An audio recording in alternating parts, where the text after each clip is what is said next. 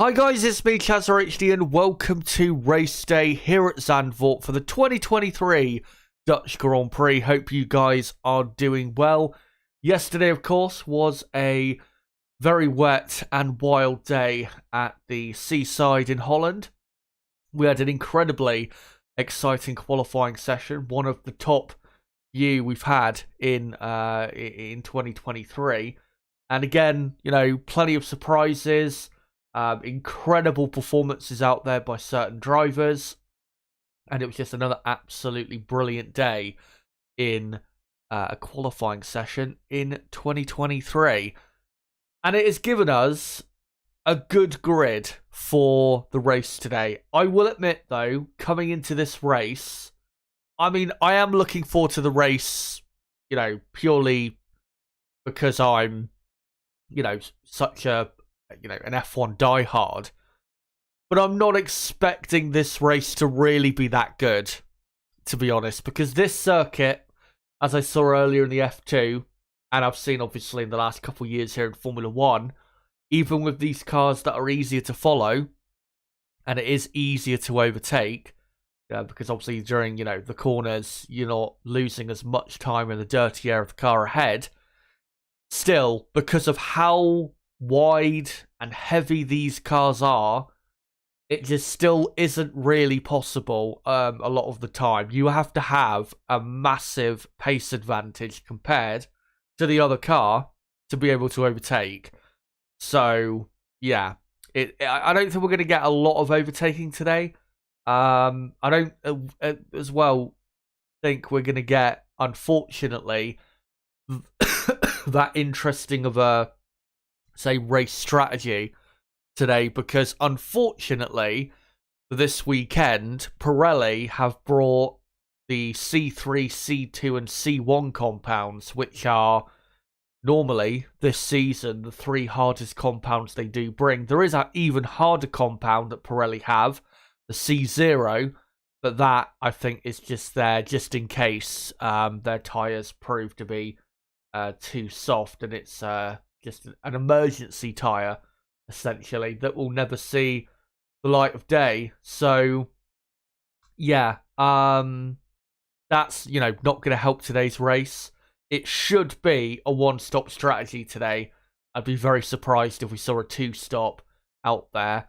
I think, really, the only way you see two pit stops today is if there is a safety car or a virtual safety car at the right time. But if there isn't, then yeah, really it should be a one-stop race for absolutely everybody. Now, in terms of who starts on what compound, that is not going to be totally the same the entire way through the field. So that should be interesting to a degree. But yeah, not like we're going to get 2 or 3 pit stops today, which could, make things interesting.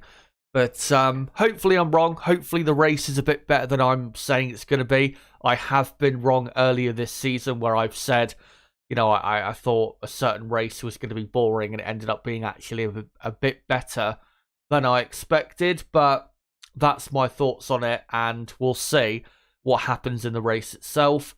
Just wanted to let you guys know as well that in terms of the weather, there was some rain early this morning at the track, but looking at the forecast, looks like it's going to be pretty much dry for the rest of the day. There might be the slight rain shower that lasts, 5 minutes, but nothing major. And yeah, most likely it's going to be dry for the rest of the day. So I don't think that's really going to be, wet weather, that big of a factor today, like it was, of course, yesterday, as you can see on your screen. But before we get into, firstly, the race preview, before we get into watching along the Grand Prix itself, of course, we're going to go through what happened in qualifying yesterday, get into the data from qualifying, the sector time data. We'll also look at the long run pace from Friday, just to show you guys on heavy fuel how people's pace is looking. Of course, the track conditions not massively different, I have to say, from practice 2, but it's not going to be probably as stable, the weather, as it was on Friday, so it's not going to be totally the same as what we saw a couple days ago. So yeah, we'll get into that. And of course, I will get into my final race prediction before lights out at Zandvoort. And we will get into as well tyre strategy during this build-up, and I'll go through certain teams and what strategy certain teams should, I think, go for with certain drivers, given, of course, their grid position. But I just wanted to say, before we probably get into things, hello to all of you guys. Hope you're all good. And no matter where you're watching this stream from and what time zone you're in, hope you're all having as best today as possible. And yeah, let's just get cracking into it. I will hide the timer, of course, as I'm going to be going through all of these graphics. One final thing I wanted to say is, of course, there's a poll running in the live chat, and I have asked you guys who will win the battle for third in today's 2023 Dutch Grand Prix.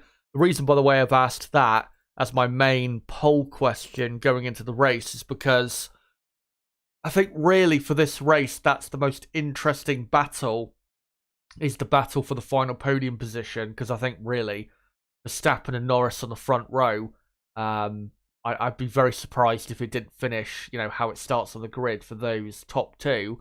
The options for that poll are George Russell, Fernando Alonso, Sergio Perez, and Alex Albon. So let me know who you think most likely will win the battle for third in today's race. Anyway, let's get into, firstly, the results of qualifying. So Max Verstappen on pole by 5.5 tenths of a second. Now, Lando Norris did not do the best final lap, but we have to give credit where credit's due, because that lap at the end of qualifying from Max Verstappen was something else. To be, not just half a second, but, 5.5 tenths pretty much quicker than the next car, and, 1.3 seconds quicker than your teammate around such a, not small racetrack, but such a, quick lap. Only, a minute and 10 seconds pretty much for pole position. That is an incredible performance by Max Verstappen. Of course, the car does help, but I think Max, especially when you consider he was under quite a bit of pressure to get that pole position, because going into that final run, it was Norris on pole with Piastri second and Verstappen in third. So not like it was a cakewalk and he got pole with his first run. He had to deliver the lap at the very end, and he did, and he obliterated the rest of the field. So yeah, what a lap by Max, and yeah, there is absolutely no chance for anyone to beat him today. Norris second, still, good result for him. Really, realistically, it's the best he could have got. George Russell third, good to see him have a good qualifying for the first time, really, since maybe Canada, you could say, the last time we had a good qualifying session. There's not been too many of them this season for the guy we used to call a lot Mr. Saturday. Alexander Albon in fourth for Williams. What a lap and what a day, because he was consistently up there in the top three even, and I think you could argue with how quick he was through qualifying that third was possible for Williams, but in the end it was P4. That's still a great position, and as long as Albon can come home and get some points, however many that is, that would be brilliant for the Williams team to pull away, of course, from Haas F1, who they're level on points with in the Constructors' Championship. And he was without a doubt, despite Max obviously being brilliant yesterday, Alex Albon was without a doubt the driver of the day yesterday. And then Fernando Alonso fifth, good lap from him. Aston Martin, in the end, they did prove that actually, in reality, their car is better now with that new floor in, what do you call it, Friday practice, and especially practice 2. Fernando Alonso did not run the, did not run the new floor. He did run in practice 1, so it was difficult to know exactly with Fernando, who, normally is the quickest Aston Martin driver. It was difficult to know just where Aston Martin were on pace, but in the end it showed that they were 5th best team, which doesn't sound great, but they were a lot closer to Mercedes and McLaren than they looked, say, back in Hungary, which was only a couple races ago on the calendar. So Aston Martin definitely better than they were before, and should be better off going forward, at least for the next 3-4 races in the season. Carlos Sainz ending up P6. Very strange comments, though, from Carlos Sainz at the end of qualifying, saying that he felt as though that qualifying for him was almost perfect. I have no idea how he could possibly think that when he qualified in 6th and was 1.2 seconds off pole.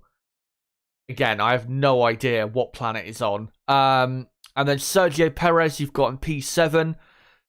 Sergio definitely should have done better. And I know I said Verstappen, putting in a very special performance, be on pole by such a clear margin, but for Perez, considering Red Bull clearly have the best car this weekend, he should have been really at worst in 3rd place. And starting from P7, he has quite a task on his hands if he's going to finish on the podium. And I think really a podium for him is unlikely unless that Red Bull is just that quick in the race today, which maybe it will be, but yeah, ultimately not good enough from Sergio Perez when, should have been at worst in 3rd. And then 8th, Oscar Piastri. Poor lap from him, but he's been great as of late, so I think we can accept, given it is his debut season, that, this is going to happen once in a while. And then Charles Leclerc, of course, 9th. He obviously crashed just over halfway through the final part of qualifying. Luckily, Leclerc has not got a grid penalty for a new gearbox. They have changed the gearbox. They've gone back to an old gearbox that they previously had used that was still in the pool of, gearboxes that they could use. So that's good for him, but very disappointing performance from him overall. And I know he's not happy with the car. The car definitely is not good around certainly these type of circuits. I'm not going to pretend otherwise, but still, driver error is why he ended up P9. And given that his teammate ended up in 6th, I think Leclerc probably could have been 4th, say, on the grid, which would have been actually a pretty good position to start from, given the struggles Ferrari have had this weekend. And Logan Sargent ending up in P10. Of course, a poor way to end the session for him with his accident, and it was quite a big accident at turn 2.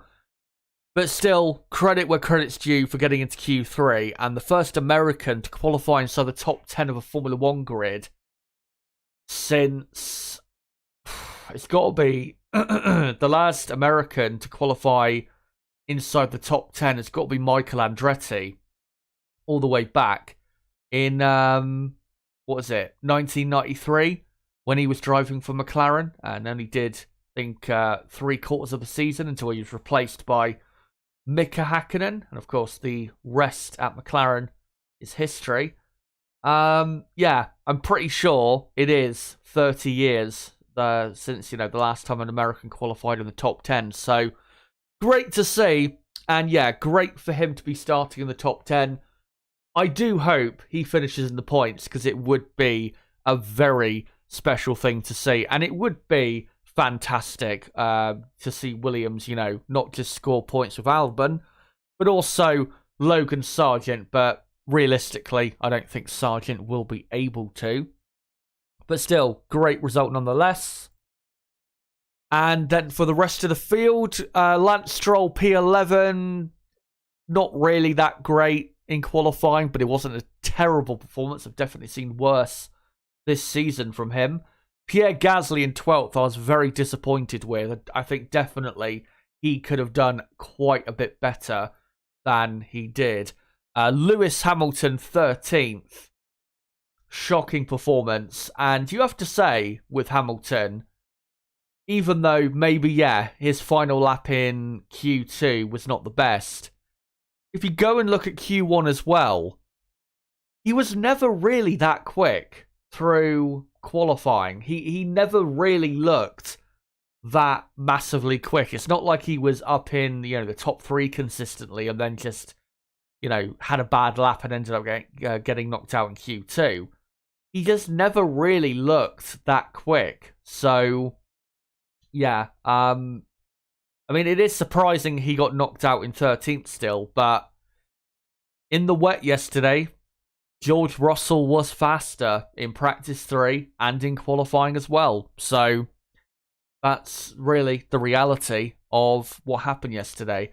Yuki Tsunoda ending up in 14th place. That's where he qualified, but he has been given a 3-place grid penalty for impeding, I think, Lance Stroll and Lewis Hamilton at the final corner, which I think we did see during the broadcast of qualifying. So yeah, Tsunoda will start from 17th, meaning that Hülkenberg will start 14th, with Ocon in, Zhou in 15th, then Ocon in 16th, Tsunoda 17th, and then Magnussen 18th, Bottas 19th, and Liam Lawson today, of course, starting his first Formula One Grand Prix from the very back of the field. We'll see how he gets on. I've got to say, by the way, credit to Nico Hülkenberg for getting into Q2 and actually being pretty close, as you can see on lap time, to Hamilton, Tsunoda, Gasly, Stroll, because this weekend Haas have been comfortably the worst team on the grid. Their pace has been awful. They've had a couple crashes. Their car just looks horrendous. So, yeah, massive credit to Hülkenberg as well, given that he's never raced it before this weekend, I believe. So, yeah, Hülkenberg, big shout out for him. Very, very good performance in an awful Haas F1 car. And, yeah, of course, the rain helping. Probably, him able to show off his talent a bit more. And what do you call it? When it comes to the race today for Hülkenberg, really, he needs to pray for rain for him to have any chance of any sort of, decent result today. But anyway, those are the results of qualifying. And again, a reminder, this is your top 10 starting grid. Of course, we'll go through that later, right as we get into the race itself. But let's get into the sector time data from qualifying. Of course, the bottom 4 teams, their data is going to be skewed because they ran at different parts of qualifying where the track was a bit wetter, and quite a bit wetter actually. So when it comes to Alpine, AlphaTauri, Haas and Alfa Romeo, you're going to have to really just ignore them when it comes to these sector times. But in the first sector, once again, as we saw in practice on Friday, McLaren super quick in the first sector, which I am surprised by because the first sector mostly is flat out. So, yeah, very impressive speed from the McLaren. The Red Bull about just under half a tenth away in that sector. Williams looking quick through there. Not really a surprise. What is surprising is their pace through the other parts of the lap. Aston Martin, their pace compared to Mercedes and Ferrari through Sector 1, looking good. Just a couple hundredths quicker than Mercedes and half a tenth quicker than Ferrari. But Sector 1, Of course, for this track, not really that important. It's really about the middle and final sector here. And in the middle sector, Red Bull showing and Max Verstappen showing their clear superiority. 10th of a second quicker than the Mercedes of George Russell. Lando Norris, 0.3 of a second down on the Red Bull. You wouldn't have expected that coming into this weekend's, Dutch Grand Prix. Given the track layout and given that middle sector especially, you would have thought McLaren would have been probably a 10th closer to Red Bull. So yeah, that is a bit disappointing, but I mean, the position wouldn't change anyway, even if they were a 10th closer. So in the end, overall, Red Bull are just still too quick. But I do feel as though with their pace through the middle sector, that there is still more lap time that could have been found there. Aston Martin looking decent, I would say. Williams, though, how incredible is their pace? Only slightly slower than the Aston Martin, again in the middle sector that is, full of corners, and a couple hundredths of a second quicker than Ferrari. Just incredible, their pace through all of the lap, really. And we did see indications of this back in practice too, because in practice too, I think they were quicker than Aston Martin and Ferrari in the middle sector, with Logan Sargent actually, not Alex Albon. So, yeah, Williams, at the minute, they've just got a really, really good car and are a threat at almost every single track. I think that's what we have to accept now. And out of the midfield, I'd say Williams have the best car, compared to Alpine, Haas, Alfa Romeo, and AlphaTauri. You'd have to say that. Really, since Canada, Williams have been consistently the best team from that midfield pack, if you're not counting, of course, Aston Martin, who maybe for a race or two, you could argue, strayed into the midfield. And then the final sector, Red Bull incredibly quick through the final sector, which is pretty simple. You've got, turn 11 and turn 12, which is a bit of a chicane type section of the track. Then a 90-degree right-hander of turn 13, and then you're flat out to the line. And Max, a 10th quicker than the next best car of the Aston Martin of Fernando Alonso. Lando Norris, 0.2 down in the final sector. Again, you could probably argue that McLaren should be, say, half a tenth or so closer through that final sector. But again, it wouldn't really make a difference to their position. So yeah, it doesn't really matter at the end of the day. Williams' pace, really good. Almost a 10th of a second quicker than Mercedes and Ferrari through the final sector. And I know the final sector, you have the flat out section at the very end of the final sector, very end of the lap. But still, very impressive to have a better pace through that final sector compared to Merc and Ferrari. So, yeah, Williams consistently quick through the entire lap. Middle sector still definitely the weakest part of the lap for them, which is what you would expect. But even in the middle sector, their car looks pretty good, relatively speaking, compared to the midfield. So, from qualifying, in the dry, again, you'll have to forget the bottom four teams, Haas, AlphaTauri, Alpine, and Alfa Romeo, because in the dry, we couldn't see, unfortunately, what they were truly capable of. But for, for the top six teams, overall in qualifying, Red Bull had the best car, McLaren was second best, and then the third best team, I'd probably say, was Williams in qualifying, because they were, again, consistently quick the whole way through qualifying. So, yeah, and I think Albon, you could argue, could have done an even better final run, because, again, was a lot of the time up there, with the McLarens in the wetter parts of the qualifying session where you would expect McLaren to have a bit of a bigger gap to Williams compared to how it was in the end in the dry. So yeah, Williams, I'd say, probably had the third best car in quali, with Mercedes fourth, and then probably Aston Martin fifth, Ferrari sixth, and then, the rest you can basically have a guess for yourself. But yeah, it was quite a surprising session, because coming into the weekend, I did not think Williams would have the third best car in the dry.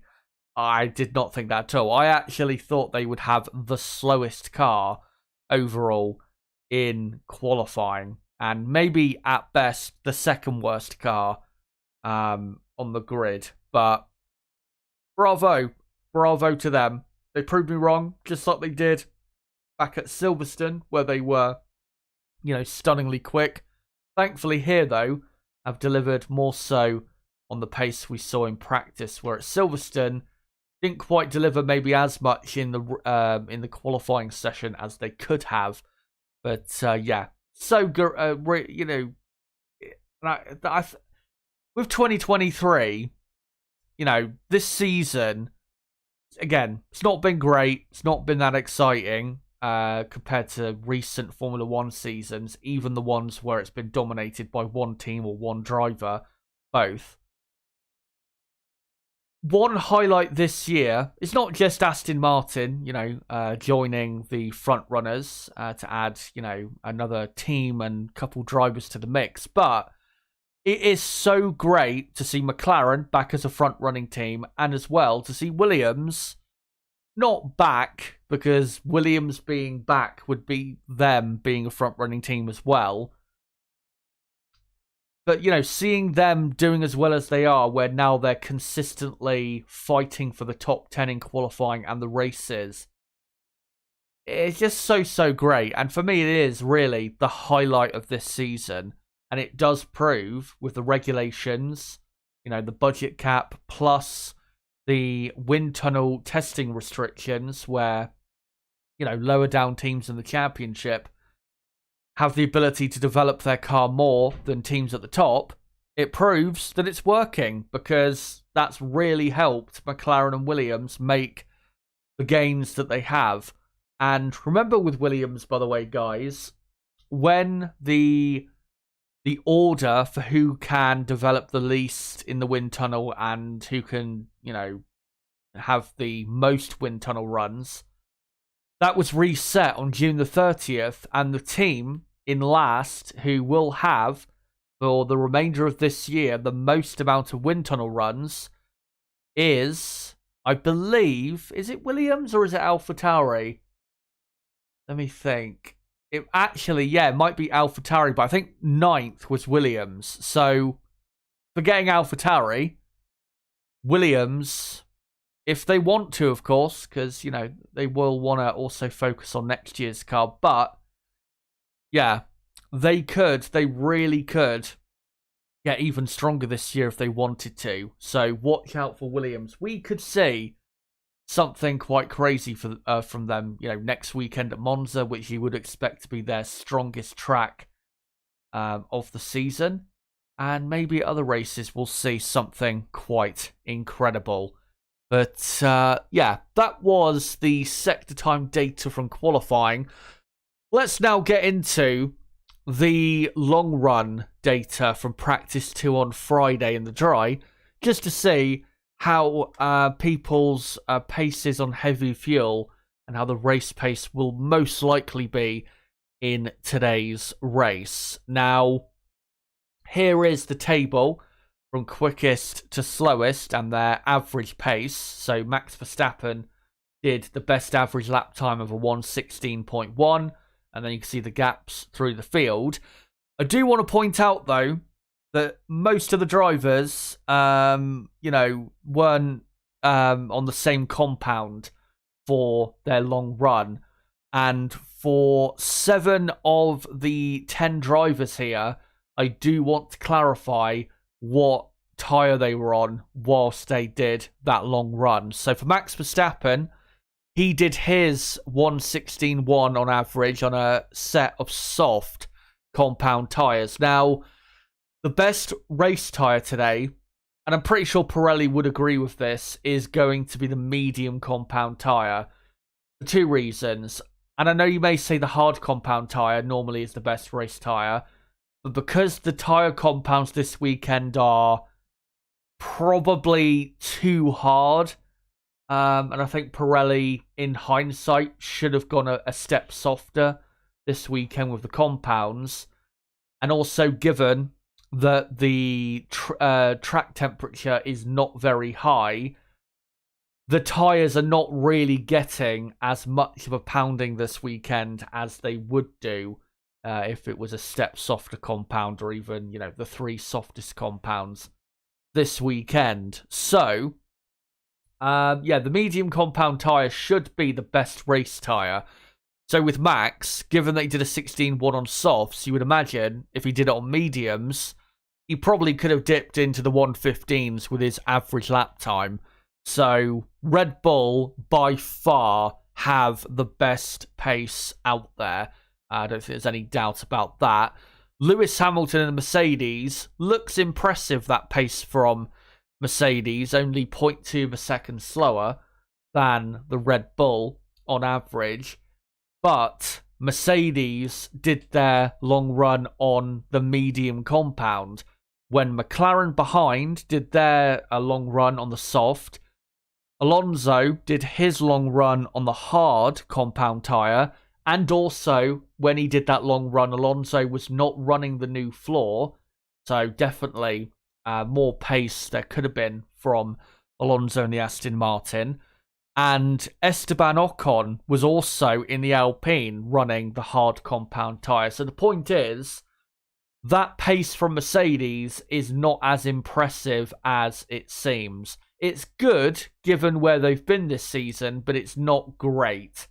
So McLaren, I expect, will be just about quicker than Mercedes during the race today. Aston Martin, definitely watch out for them. I think they could arguably have the second quickest race car today. But again, it is going to be very close between them, McLaren and Mercedes. And also, watch out definitely for Alpine, because Pierre Gasly, even though he's the highest placed Alpine only in P12, if Alpine can carry this pace through, then there's definitely a chance of maybe some points for the Alpine team that they do need really for morale more than anything. So yeah, watch out for Alpine. They could be a real dark horse today if they can carry this pace through from Friday.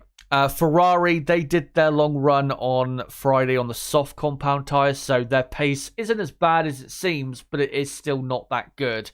And yeah, compared to their main rivals, Mercedes, Aston Martin, McLaren, and even, of course, Red Bull, Ferrari are the slowest team out of that group. I think, really, not just when it comes to long run pace, but quali pace as well.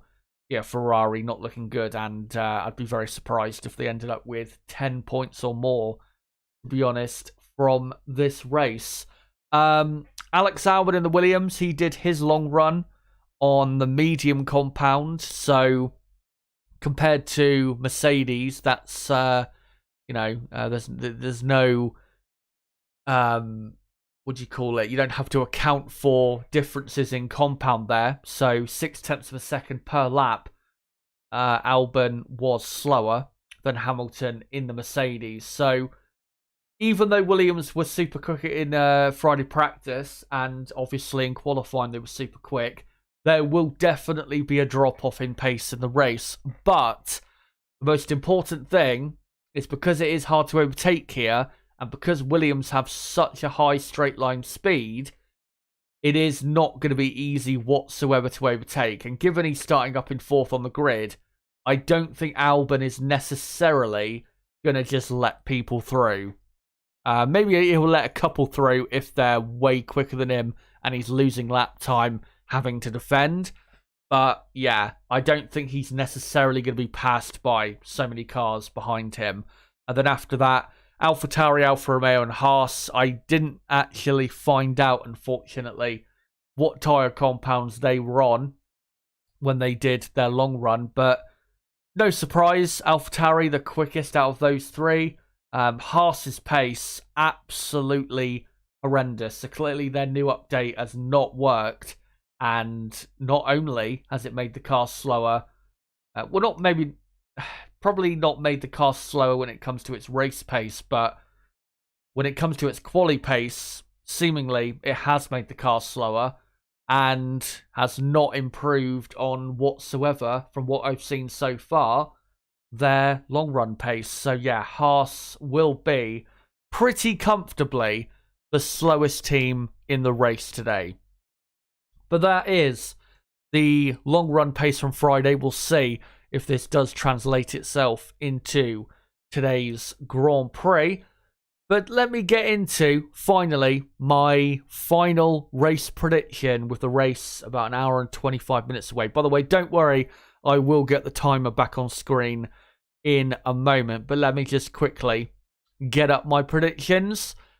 Max Verstappen will win the race. I don't think anyone really can have any debate about it. And my prediction is he'll win from Lando Norris in second, who will be 35 seconds behind in the end.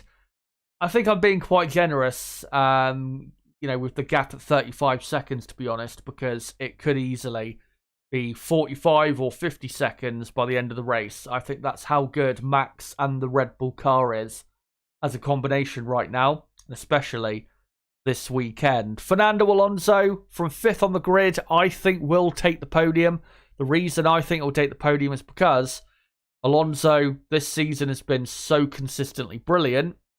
Aston Martin's pace is better with the new floor, and the long run pace does look good.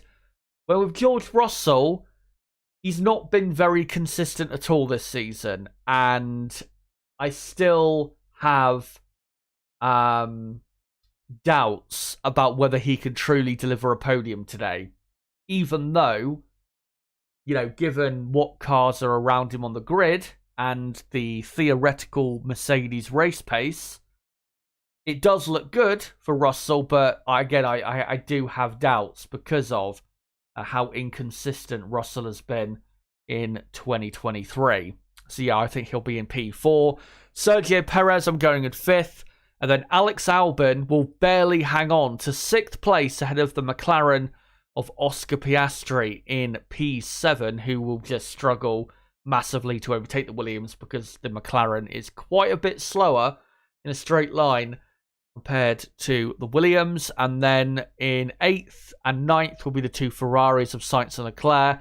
And in P10, Lewis Hamilton, I don't think he'll make a lot of progress today because, again, it's not that easy to overtake here. And you have to remember as well, a lot of the cars ahead that he needs to try and overtake, they're not going to be that much slower than his car, to be honest. So it's not going to be an easy race whatsoever. And as long as he does finish in the top 10, then I think that would be a decent save from him from this Grand Prix. And I do believe that the two Ferraris and Hamilton will end up a lap down. So let me know in the chat, guys, whether you agree or disagree with that prediction. And I will just quickly get the timer back on screen. And yeah, I will come to your comments soon enough. Don't worry about that. There you go. Hour and 21 minutes to go until the race starts in Holland. And if I just quickly look at the Sky F1 broadcast, as it's only just started in the last 10 minutes. And yeah, the weather doesn't look amazing, but it looks dry. And it will probably remain dry for the rest of the day. So, don't think there's any need to worry about the weather. As I just saw there, Lando Norris getting interviewed in the paddock. But, yeah. In a moment, I will start going through the teams what do you call it, to just get into a bit more depth as to why I think they'll end up the results I've gone for. But yeah, make sure to keep your comments coming. I will get to them eventually at some point. One thing I do want to do quickly though is check Twitter to see if there is any news I can bring you guys. And no, I cannot find anything at the moment. But one thing I do want to say quickly before we get into the next part of the stream is if you are new to the chat, sorry, let me do that again. If you are new to the channel, don't forget to subscribe for more content like this, because of course we do qualifyings and race watch-along streams for every single Grand Prix. And we will be doing so next week for the final European race at the Temple of Speed of Monza for the 2023 Italian Grand Prix. So, yeah, make sure to subscribe for more content like this. And for everybody watching right now, smash that like button, because it does help the channel grow. And, of course, it shows me your support. We're currently on 17, 18 likes. Let's try and get up to 25 plus if we can in the next 10 to 20 minutes or so. That'd be great if we could. But yeah, let's get into the teams. And let me go individually through the teams. I did look, by the way, actually, yeah, let me just quickly touch on this before I go through the teams. I did have a look at what Pirelli have predicted to be the quickest race strategy today. According to them, a 2-stop and a 1-stop is equally as quick. But because of how hard it is to overtake here, the teams are probably going to go for a 1-stop strategy. The 2-stopper was starting on the soft and then pitting between lap 11 and 18, going on to the medium and then pitting around, I think, lap 45 or so it was, and then going on to a set of soft tyres to finish the race. I think we could see drivers starting on the soft, but I don't think we're going to see a 2-stop race today. I think that'd be quite the surprise. And yeah, the other predicted strategy was the 1-stopper, which was start on the medium and then finish up on the hard, which I think will be the strategy that most people go for in today's Grand Prix. But I will get into now with certain teams, who I think probably should start the race on a different compound than the medium compound tyre. So with Red Bull, quickly, Max Verstappen, again, he's on top form, absolutely amazing. His pace is incredible. The Red Bull, obviously incredibly quick. And yeah, he is going to win the race by an absolute country mile and take, surely, his 8th win in a row and Red Bull's 14th win in a row in Formula 1. That is what they are going for today, record-wise. Sergio Perez, starting in P7, definitely not as high up on the grid as he could have been.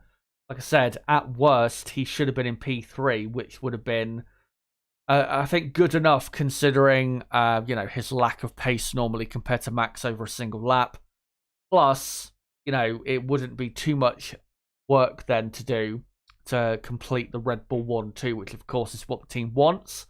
Not just the victory, but ideally the 1-2 finish as well, like they had earlier on in the season and like they had back at Spa, the final race before the summer break. But yeah, Sergio Perez, 7th on the grid.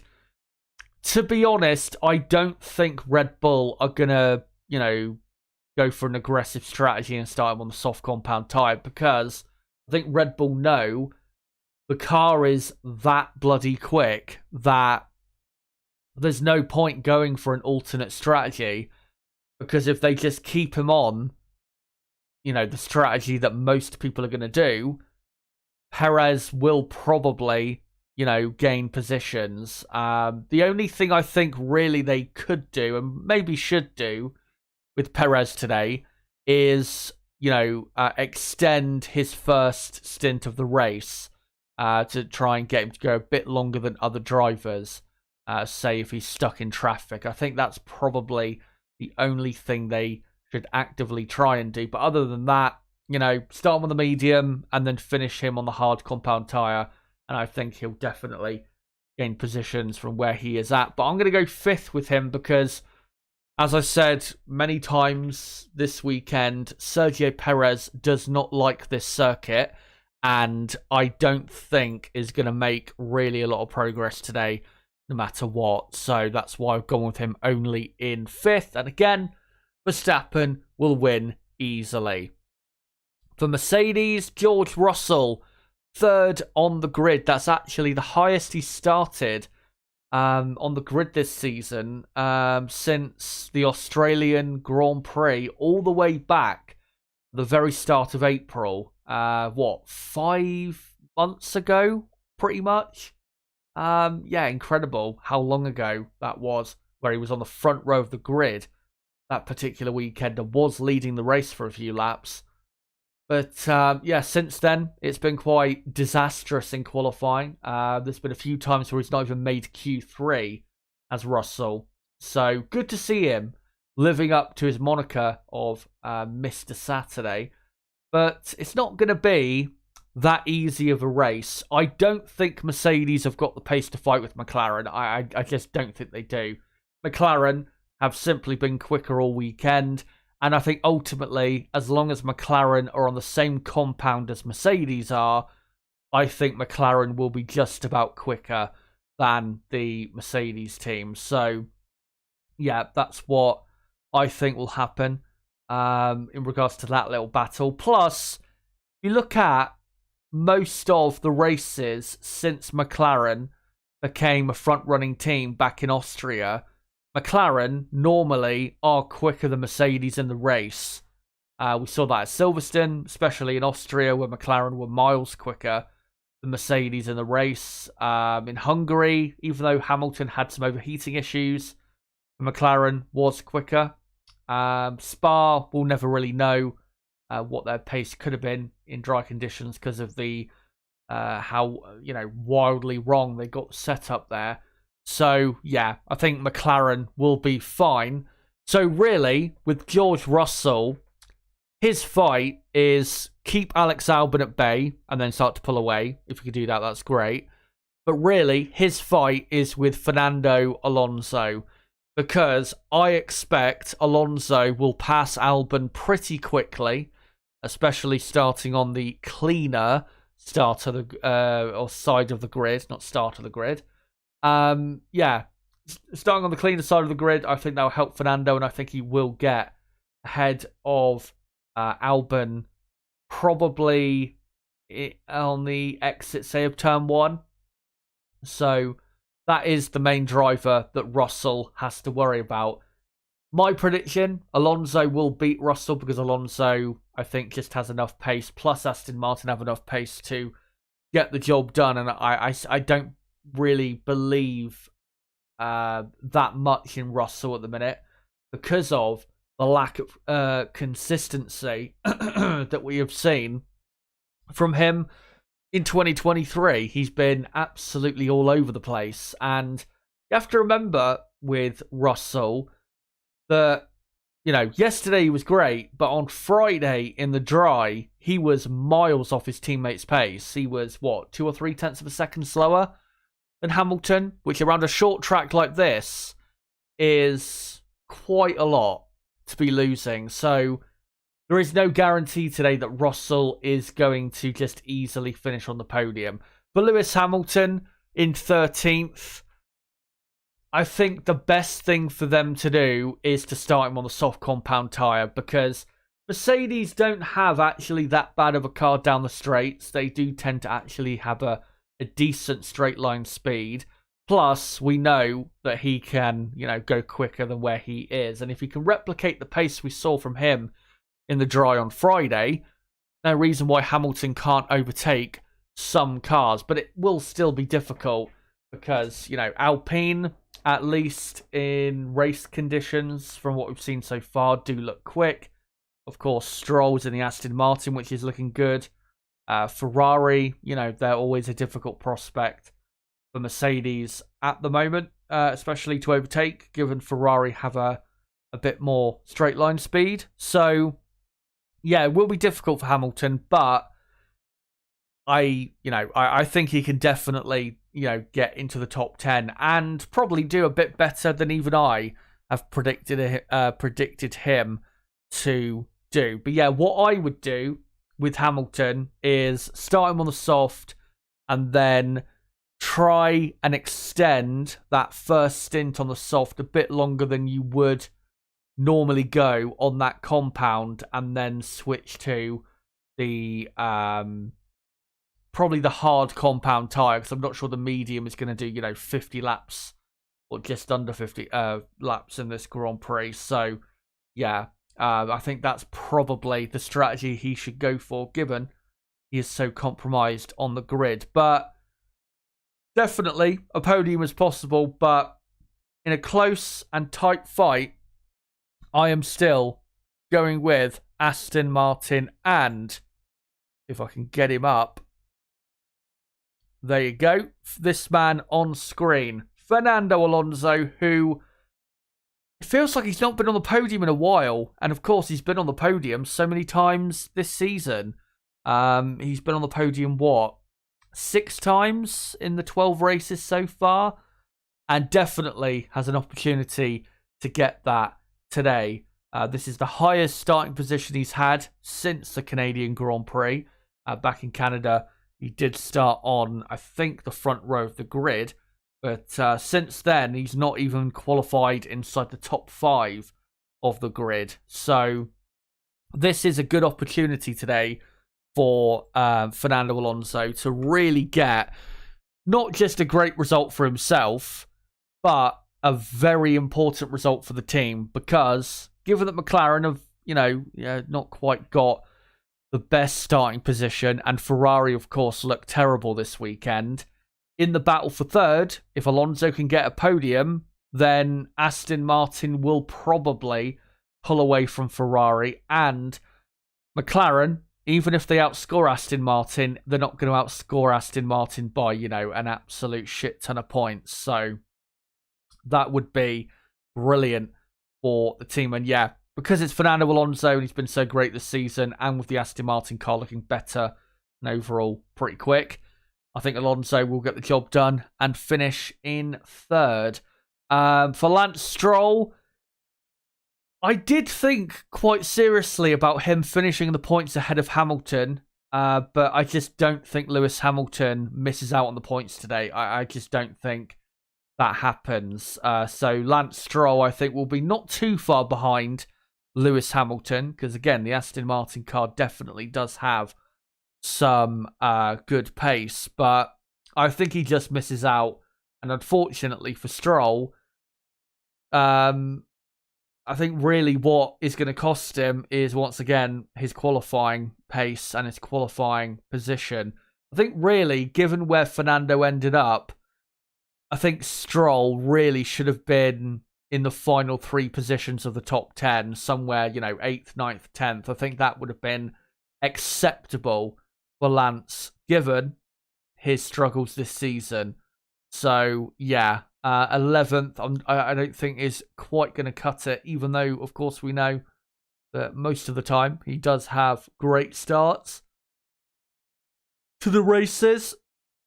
And maybe if he gains 2 or 3 positions at the start, that'll really help his chances. But of course, we're not going to know that, whether that is truly going to happen until we actually see the start itself. But if Aston Martin can get the result I've predicted compared to the other teams, and where I've predicted them to be, then that would be absolutely brilliant for them. And it's something they need, especially considering that the next race on the calendar next weekend, they are going to be pretty slow, Aston Martin. So they need a big result here to try and hold on until the next race after Monza, Singapore, where they should be, definitely with Fernando Alonso, very competitive around that circuit. Let's now go on to their main rivals for the moment in the battle for third.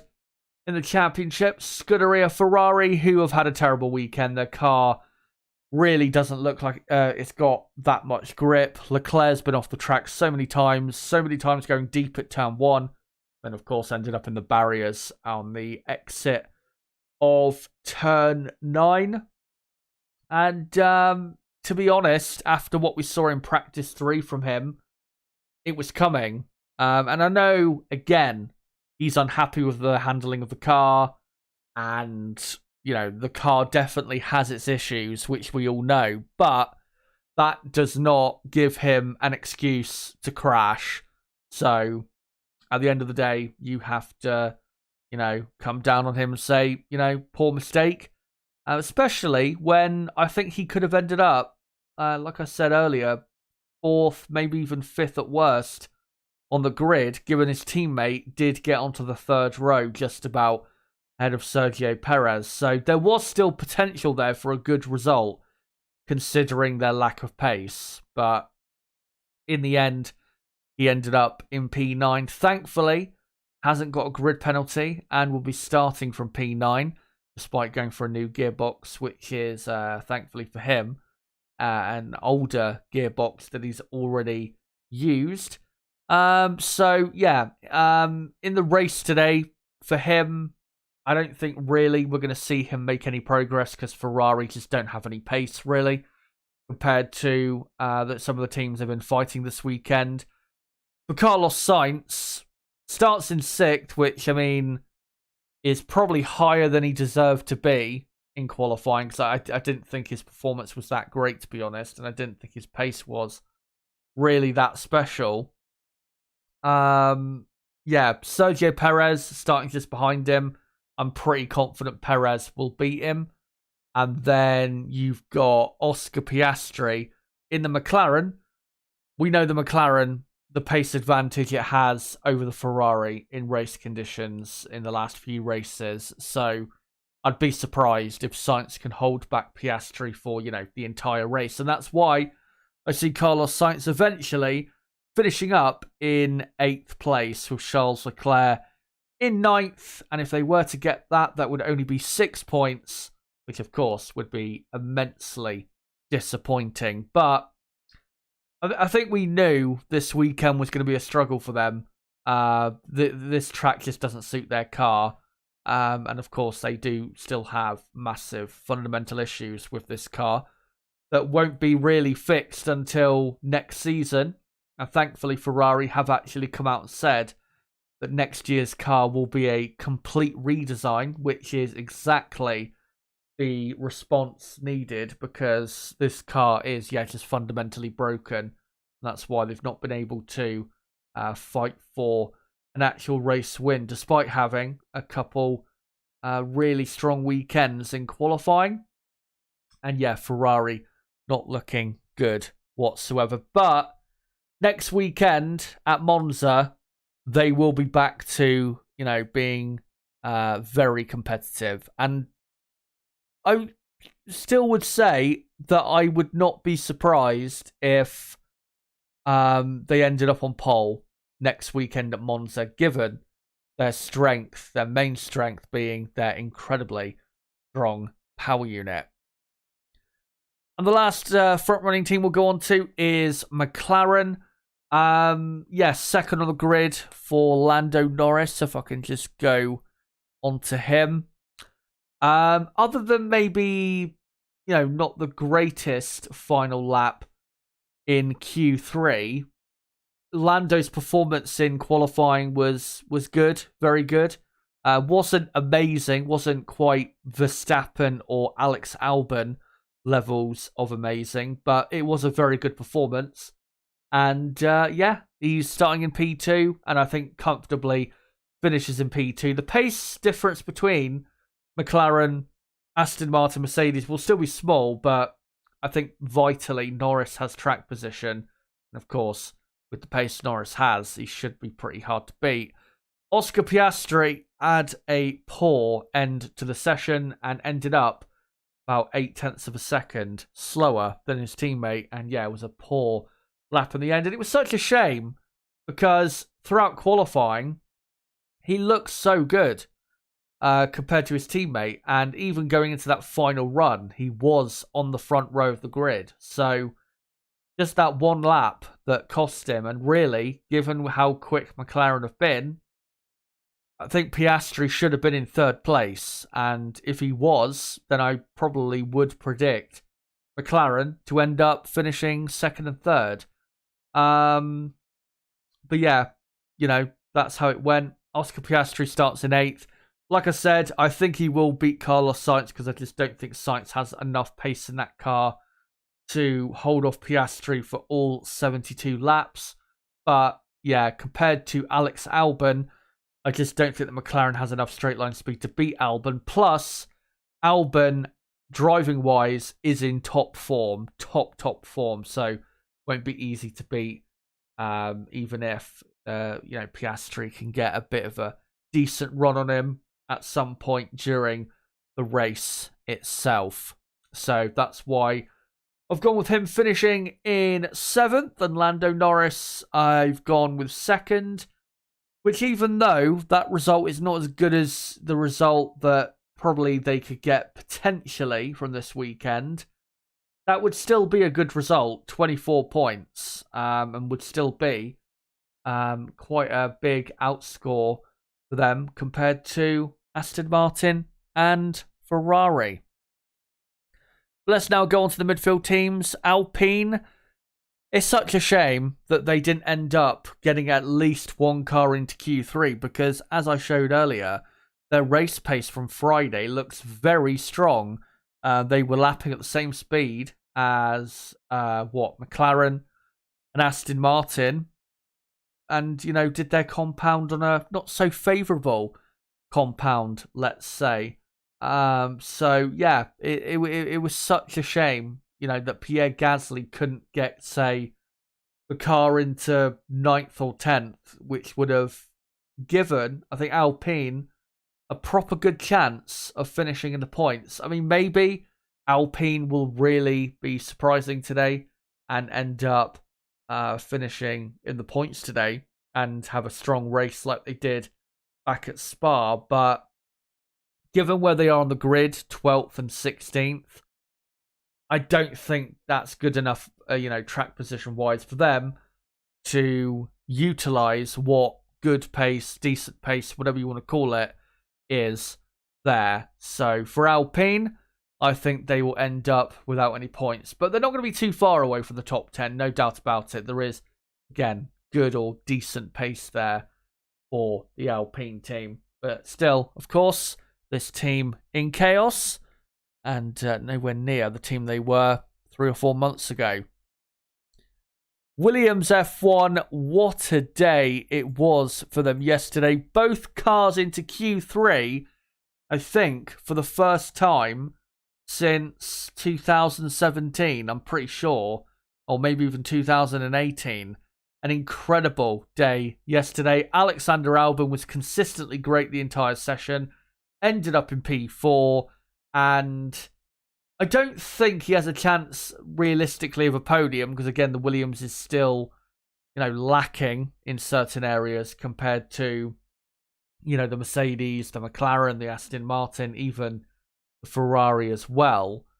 But, the track position is great, and I think definitely he can score a few points today, which would be massive for Williams to really secure 7th place for now from the Haas F1 team that look absolutely dire at the moment, I have to say.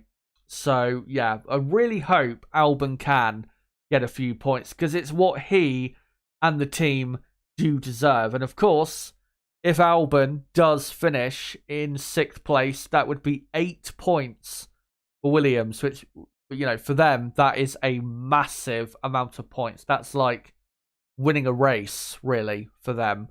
So I really hope my prediction comes off comes out to be true, and that he can get that result. For Logan Sargent, still the pace difference between him and Albon is too big, and that's why I think he'll miss out on the points. Not sure exactly where he will finish. I think he'll probably end up close with Stroll and Gasly at the end, but I'm thinking probably 13th, 14th, something like that is, where he will end up in the end. But yeah, I mean, again, as I said earlier, as I said yesterday as well, credit to him for actually getting into Q3 when the car was definitely good enough to get into the third part of qualifying. So I can give him credit for that, but still, he is way too slow compared to Albon. And that is a big problem because, Williams, with the pace they've got at the minute, and if they do score quite a few points today, I was actually thinking coming into this stream, you know what? Williams, they could actually catch Alpine in the championship. Because Alpine are only 6 points ahead of them. And if Albon was to finish in 6th today and Alpine did not score a point, that gap would go down to 38 points, which would be definitely catchable, especially when you consider the next race on the calendar, Monza. They probably will score a few points there as well and be quite a bit quicker than Alpine. So they still need Sargent to step it up, despite, obviously, what happened yesterday. But Williams, I think, will finish with the points. Albon, I'm going in 6th. Fingers crossed, I am right. For Haas F1, they look absolute shit, and they will be, by far, the slowest team in the race today. Alfa Romeo, 15th and 19th on the grid. Disappointing session from Bottas yesterday, given that he was looking quite good in the practice sessions. But, yeah, just ended up with a terrible qualifying session. Credit to Zhou for out-qualifying Bottas, but, yeah, Alfa Romeo looked pretty bad and will be nowhere near the points. And due to, not entirely, but due to Yuki Tsunoda's penalty for impeding a couple drivers, that sees him start in 17th. AlphaTauri's chance of points is pretty much 0. I think he might gain a couple positions, Tsunoda, say past Zhou and Hulkenberg, but other than that, I don't see him making any more progress than that. So yeah, 15th probably at best for the AlphaTauri team. And of course, Liam Lawson starting at the very back. Here he is on the screen. Let's hope that he can, lap time wise, keep it at a respectable gap. The gap between him and his teammate. Because if he can, then I think AlphaTauri as a team and Red Bull as an organisation will definitely look at that in a somewhat positive light, given that Liam was thrown in, at the deep end last minute because of Daniel Ricciardo's broken bone in his hand after the crash in practice 2. So yeah, really hope Lawson has a good race. No, crashing or breakdowns or anything like that, because it would be great for him to get the experience of a full race and do, obviously he's not going to do the full 72 laps because he will get lapped at some point, but, complete the race. That would be great for him and hopefully give him some boost of confidence going forward into next weekend, where he probably will still be in the car. And obviously he still has to complete his Super Formula Championship season, which I think finishes up in a couple months from now, at the end of October, in what do you call it?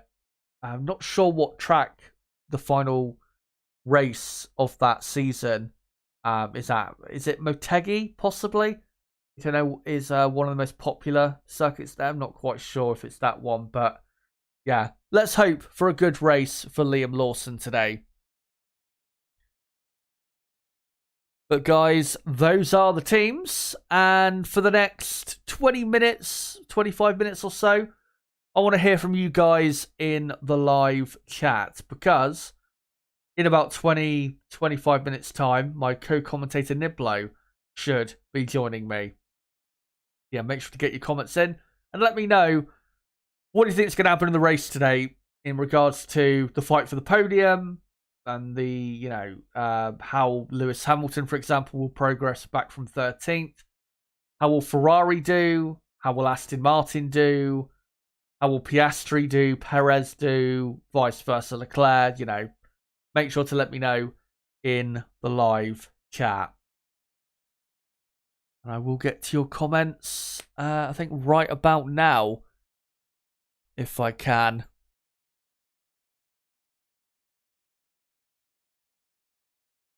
And, right, let me just have a quick look. I can see, by the way, we're on 29 likes. That's great. Let's try and get up to 40 plus if we can in the next 20 minutes or so. So if you haven't hit the like button yet, make sure to do so, because, again, it does help the channel grow and it does show whether you guys, support the content. Kiefer says, I do not think Daniel was done. I mean, look at Sebastian Vettel in 2022. Last year did well despite retiring. Blue Flag Alpha says, does anyone think Liam will make an impression today?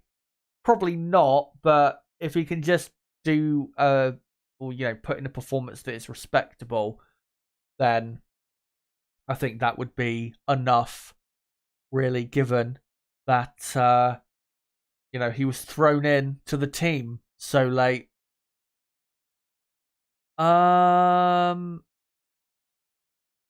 Let me try and find some earlier comments if I can. I can see Nib in the chat earlier.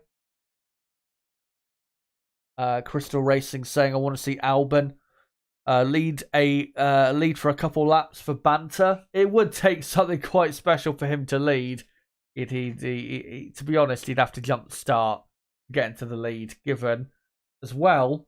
One thing that I have to say doesn't help massively with this track, but it's just the way the track is. The run down to turn 1 is very short. Very short. I think it might be the shortest on the calendar, the run into turn 1. When you're starting at the front, you're braking very soon after you've actually started, and you're barely able to get up to 6th or 7th gear by the time you have to slam on the brakes into turn 1, also known as Tarzan. Here at Zandvoort, of course, Zandvoort is a classic racetrack on the Formula 1 calendar. They were racing around here in the 80s, the 70s, and I think the 60s and the 50s as well. So, yeah, it is a very unique racetrack, but not necessarily the greatest for racing. Let me try and find some other comments in chat if I can. Seiragara says, to be fair, Ferrari scored a better result in qualifying than practice, so maybe the race will be fine like Canada, but I don't know. I would be very surprised if they got a result like they did in Canada, which was, of course, 4th and 5th. And it ended up being a surprisingly really strong result after a poor qualifying result. And yeah, I'd be quite surprised by that. So we're just seeing an on board of Liam Lawson, who's, what do you call it? Just doing a couple installation laps along with a lot of the other drivers.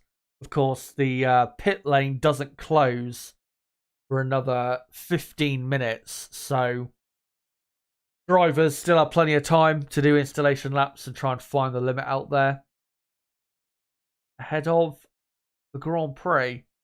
I think people as well, they don't pay enough attention to these installation laps on, the way to the grid, because it is actually really important for the drivers. Because if you do 3 or 4 laps, you can get a really good feeling for the grip of the circuit and how your car feels. And already, if you can feel handling issues, with how the grip of the circuit is today, then at least going into the race, you know that that issue is probably going to be there when, you know, if these laps, you know, of course, did not exist and they didn't do them, then it would be a total blindfold going into the race. Maybe it'd be better that way, but yeah. Point is, it is very important for the drivers and the teams, these installation laps. Obviously for the teams, to make sure the car's running okay, but for the drivers, again, to know how the car is handling on this, you know, track condition, and also get a feel for how the car feels on heavier fuel. As Lando Norris is now parked up on the grid, and his mechanics are now starting to slowly wheel him into his grid position alongside Max Verstappen on the front row. Now George Russell doing some laps around the track quickly. Memnarch says Russell loves Zandvoort. Not sure I'd say that necessarily. He actually has had a couple spins here in qualifying before. 2021 for Williams, he had a crash, I remember, in qualifying. And then, yeah, last year he spun out at the very end and had a good race, but yeah, it's actually not been that great of a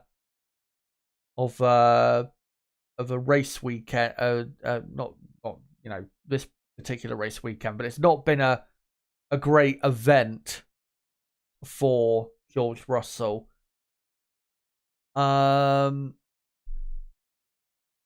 Silverback says Max Perez, Oscar, Fernando, Lando and Hamilton is their prediction.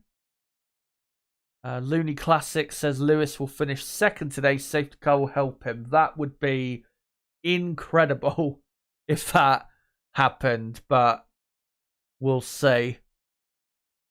Blue Flag Alpha says Norris will get another good start to lead the race. Let's hope. To at least make that fight a bit interesting. Even if Lando does get into the lead, though, Max will pass him probably by lap 3. So, don't get your hopes up if that does happen. Kiefer says to predict the top 3 crash and then Alonso or Hamilton win. As Crystal Racing just saying in the chat, Ricciardo does well when the car is designed and set up to his liking, similar to Kimi and Button, albeit with less consistency.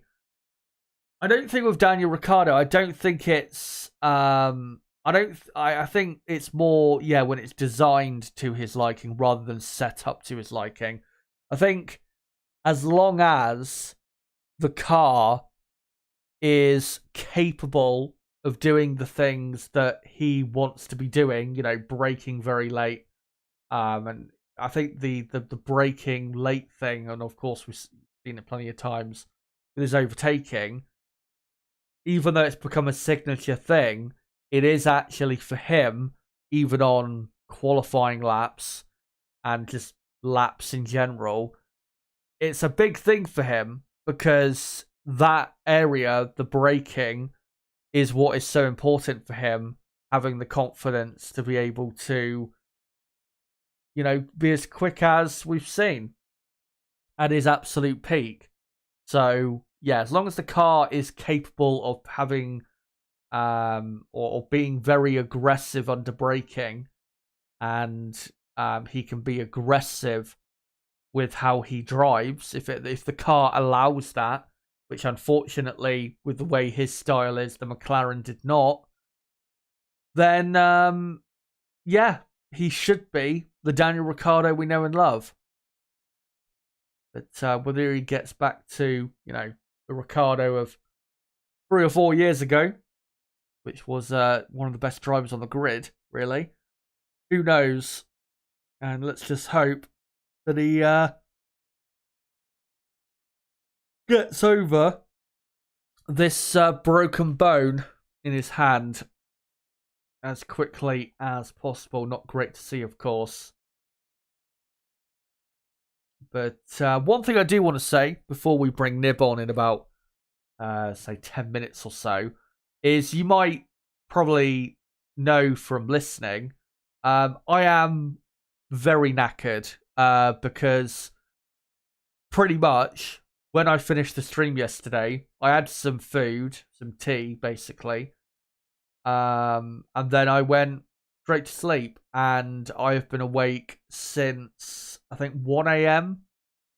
Is it 1 a.m.? I was awake since, I think, actually, no, it was 2 a.m. That I got up.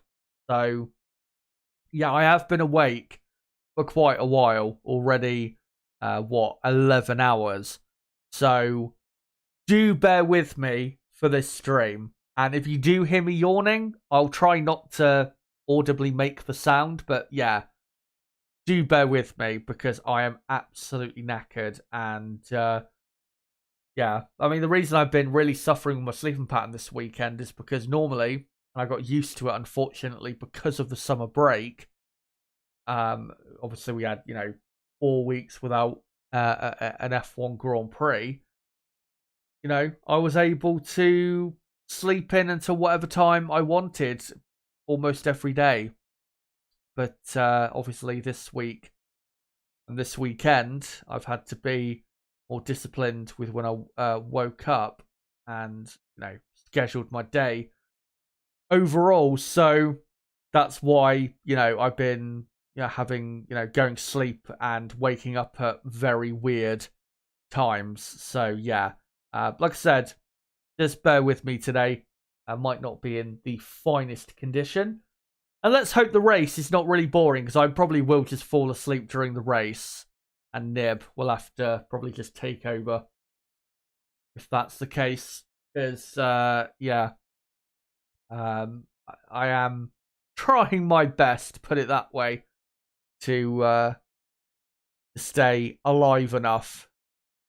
But once we get into the start of the race and that, I'm sure I'll be fine, because the adrenaline definitely gives me quite a wake-up call.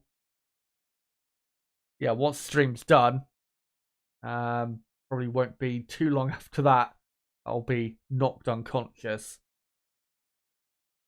But, right, let me read out a few more comments and then we'll get Nib on in a few minutes. Rook saying gaming all night, I bet.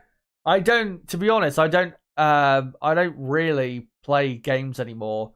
I was playing the F1 game quite a bit a few months ago, but in the last month, I've barely played the F1 game. I've just lost, not complete interest in it, but I find other stuff to do.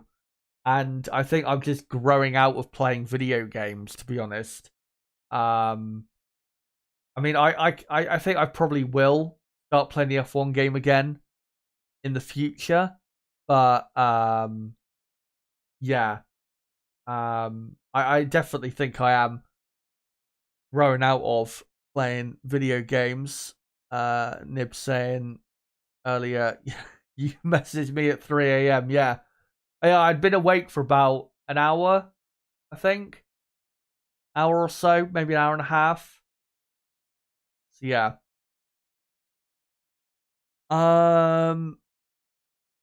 Crystal Racing saying, sounds like a weird problem I've had where I fall asleep at 8 p.m. and then wake up at 3 a.m., which started at uni. Then I feel groggy for the whole day. Yeah. Like, obviously I'm going to uni at the minute. When, the course or the year actually starts, when I am there for an entire day, normally I do actually end up going to sleep quite early that night. But I've noticed with me, if I go sleep really early, before 10 p.m. or even 9 p.m., I end up not having that much sleep, and I end up waking up in the middle of the night and then just staying awake. So yeah, I mean the solution is, what I've learned about myself, is just to try and stay awake till about 10 o'clock ish. But I tried yesterday, but it was just impossible. Absolutely impossible.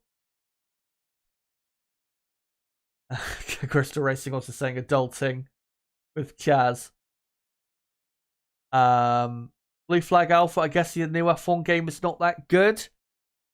It's not that. I actually like it quite a lot. I think it's the best F1 game in terms of the handling that we've had in a while. I really like it. But yeah,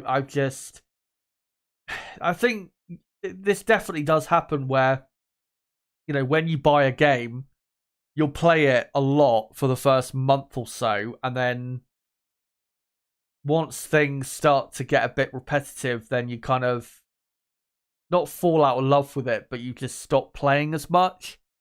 And then, eventually you'll pick it back up again. And like I said, eventually I will, play the game a load more. Hopefully I can try and play it next week if I've, not too busy. But yeah, that's normally what happens, isn't it? That you'll have a bit of a lull when playing a game. You don't play the game as much as you do when it first comes out, when you're, super excited to play it. Yeah, the F1 game is good. I really like it. The handling model I really like, and I would arguably say that it's the best handling model they've ever had on the F1 game. The only other F1 games to me that feel as good from the past are 2020 and 2018.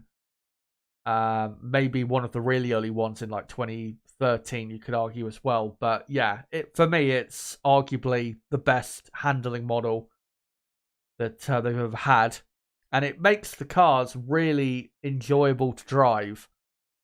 And as well, with them 3D scanning the circuits, the tracks as well feel a lot more realistic and better, more satisfying to drive. Especially one track I found that's a lot better to drive is the Jeddah circuit in Saudi Arabia. That circuit feels really good now that they've laser scanned it. So yeah, I mean, if you don't have the F1 game, I definitely recommend it. The price hopefully should have dropped in the F1 game by now. But yeah, definitely, if you've got the money and you've got the time, definitely go and buy it and give it a go. Like I said, I enjoyed the handling model quite a bit. And I think from what I've seen, 95% of people like the handling as well of the F1 game. The only complaints I've seen of the new F1 game is stuff that the creators of the game are not really responsible for, which is, the standard of league racing, and stuff like that. The players of the game have definitely become more so casual in the last couple years, is why that's happened. But yeah, I think what I'll do though, quickly before I bring Nib on, is post the link of the stream out in a couple places, and then we will get into this race. So yeah, let me just quickly do that, and then we'll bring him on. And of course, doing this to try and, see if we can bring on some more people. And yeah, if you're wondering weather-wise at Zandvoort, how is it looking? It is still dry. So no concerns about the weather, but let me just do this quick. Come join us here to Watchalong, the 2023 Dutch Grand Prix. And I'll just post it out on Twitter as well. By the way, I have seen we've just gone up to 12.6k subs, so thank you guys for that. And if you are new, you're a new subscriber, then yeah, thank you very much for newly joining the channel. Come join us here live to watch along the Dutch GP at Zandvoort.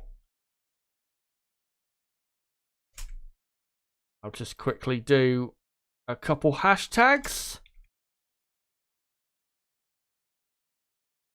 There you go. And that is all done. So, let's bring him on, I think. Let me just get my headphones on. And yeah, we'll just, what do you call it? I'll just get, well, actually, hold on. One thing I do need to quickly check is all my settings are still right, because I've been doing some changes. My OBS recently. Anyway, I'll just get him on quick.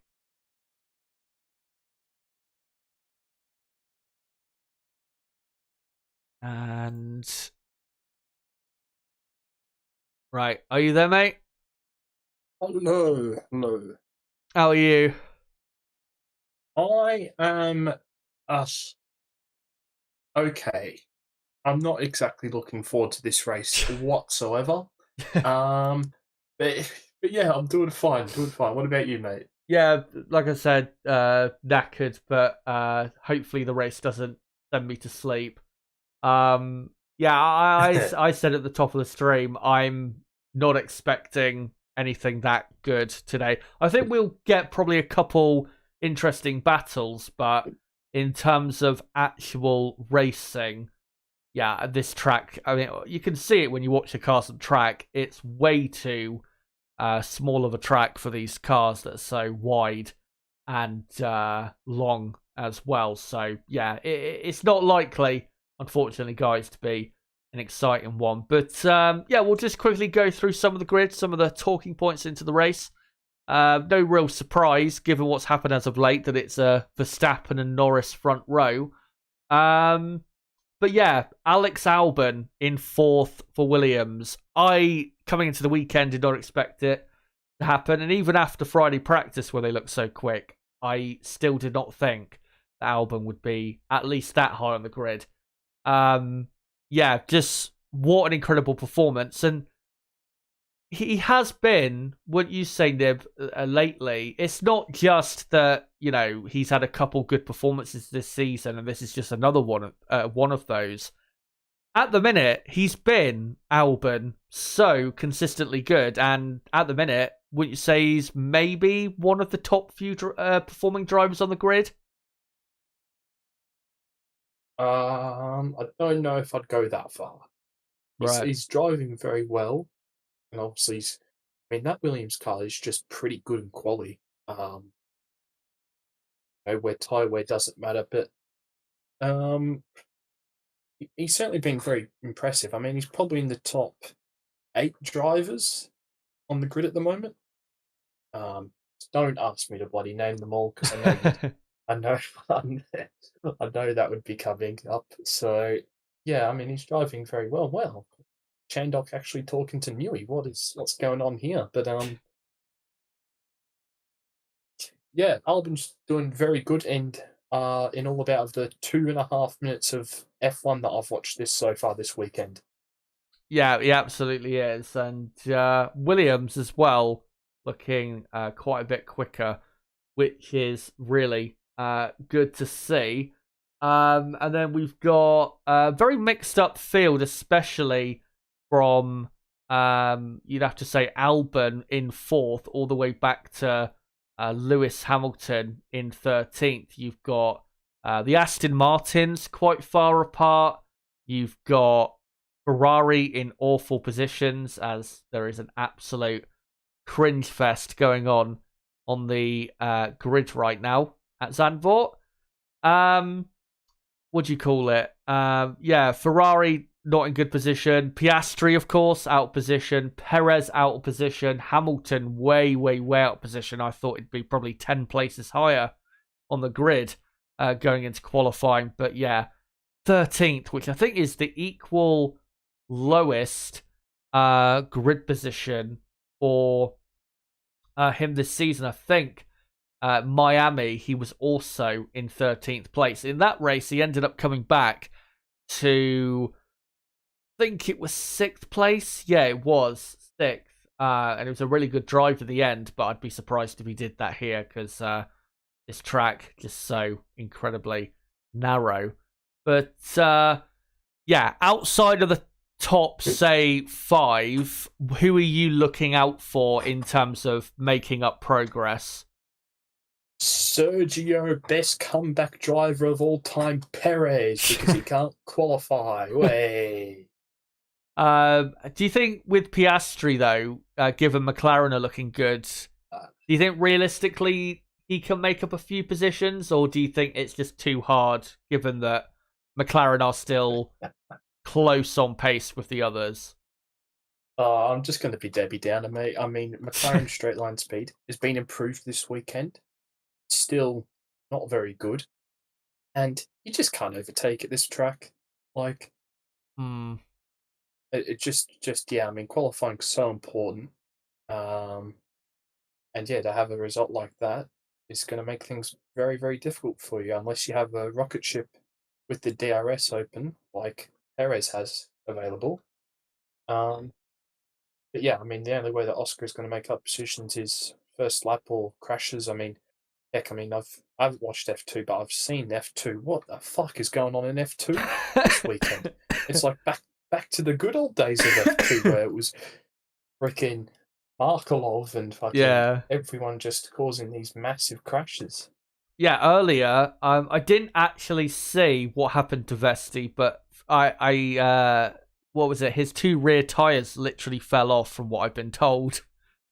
He basically had a rear version of Buemi into I think turn 7, which is quite a scary place to have it. And yeah, if you guys are wondering, because obviously we did cover the sprint race yesterday that, well, didn't really happen. We had a massive crash in that where the Campos drivers ended up on top of each other because one car hit the other, and the spray, they couldn't see each other. Théo Pourchaire and Frederick Vesti both DNF'd in the race earlier. They both crashed out of the race pretty much at the same time. So title wise in that title race between the two, and really now with only 2 race weekends and F2 left, it is between Théo Pourchaire and Frederick Vesti. Théo is 12, 13 points clear with 2 races to go. So he should, as long as he doesn't have any major car issues or has a terrible weekend and Vesti has a good one, Théo should just about get the job done, and then hopefully he'll be on the grid for next year, as we have actually started hearing from certain F1 journalists that Zhou Guanyu, his seat might now be at risk because of a possible lack of funding for next year. I did see a report about that about 3 or 4 days ago, so we'll see if that does turn out to be true. It would be, of course, better for Sauber next year if they went with Pourchaire over Zhou. But whether it actually happens, I think we are still quite a way away from knowing whether that's actually going to be that replacement happening for 2023. Chaz, if they seriously keep Zhou Guanyu instead of Théo Pourchaire, I give up. Yeah, it's just so depressing, and it's one of the reasons that I really, one of the things I've never liked about Formula One is that the drivers on the grid, most of them deserve to be where they're at, but then you'll have the odd driver here or there that's on the grid for reasons that really should not be legitimate reasons, financial reasons, or just simply having a good relationship with the team, even if they're not performing well enough. It's just, I know, it's so frustrating. Teo is clearly better than him. And Teo, I mean, he only turned 20 years old, I think a week ago. It was actually last Sunday. I remember because I saw it on my Twitter, I think last weekend, him tweeting out that he turned 20. And look at everything he accomplished in his Formula 2 career. He had pole position in his Formula 2 debut at 17. Last year in F2, he was in an F2 title fight at 18/19 years old, and has been doing the same this year at 19 now/20 years old. So when you compare that to Zhou Guanyu's junior Formula career, when Zhou's 2 or 3 years older, it just doesn't make sense to keep Zhou. But yeah, we will see what happens with that. I've nearly fallen out my chairs. I've seen Andre Rieu fucking on the grid. What's going on? Yeah, I just saw that quickly and I was like, wow, that's quite a big name to get for the very weird, I would say, opening. I don't even know what to call whatever this is. National anthem, opening ceremony. I have no idea what you call it. But there's so many people on the grid, it may as well be opening ceremony for this Dutch Grand Prix. Good to see, though. Great atmosphere at the track. It is quite blustery, though, at the track, which is something to keep our eyes on. But what is it? The only other thing I want to quickly talk about is not obviously Ricciardo and what happened to him, because we all know what happened to him, but with Liam Lawson, of course, it's his first Formula 1 race today. Let's hope he does finish the race.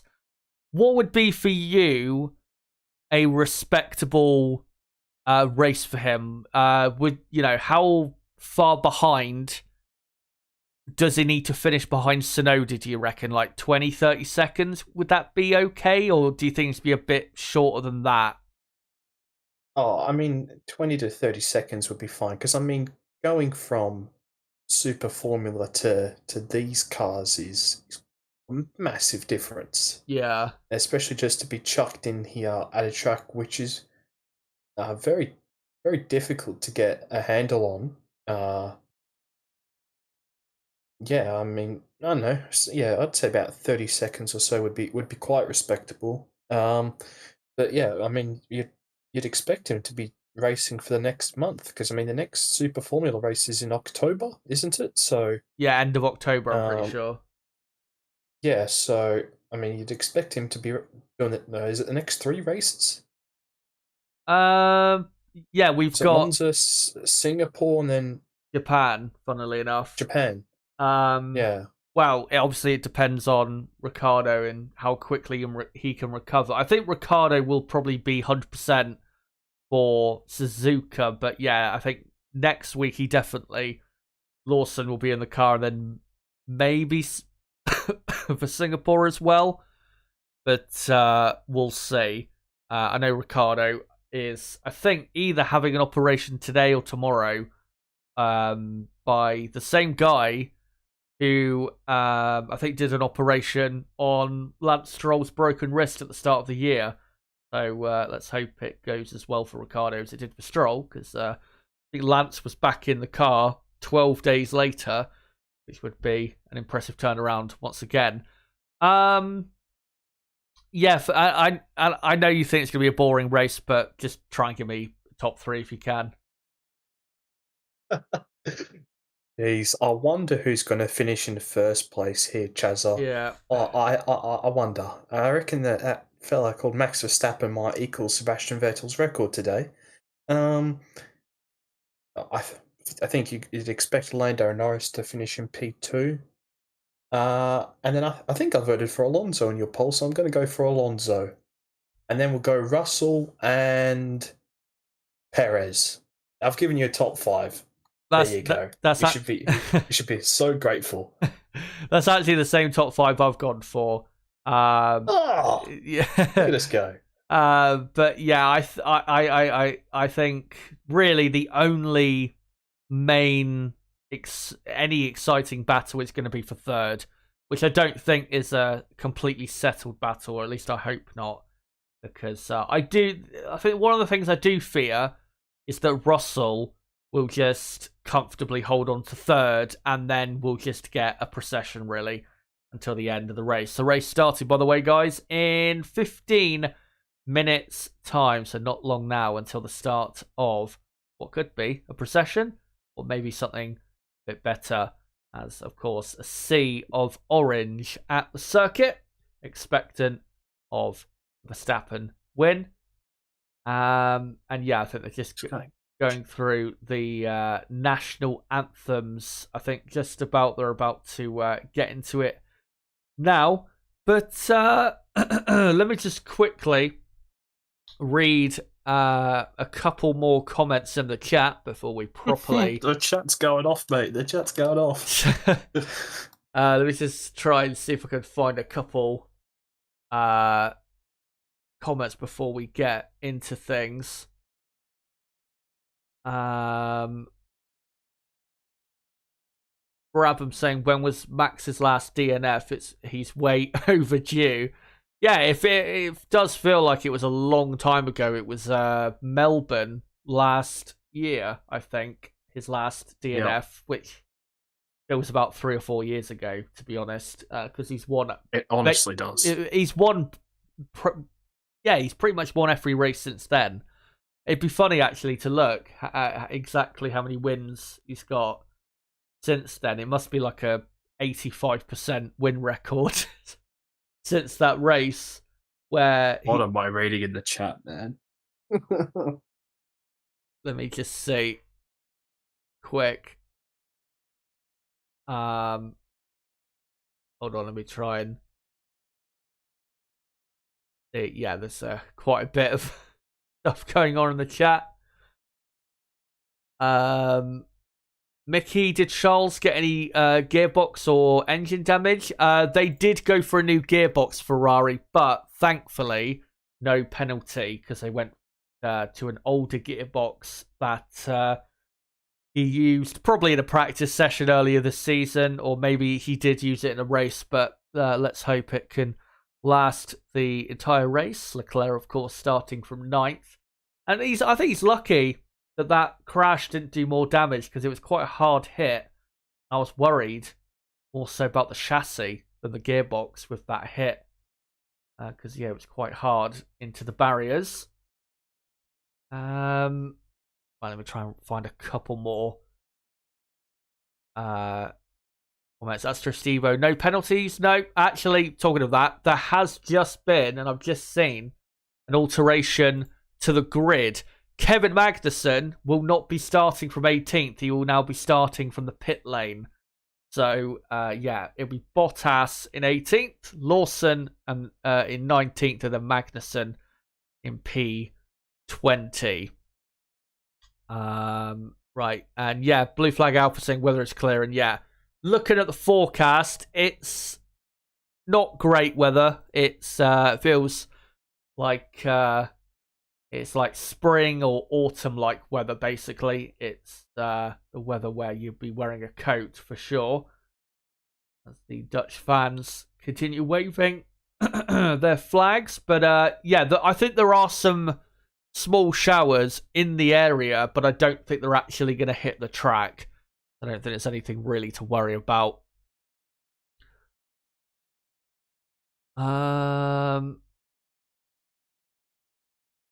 You're avoiding the controversy, are you, Chaz?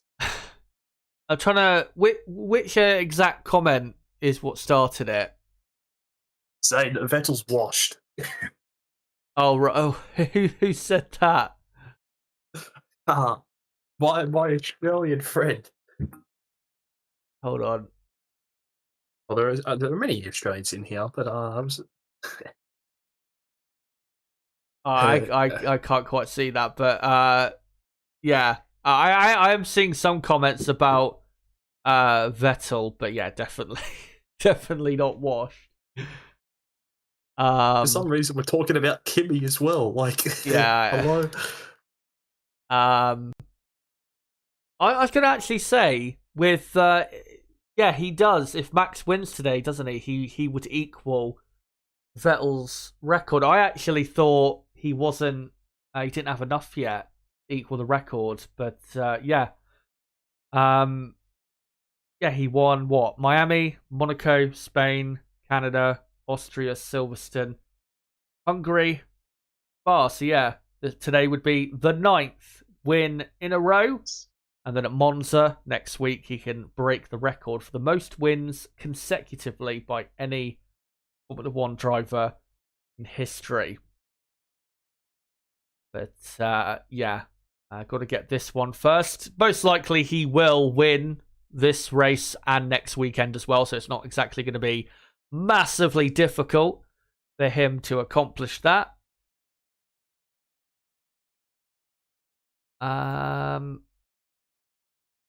Silverback saying Vettel is washed up. No, come on.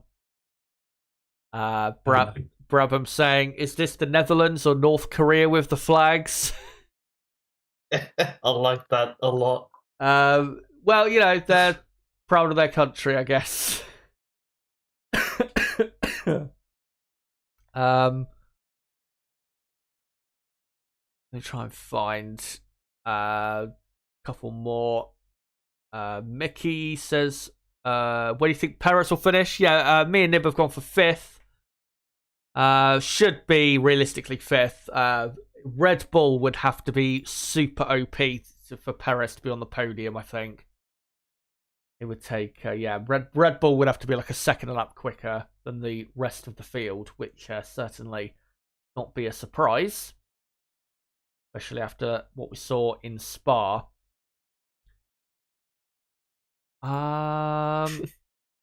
Risk rating is at 70% for this race, by the way. Oh, that's actually quite a bit higher than it said, because I think I looked a few hours ago and it looked like it was more like 40%. So there you go. Hopefully that'll spice things up for the race. Bizarre. Engine Mode 11 tweeted saying, which means it will arrive 3 minutes after the checkered flag. Yeah, it'll be a monsoon as they're stepping onto the podium. Perfect timing. Hello, by the way, to Will Chan. Good to see you. And by the way, yeah, Astro Stevo, Sonoda is starting in 17th. He was given a 3-place penalty for impeding Stroll. And Hamilton, I think at the end of Q1, I think it was. So yeah, that's why Stroll's starting in not Stroll, Sonoda is starting in 17th place. Mickey, is Vettel still going to Audi if they come into F1? Well, they are coming into F1. Maybe. It is too hard to say right now because we're still too far away. I mean, you're not going to hear anything in regards to that for at least 2 years. So, yeah, it's way too early to say. I don't think we're going to hear any serious rumours about that until probably the end of next season.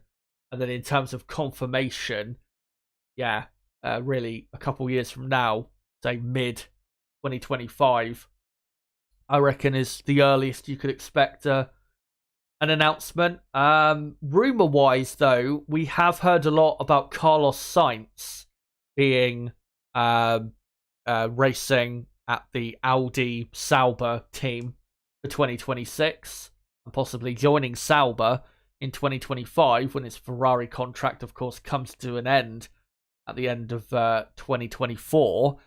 And the reason that is been rumoured quite a bit and looks probably likely is because the team boss of Sauber is Andrea Seidel, and of course he is a massive fan of Carlos and had him at McLaren, so that probably will happen, and that would be a good quality driver to have in their lineup, but preferably they do want at least one German driver, whether it's Vettel or Mick Schumacher or someone else. And we'll see on that. But let me just quickly finish up the poll in chat, where I've asked you guys who will win the battle for third in today's Dutch Grand Prix. And you guys have voted, after 184 votes, for George Russell with 33% of the vote, Fernando Alonso 28% of the vote, Sergio Perez 23% of the vote, and then Alex Albon in fourth, 13% of the vote. To be honest, I am surprised Albon got any votes, but let's hope for a surprise. But we are 5 minutes away now from the race getting underway, so let's get into a couple final things before we get into this race. Firstly, the championship standings. Max Verstappen, 125 points clear of Sergio Perez, who is 40 points clear of Fernando Alonso, and Hamilton only a point behind the Spaniard. Leclerc and Russell level on points in the battle for fifth, with Carlos Sainz in seventh, just below Russell in sixth, and Lando Norris not too far behind in eighth. He definitely should be quite close to those three, Leclerc, Russell and Sainz, after today's race. And then Stroll is in ninth with Esteban Ocon in P10. And then on the constructors' side, Red Bull massively clear. They're not too many races away now from wrapping up officially the Constructors' Championship. Mercedes are, 50 points pretty much clear of Aston Martin. Aston Martin only 5 points clear of Ferrari. Still very close battle there. And McLaren are very quickly catching Ferrari and Aston Martin. Alpine are in sixth. Williams have a vital race here with Albon starting fourth, as they have or are level on points of Haas in the championship, so it is vital they score points here. Haas are in eighth with Alfa Romeo ninth and AlphaTauri in 10th. But let's now go on to, guys, your starting grid for today's 2023 Dutch Grand Prix. On the front row, it is Max Verstappen and Lando Norris. First time they've been on the front row with each other since the British Grand Prix a few races ago. On the second row of the grid, good friends, George Russell and Alex Albon. Also good friends, the two Spaniards, Fernando Alonso and Carlos Sainz on the third row. On the fourth row, it's Sergio Perez and the young Aussie, Oscar Piastri. And then completing the top 10, Charles Leclerc and the American Logan Sargent. I'm pretty sure he is the first American to start in the top 10 of a Formula One race since Michael Andretti all the way back in 1993. In 11th and 12th, Lance Stroll and Pierre Gasly, two drivers who probably could have done a bit better yesterday. Lewis Hamilton, the 7 times world champion, in 13th, with Nico Hülkenberg in his first race here at Zandvoort in 14th. 15th and 16th, Zhou Guanyu and Esteban Ocon. 17th, Yuki Tsunoda. Kevin Magnussen was in 18th place. Now it's Valtteri Bottas, meaning at the back of the grid, it'll be Liam Lawson in 19th and Kevin Magnussen will be 20th and starting from the pit lane. That, guys, is your starting grid. And we'll be underway with formation lap in a couple minutes' time. Let me just update quickly that Magnussen, is at the very back. And most people should be on, to start with, the medium compound tyre. And there will be a few exceptions, of course, because there are a few drivers out there that need to improve on poor grid positions, such as Leclerc, Hamilton, Perez, Piastri, so that they might decide to go for a different tyre to start with. All drivers are on softs except for Hamilton and Hülkenberg, who are on the mediums. Well, there you go. That's my analysis out the window. Everyone on soft tyres, except for, like Nib said, Hamilton and Hülkenberg. And, well, I can understand, I guess, why. Because, again, as as the F1 broadcast just showed, the 3 compounds they brought this weekend are 3 of the hardest compounds that they normally bring. Of course, you still have the C0, which will never get used, hopefully. But, as Nib said, almost everyone on the soft tyres. So maybe we'll see a a bit more of an aggressive race today in terms of strategy. Just quickly, Chaz, Hamilton was told over the radio that there's a shower on the radar coming. We expect it to come in 5 minutes or so into the race. We expect it to be light for 5 minutes. We believe at the moment we'll be able to drive through it. So that's kind of annoying. Yeah. But you never know. Maybe they will have forecast it wrong, as they're just showing on the broadcast that actually Hamilton is the only one on mediums, as the formation lap is underway. Not officially yet. There you go. Right now. And Max Verstappen will lead the pack away on a pretty quick formation lap. Obviously one of the shortest laps of the year. But let me get up quickly the tyres. You can see there, S for everyone. And I just need to figure out which S is for Hamilton. And there you go. So Hamilton on the medium. And then everyone else on the soft tyre. And according to Pirelli, there's two possible race strategies for today. You can either start on the soft, like almost everyone has, then go into a set of mediums, and then go to another set of soft tyres, or start on the mediums, then go to a set of hard tyres and a one-stopper. But I think there's a good chance that even starting on the soft tyre, they could do a one-stop race here. As Verstappen and Norris touring round pretty quickly on this formation lap, as they're just over halfway through the formation lap. As this is shown there, sold out weekend attendance for the Dutch Grand Prix, just a tick over 300,000 people. As the front few drivers just coming through the last couple corners. And Max Verstappen is, I think, just now coming through the banking of turn 14. And just warming those tyres up. And you can see on the broadcast there is quite a few dark clouds around. There is some brighter parts of the sky as well. So, yeah. It really could go any way. And let's see. Well, go on. You could see it when they showed it over the back of the beach. It was literally raining over the sea. Yes. Like, it's not far away at all. Yeah. So it's hopefully going to hit the circuit, as the front 7 or 8 cars just now lining up. As there is Toto Wolff getting ready for this Grand Prix, as Lewis Hamilton, his main driver, is now, unfortunately for this weekend, his second driver on the grid, lining up in 13th. And of course, on the grid, Liam Lawson will be the final man to line up. So, can Max Verstappen equal Sebastian Vettel's win record? Let's see as the lights come on. It's 3, 4, 5 red lights. And we are underway at Zandvoort. Verstappen has not got an amazing start, but he does keep the lead. Norris is in second. Albon up the inside of Russell into turn 1, but I think Russell will hold on to it, and he does on the exit turn 1 as Alonso and Sainz side by side through turn 2.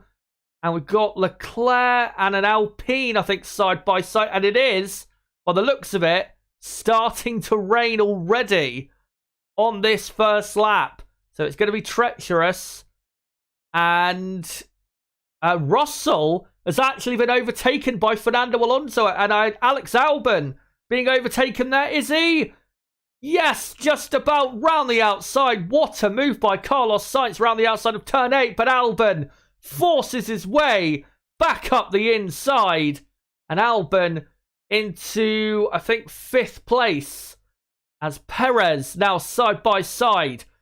Not quite anymore with Carlos Sainz down to turn 9 and cars side by side. A lot of them in the background coming into turn 11, actually it is. And Lewis Hamilton has not had a great start. Yeah, it's wet. It is very wet. And the drivers are having to be so careful out there as Piastri, they're struggling ahead of Leclerc, who's getting now a good run on him out of the final corner. And we are now on lap 2 at a 72 as Sergio Perez pits, presumably for intermediate tyres. So they're going to go for it. They're going to go for the risk as Leclerc, Gasly, Zhou, Tsunoda, Lawson and Magnussen all come in. Ferrari have not got any tyres ready. What a disaster at Ferrari that, well, we're always used to as Fernando Alonso. Brilliant move round the outside of Norris. And he's up to second. What a start by Fernando Alonso. And Norris struggling as it's Norris third, Russell fourth, and then Albon, Sainz, Piastri, and then Stroll in 8th place. Valtteri Bottas is all the way up to 9th here for Alfa Romeo, and he started in 18th with Hülkenberg in P10, and it is a big risk for those drivers who pit for Inters. It's a big risk for them doing that, because if this rain shower does not last much longer, then they're not going to gain as much from that as they possibly would. But these drivers, Verstappen, Alonso, Norris, Russell, they're going so slow towards the end of the lap. And they're barely able to keep it on the track. And Alonso right on the back now of Max Verstappen. And Verstappen, they're all going to come in now. No, they're not. Norris and Russell stay out. So now, what a crazy start Harris is to going this. to be in the lead, bro. He's already up to the back of the McLaren, the Mercedes, sorry.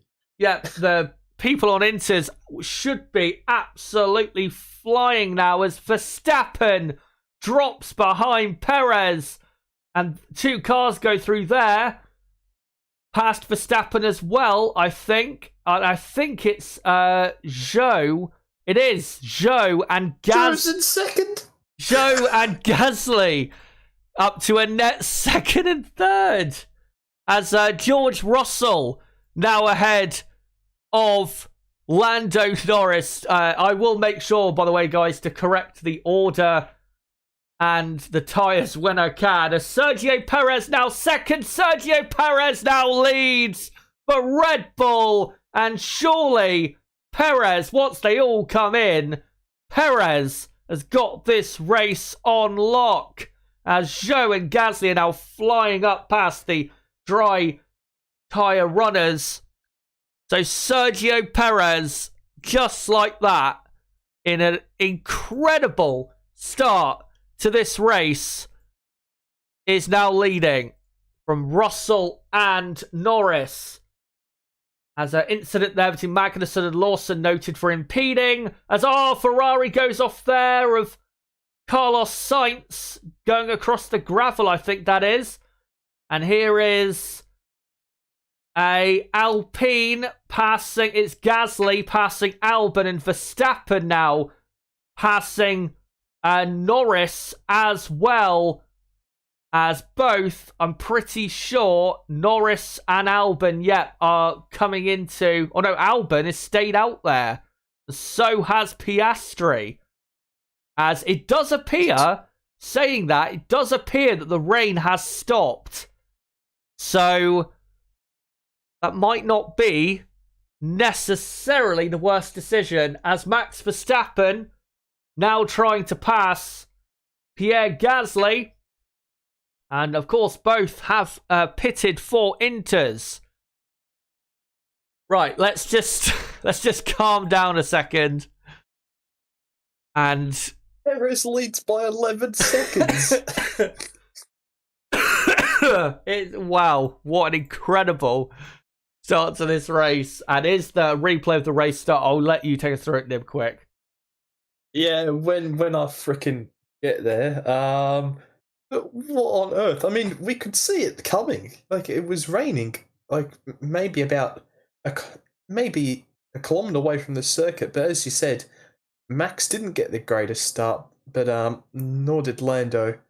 Managed to keep it all together at turn one. And, well, it was already raining probably at turn one on the first lap, but geez, by the time they got the final sector, it was absolutely pissing it down. And Alonso, great move up the inside at the banked corner. Yeah. As we're watching Hamilton having a little bit of contact there on his left front, just getting absolutely swamped. Yeah, not a great start for Hamilton, who I also saw on team radio moaning that why didn't we come in, but Mercedes, they did say, as you said on the right before the race, they said on the radio, we think we will be able to get through it without having to pit. So they stuck to their guns, but it didn't work. And yeah, literally as soon as the lights went out, I think that's when the rain started. As yeah, Leclerc, we've just seen a replay of when his inters were not fitted quite in time. And then here is a replay of Tsunoda having to wait in the pit lane despite the red light being on, but they waved him through anyway, as here is a replay of Alonso going round the outside of Norris on the exit of turn 3. Very brave move because they were both on the dry tyres at that point. And here's a replay of Norris, who has just overtaken Oscar Piastri. But we are now back live with the race, and Max Verstappen is still behind Pierre Gasly. And it is currently on lap 6 as Max Verstappen goes up the inside, and, well, as it Red Bull are just telling Perez they're light rain in 10 minutes. Max there pushing Gasly off the track, I'm pretty sure. And I wonder if the stewards will have a look at that, because that looked like he maybe had pushed him off the track.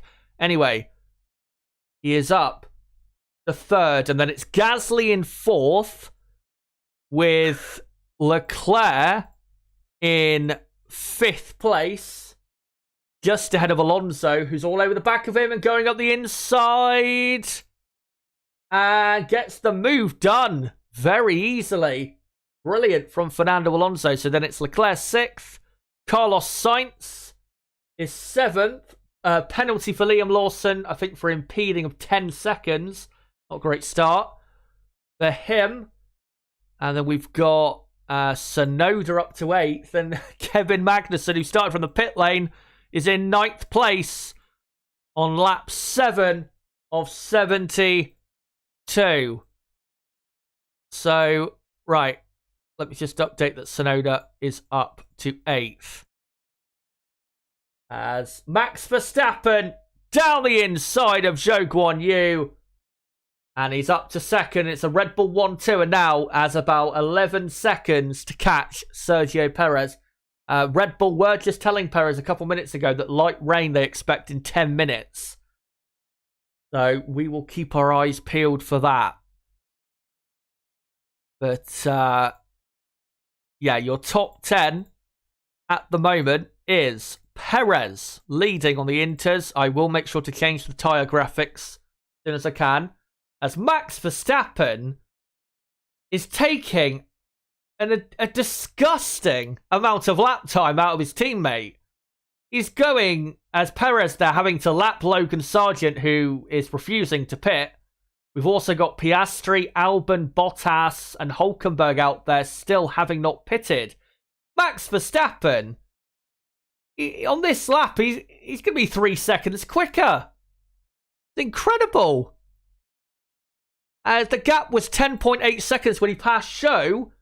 Now 7.4. How has he done that? 4.2 seconds on the last lap. What on earth is he on? We will never know. And he does the fastest lap as well, 1:22.1. He's going to catch Perez in like one lap. Right, so your top 10 is Perez, Verstappen, Zhou, Gasly, Alonso, Leclerc, Sainz, Tsunoda, Magnussen, Ocon.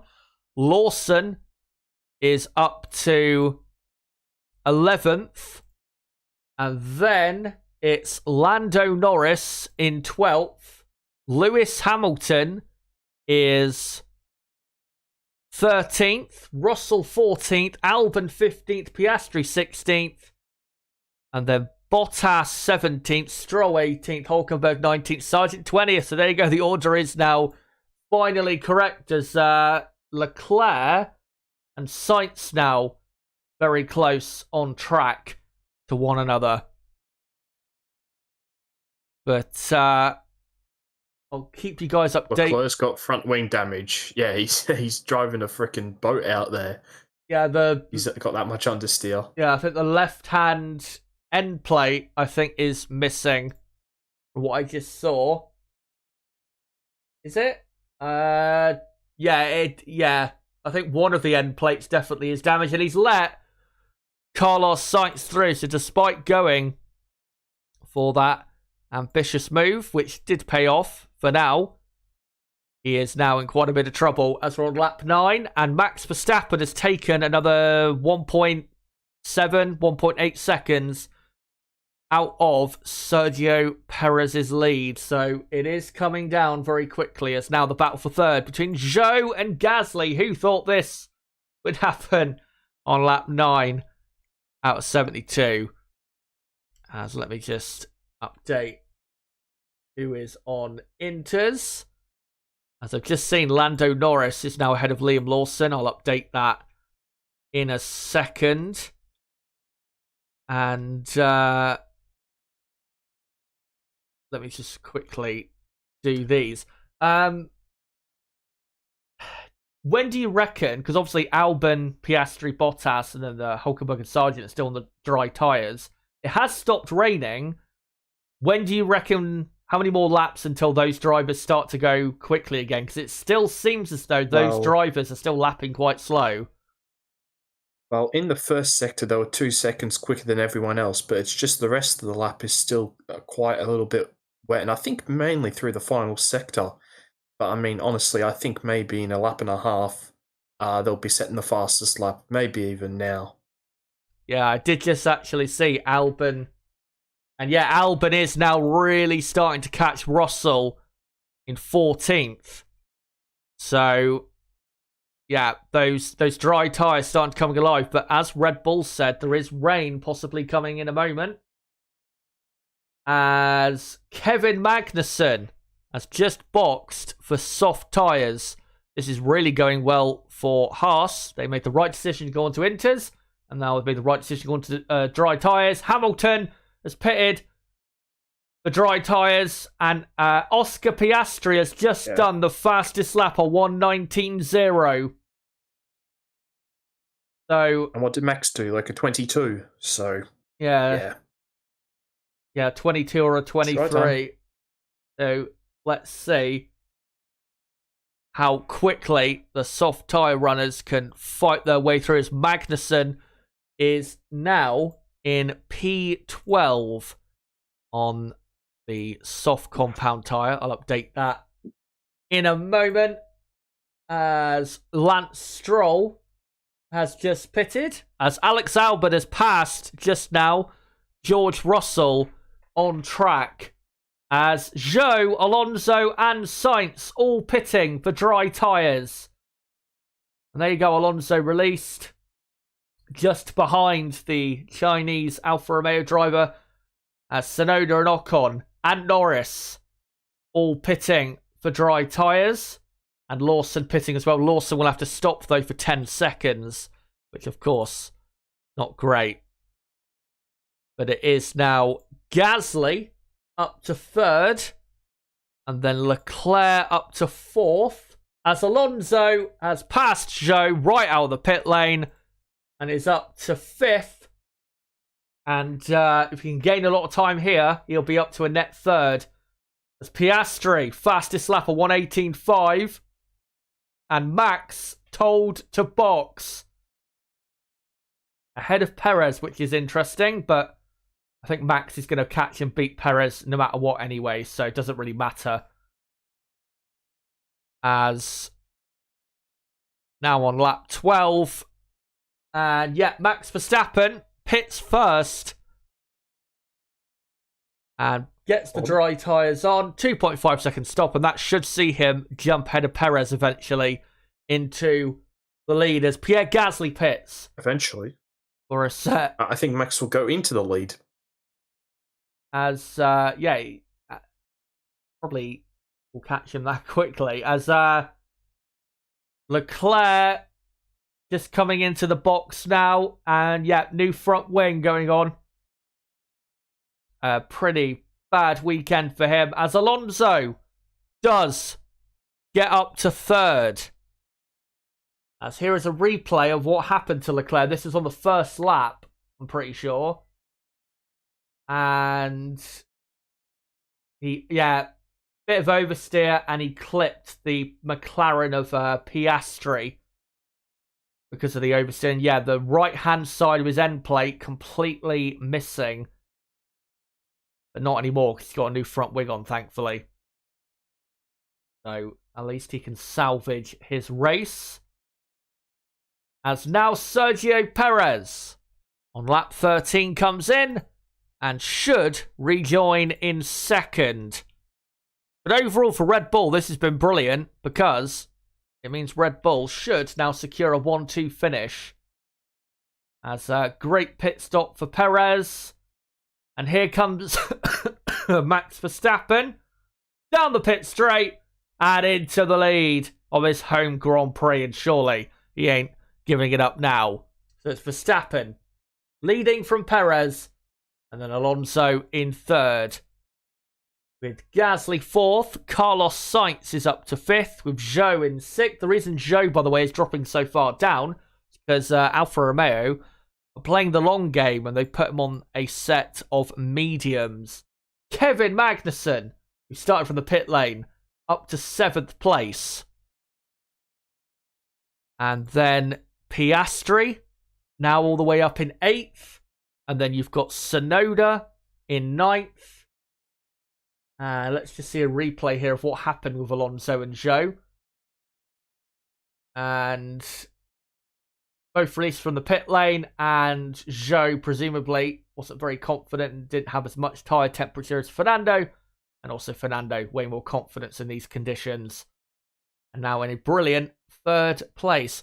So yeah, Tsunoda is in 9th. Ocon is in P10. So your top 10, Verstappen, Perez, Alonso, Gasly, Sainz, Zhou, Magnussen, Piastri, Tsunoda, Ocon. And then it is Albon in 11th with Norris in 12th. Leclerc 13th. Bottas is 14th with Hulkenberg 15th. Hamilton 16th, Lawson 17th, Russell 18th, Stroll 19th, and Sargent in 20th on now lap 14. Wow. Perez won't be very happy. Yeah, I think he definitely has the right not to be happy, but I think overall, yeah, Max would have won anyway, but I think they probably didn't need to be as blatant with that, you know, in terms of... Well, when you said eventually into the lead, it's like, he's going to be in the lead next lap when Perez pits. Well, I mean, even if Perez, you know, they decided to pit him first, I think, yeah, Max probably would have caught him and passed him anyway. But, yeah, I think that was a bit too much of a mask-off moment there from Red Bull. As Russell complaining on the radio of the forecast. As, oh no, it's raining again. As Pierre Gasly under investigation for speeding in the pit lane. And he's currently running in 4th. As the rain starts to fall, and it is also sunny as well.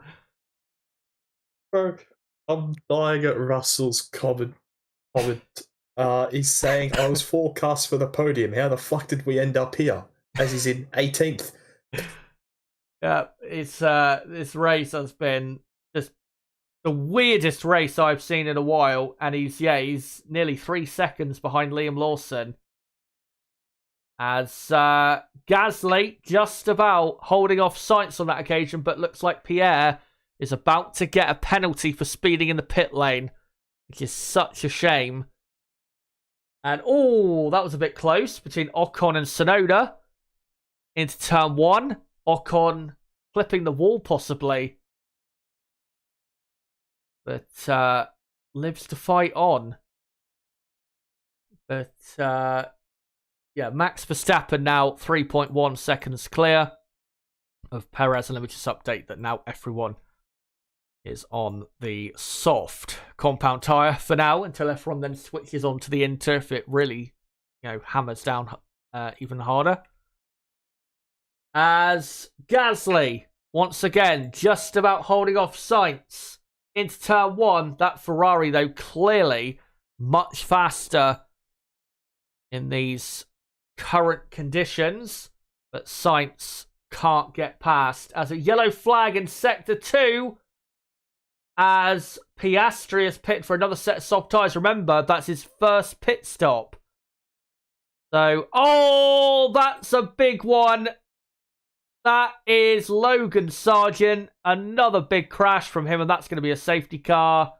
He says he's okay. And that is right where Latifi crashed a couple years ago at turn 8. Presumably has done what he did yesterday, clipped like bit of the damp track and gone and just sent it straight into the barriers. That is disappointing. Yes, it is, as an Oscar Piastri fan, because he's been royally fucked by this. Yeah, he's going to get a very good undercut there.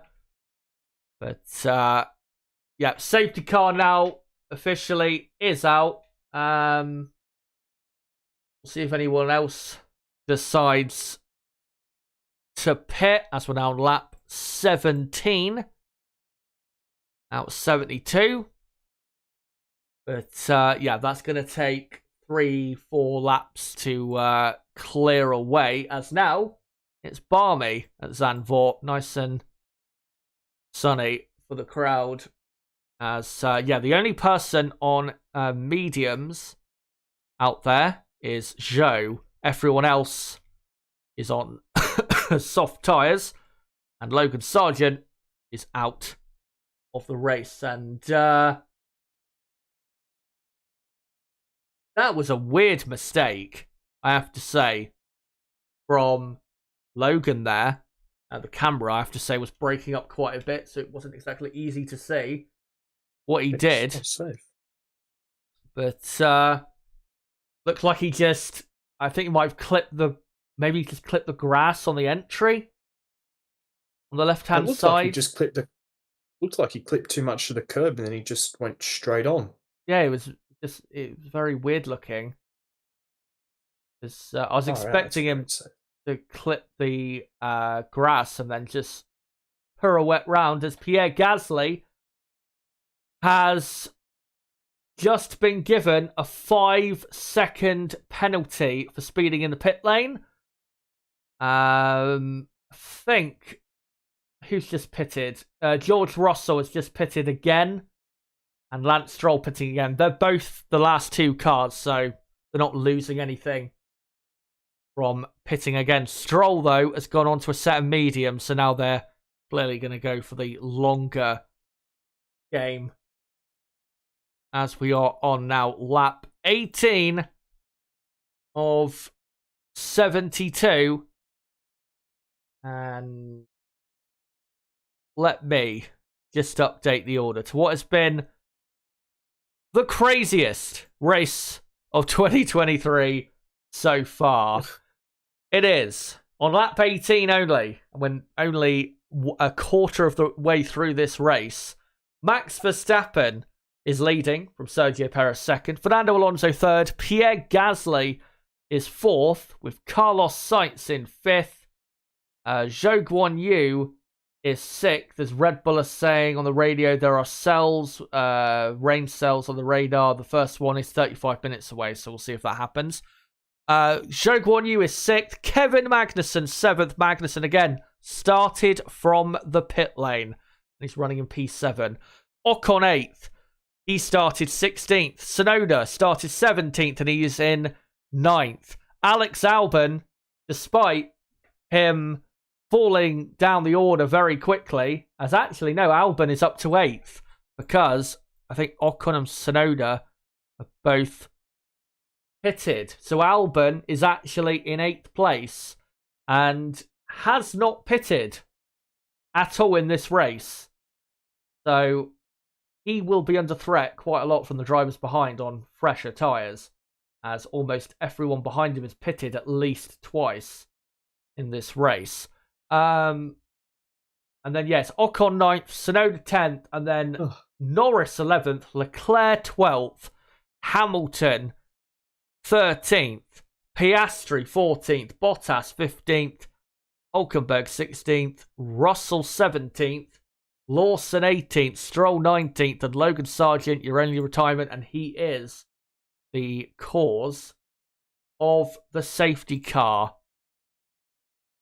And we've still got, like I said, 3/4 of the race remaining. What a mental race this has been. What are we looking out for then, Nib, on this restart? I'm guessing, obviously, the progress of Norris, Leclerc, Hamilton and Piastri, and obviously Russell. But one thing is the strategy, you'd have to say, for this race, that we can't really know what's going on with that anymore because it's literally all over the place. Yeah, I don't think anyone has a clue, especially Mercedes. But yeah, it's I mean, that crazy start. I mean, the fact that it then started raining again with the sun fully out was quite something. But obviously, wasn't hard enough or raining for long enough to make the track significantly wet again. But yeah, I mean, can Alonso just please make this interesting? Yeah, would be great if he could. Sargent had a brake-by-wire failure. Yeah, that's why it looked weird. Because like you said, he just it looked like he hit the curb and went straight on, but clearly hit the brakes and nothing happened. A shame for him, as the front of the pack are just coming through the final few corners. Safety car is still going to be out for another lap as the tractor is taking away Logan Sargent's car.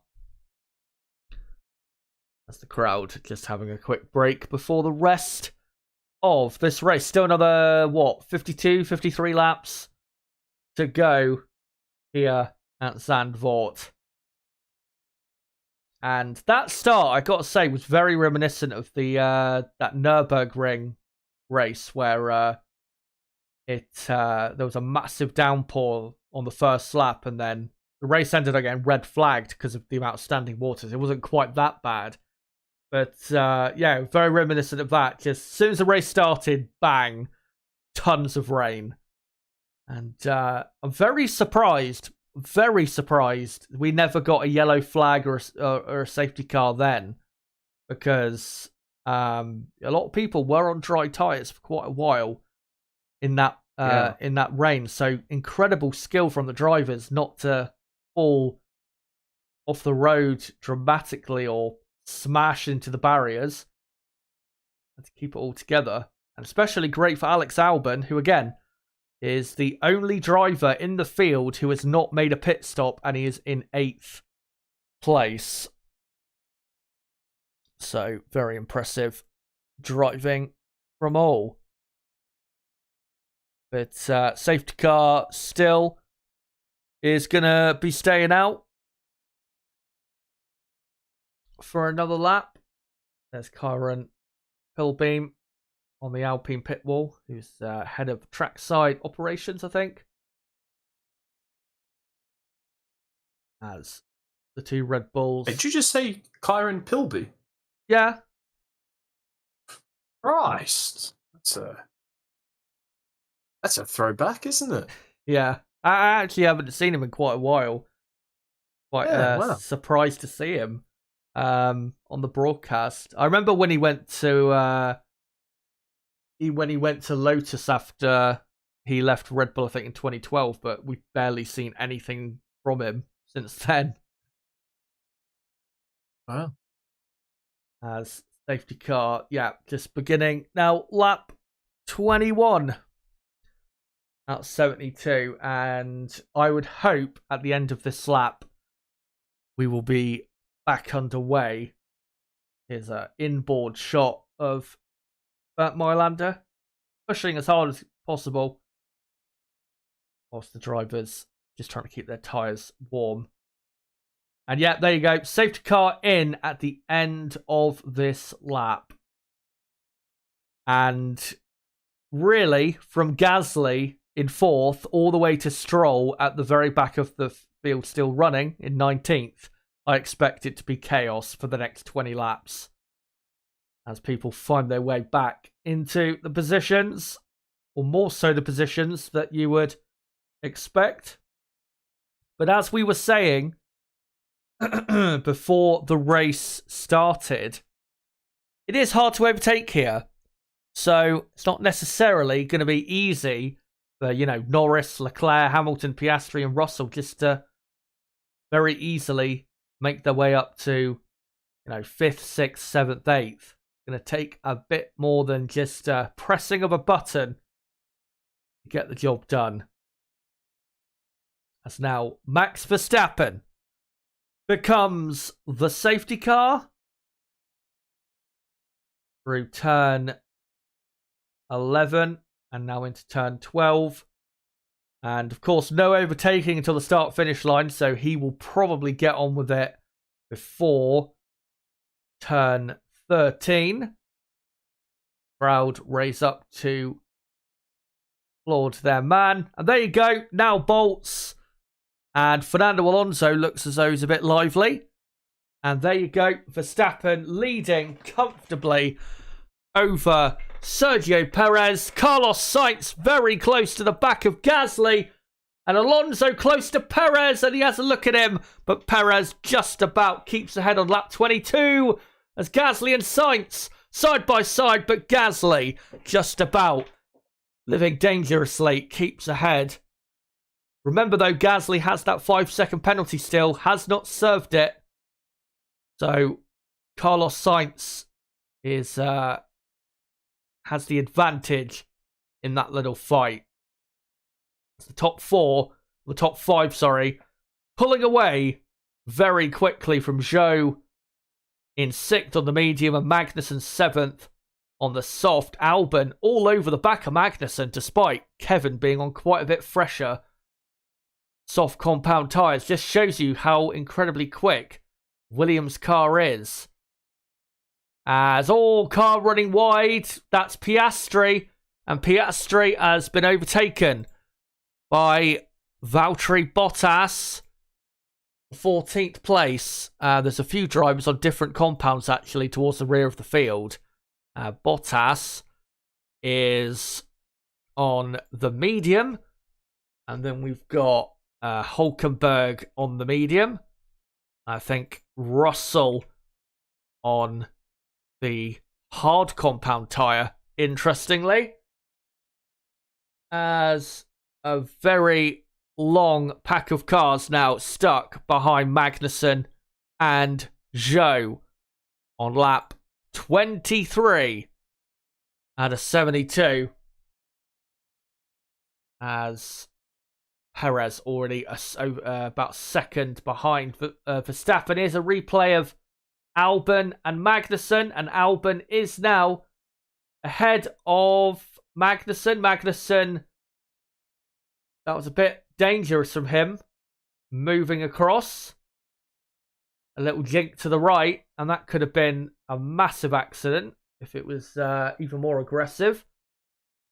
And Albon is now ahead of Magnussen, thankfully for him. And now just needs to get past Zhou, and then he can focus on his race. as Max Verstappen has now built the gap up to 1.5 seconds. Alonso within 1 second of Perez, and he should get, not yet because the DRS is not available, but if he keeps it like this, he should get the DRS at the end of lap 20, or the end of lap 24, going into 25, as Ocon passes Magnussen. As I said, coming into the race, Haas have the slowest car this weekend, so Magnussen theoretically should drop through the field like a stone. Yeah, thank goodness Magnussen didn't send Albon into the wall. It was a little bit reminiscent of when Leclerc and Magnussen had that incident at Suzuka, was it? Yeah. When Leclerc was still at Sauber, it would have been quite similar to that. Yeah, I remember that. Magnussen, I think Leclerc was right behind him, and literally at the last possible second, he just moved violently across, took Leclerc's front wing off. Got a history of doing it. We like him for his, how hard he races, but sometimes he goes a little too hard with it. As here is Ocon. Brilliant move round the outside of Magnussen in turn 1. Also did a brilliant outside move in Spa on Tsunoda, as that's just a replay of how Alex Albon before got past Kevin Magnussen, as Albon is now ahead of Zhou. Albon up to 6th on lap 25. And let me just update quickly the rest of the order. You got Albon, Zhou, Ocon, Magnussen, Tsunoda, and then it's still Norris, Leclerc, Hamilton, Piastri now has got back past Bottas, and Lance Stroll. Did you miss that, Chaz? He cooked Bottas. Yeah, I didn't quite see that, but what was it like, the overtake? I just dived down the inside of turn 1. It was fantastic. And we're seeing here, he's now on the back of this brilliant fight between two absolute superstars, Leclerc and Hamilton, racing over P12, and Hamilton getting a good run into turn 11, but not an overtaking place, unfortunately, as we're now on lap 26 with Max Verstappen having just done the fastest lap. Alonso, unfortunately, has dropped over 1 second behind Perez, as Hamilton DRS wide open on Leclerc, who doesn't defend. Hamilton dives down the inside and is up to 12th. And I'm very surprised that Leclerc did not defend that. Very surprised indeed. And Piastri sends it up the inside and easily gets it done. What is happening with Leclerc? Just let two drivers mug him off there. He's now in 14th place. And he's now got Bottas and Hülkenberg for company. Both on the medium compound. So, yeah, I'm not quite sure what's going on there. As I just want to update that Albon is on the soft, actually, and not on the medium like Zhou is. So, and yeah, Leclerc really dropping back from the cars ahead. So I think he's got a car problem for sure, because he has zero pace. He's now got Bottas, Hülkenberg, Russell, Stroll, and Lawson almost in a train behind him. So clearly there is a problem with this car. Maybe some damage to the floor, I would imagine. Yeah, he's definitely got damage, Chaz, because through that left-hander before the end of the second sector going into the third sector, he's just massively offline, like he was when he did have the original front wing damage. So there's got to be some more damage somewhere else in the car, because he's just understeering everywhere. And Hülkenberg, in that little fight back there, has actually passed Valtteri Bottas. Rain in 15 minutes. Let's keep our fingers crossed, as the clouds, they are getting darker. As Fernando Alonso, we're now seeing within a second of Sergio Perez, about 0.8 of a second behind as they enter turn 13, the final real corner. And Alonso does now have the DRS assistance as Ocon is up to 7th. So Alpine, what a day they're having so far, despite Gasly's penalty. 4th and 7th for them. But we're still not even halfway through this Dutch Grand Prix. And that is Lando Norris passing Kevin Magnussen. Tsunoda has also passed Magnussen. So Magnussen now quickly falling through the field. And the next person to overtake him is Lewis Hamilton in P12. Leclerc still massively under pressure. And yeah, he's now got a full train of Hülkenberg, Bottas, Russell, Stroll and Lawson. So clearly, Leclerc, his race is over, really. That's Hamilton. So much more grip in that Mercedes than the Haas, which looks like it has zero grip mid-corner. And he gets a good exit from turn 10. But he'll have to wait until the pit straight to get the move done. Unfortunately, Fernando Alonso has dropped over a second behind Perez, so he's lost that DRS assistance as Max Verstappen does yet another fastest lap, a 1:15.4. And here comes Hamilton up the inside, and he is up to 11th place. And he's got a lot of work to do still if he's going to get any decent points out of the afternoon. And one battle I will try to keep my eye on is Leclerc, Hülkenberg, Bottas and all of those cars. Towards the back is Leclerc still under serious pressure in 14th. Sorry, I'm laughing, Chaz, because Haaland is playing rugby against Sheffield, and it's quite hilarious. No problem. Is it still 0-0? Yeah, Haaland missed a penalty. Oh, thank God, thank God. As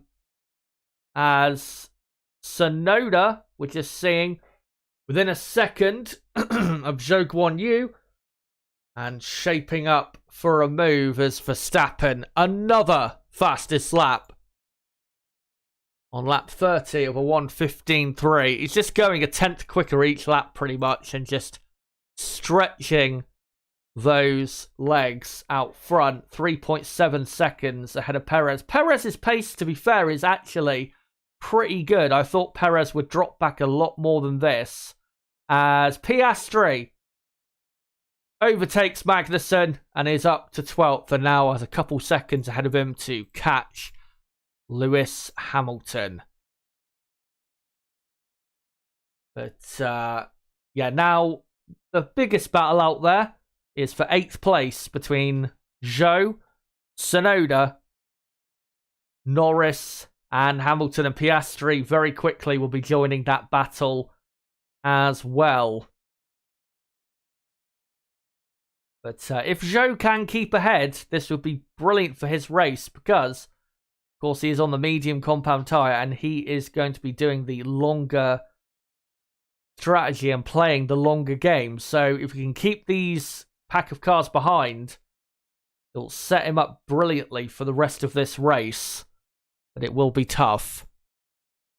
But thankfully, Zhou, he has the strongest power unit on the grid in the back of his car. As Max saying darker clouds are coming in.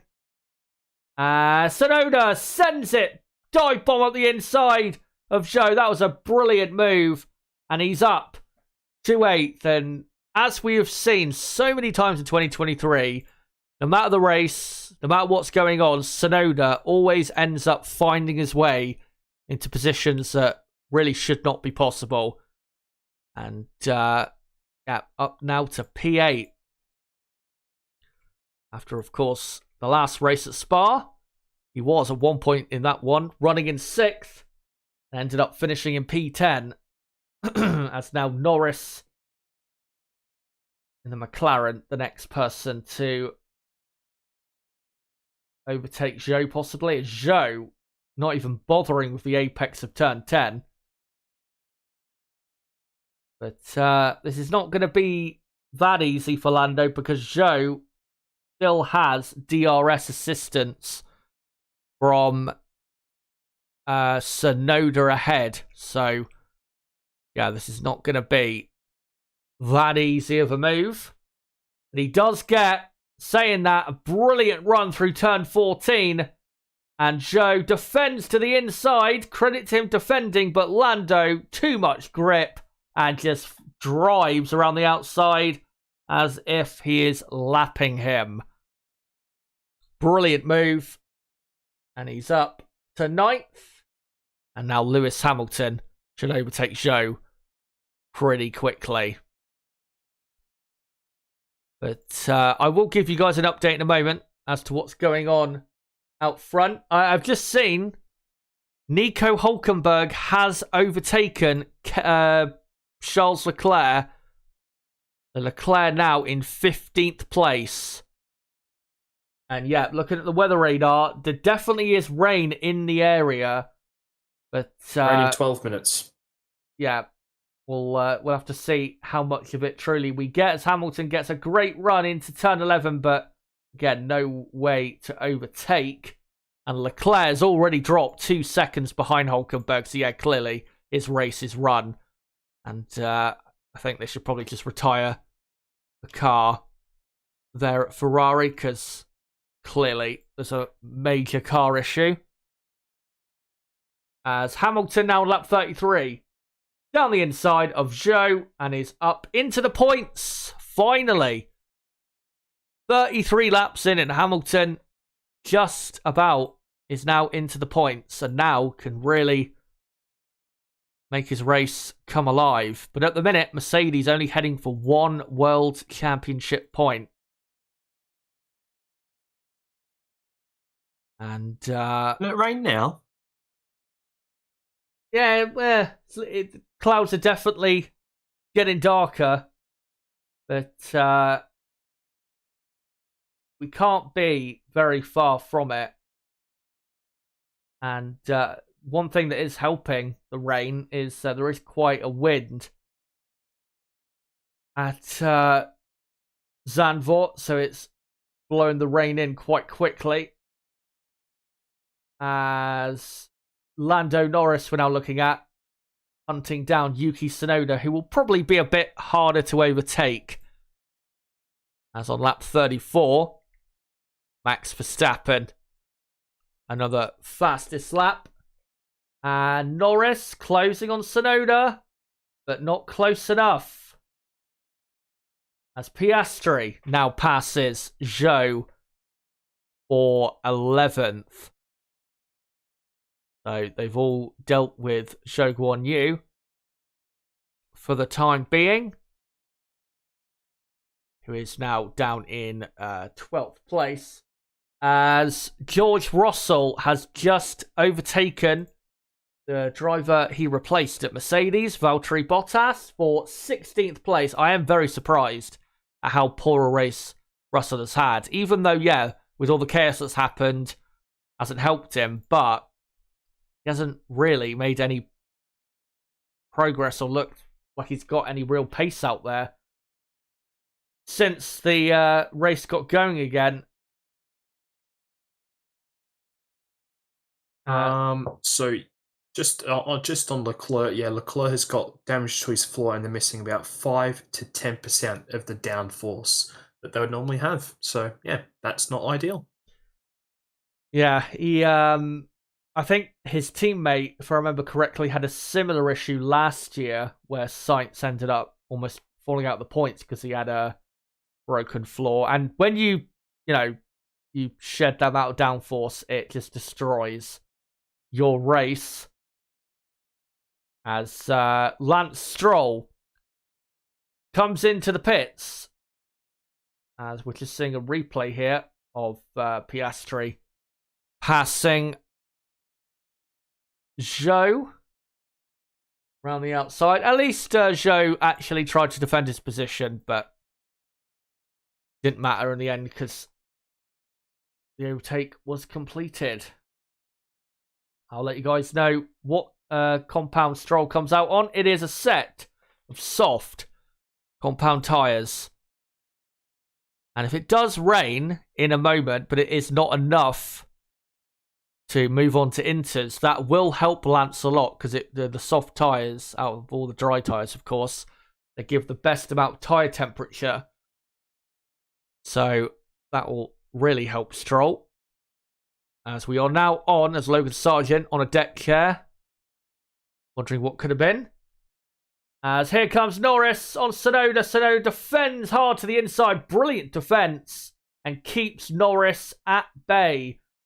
You may think, why, as Kevin Magnussen pits, you may think, why is he defending so hard? You have to remember, these are such important points. AlphaTauri last in the championship, but they are only 6 points away from Alfa Romeo. And if he finishes 8th, then that gap goes down to 2 points. So if he can finish 8th, he has to try his utmost. As Magnussen comes out in 18th place. And Russell has overtaken Leclerc. And Magnussen is on a set of mediums now. So Magnussen might just go to the end of the race. We'll have to see. As, bit of a train now forming behind Tsunoda. As we'll see this time if Lando can get past as Max does another fastest lap. Tsunoda defending hard again and brilliant defense once again.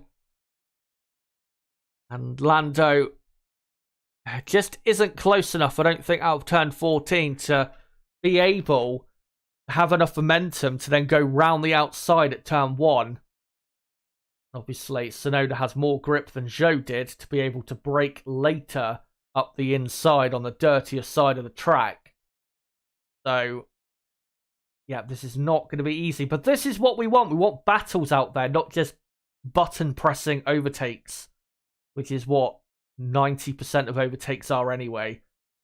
And here is how Russell passed Leclerc. And, yeah, it was like passing an F2 car. Maybe that's an exaggeration, but Leclerc, it didn't even bother fighting it. As Max does a 15-1. Another new fastest lap.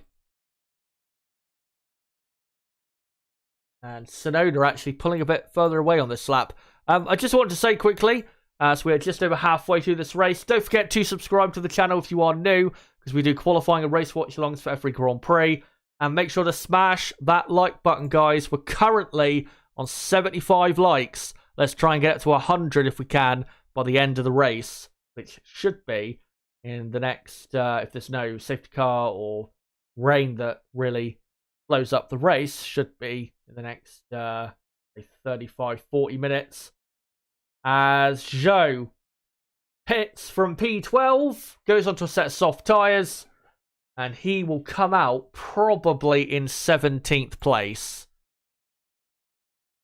As Valtteri Bottas has just overtaken Charles Leclerc. So Zhou, in 17th. And Bottas in 14th now. And a brilliant move from Bottas, even though Leclerc's wounded around the outside. And now, how kind of Ferrari to allow Liam Lawson to get some F1 overtaking practice in. Because he'll be able to overtake Leclerc now. Red Bull have said that the rain will be very light, so I doubt that it's actually going to impact things much at all. Yeah, we'll see. The sky doesn't quite look as threatening as it did at the start of the race, that's for sure. As still, Norris behind Tsunoda, looking over the sea there.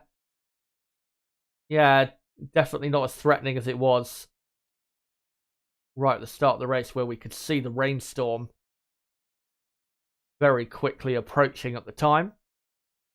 I will say, Alex Albon driving very well out there, running in 6th, comfortably in 6th. He's 3 seconds ahead of Ocon. He's only 5 seconds behind Carlos Sainz. And he's not lost a lot of time to Sainz since he got up to 6th place. Having a brilliant race. And if he can finish there, then 8 points for Williams is so important. Like I said earlier in the stream, it's like Williams winning a race, really. That amount of points. As Liam Lawson now all over the back of Leclerc, as Ferrari telling Sainz tyre life for the soft is plus 10 laps. Sainz says, you don't think we can make it to the end? Ferrari says at the moment we don't think so. Yeah, I would be very surprised if he can make it to the end. Another 32 laps. As Lawson. DRS on the back of Leclerc. But not confident enough to send it. But he will overtake him eventually. There's no doubt about that. As I just want to update that Zhou is on the soft tyre, not the medium compound. And we'll watch out for Zhou because he is, he's just recently made a pit stop. He's gone onto the soft tyres, which most people are on, and he should be pretty quick. So we'll keep an eye on him and see what his lap times are like and whether he can get back into the fight. As we're on lap 41 now. And Max Verstappen, 7 seconds clear of Sergio Perez out front. Alonso, 4.5 behind Perez as Lawson down the inside of Leclerc at turn 11. And Leclerc now 16th. And Liam Lawson running in P15. And looking at the gap between him and Tsunoda, he's not doing too bad, I would say. So he's doing just fine, and we'll see where he ends up at the end. As the next driver to pass Leclerc, about 5.5 seconds behind, as Leclerc has re-overtaken him. I didn't quite see it because I was updating that Lawson was ahead of Leclerc, but now it's gone back around. And we're seeing a replay of how Lawson passed Leclerc the first time. Up the inside of turn 11. And then, presumably, Leclerc just used the DRS on the pit straight to get him back. And yeah, that's indeed what happened. But I will keep Lawson ahead of Leclerc because the move is going to happen. There you go. It actually just happened as I say it. As Carlos Sainz has now pitted. And he comes out in 11th place, just ahead of George Russell, who has just overtaken Nico Hülkenberg for 12th place. So Sainz, first big runner to go for that second dry pit stop. And Leclerc into the pits. And yeah, that's him done for the day. Surprised they didn't do it 10 laps ago. And Carlos Sainz on the soft tyres. By the way, of course, remember, if it is, I think if it's declared at any point a wet session, you don't have to use both dry, 2 of the 3 dry compounds. So Carlos Sainz, that's the reason he has gone on to another set of soft tyres, because he doesn't have to use any of the other compounds if he doesn't want to. And yeah, it's Russell 12th, Hülkenberg 13th, and then Bottas, Lawson, Zhou, Stroll now 17th ahead of Magnussen. And yeah, Leclerc, I'll just update in a moment, is out of the races. Lando Norris pits for a new set of soft tyres, and surely that will get the job done on Tsunoda with the undercut. as he comes out with a ton of clear air down in 14th place. And yeah, that should be good enough for him to start making progress again, because he got held up for quite a while behind Tsunoda. So Norris in 14th is a replay of Russell and how he got close to Hulkenberg, presumably. And yeah, Hulkenberg not even getting anywhere near the apex of turn 10, and then Russell just easily overtaking down the inside into turn 11. Massive pace difference between the two there, as we're on lap 44. And Verstappen leading by 8 seconds now as Esteban Ocon comes into the pits. So Tsunoda is up to 6th, and then it's Hamilton, Piastri, Sainz, Russell, and then Hulkenberg in 11th. And Esteban Ocon has come out in 12th place, crucially for him and Alpine, who for once having a big race after what's been a terrible season. And actually, no, it's come out in 13th, just behind, about 2.5 behind Valtteri Bottas, so that's not great, but yeah, still. Let's hope he can secure good finish. Let me just update who is on what tyre compound quickly,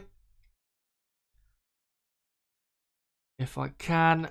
And yeah, Russell on the hard, Hulkenberg on the medium, Bottas on the medium, and then Ocon on the soft, Norris on the soft, and then Lawson on the medium, Zhou and Stroll on the soft, Magnussen on the medium.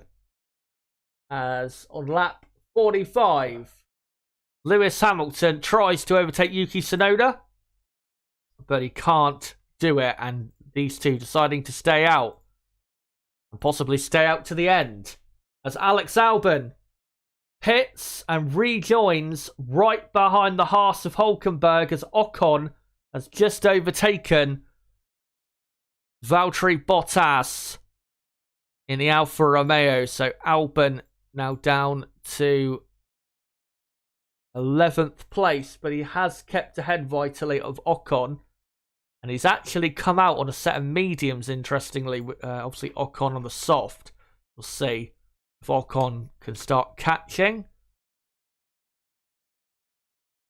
Yeah, Bottas now in 13th on the medium, as here comes Sergio Perez for his final pit stop on lap 46, as Lando Norris does the fastest lap of a 1:14.9. So clearly undercut working very well, as Perez exiting the pit lane will come out in 4th place.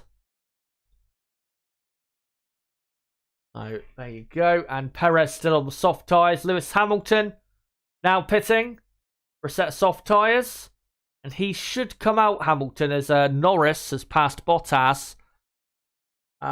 He should come out behind, Norris and Bottas, and just ahead of Zhou, who has just overtaken Liam Lawson.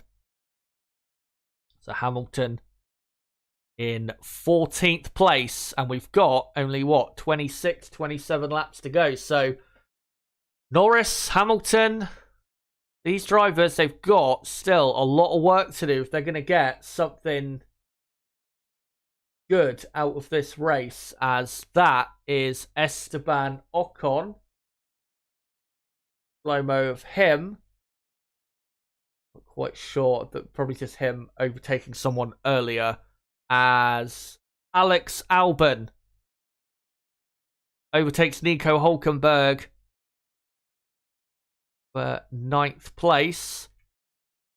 And Max Verstappen still hasn't pitted. Pierre Gasly has pitted, and he has served his 5-second penalty, meaning he will come out behind Carlos Sainz and rejoins barely ahead of Russell, who is still on the hard tyre. So Gasly rejoins in 6th, but in the end, as it stands, Gasly is heading for a 5th place finish in this Grand Prix. So Gasly in Gasly in 6th place. Oscar Piastri has pitted, and he is in 15th now on a set of mediums. To be honest, I'd be surprised if Piastri made the points, because I think there's a lot of work to do on those tyres. But we will see.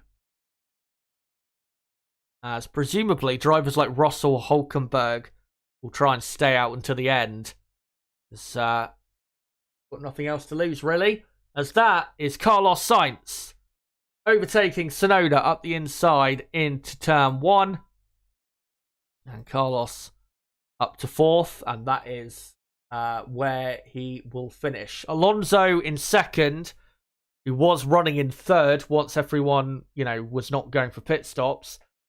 When he pits, he should come out like 4 or 5 seconds clear of Carlos Sainz, as Valtteri Bottas now pits, as well as clouds certainly darkening and maybe a rainstorm just coming in and heading for Zandvoort. This race really has died off, hasn't it? I'm fighting not to fall asleep here. I'll be honest. Like, it's really, really bad now. Yeah. So let me just update that Hülkenberg has been overtaken by Ocon and Norris. Bottas obviously has pitted.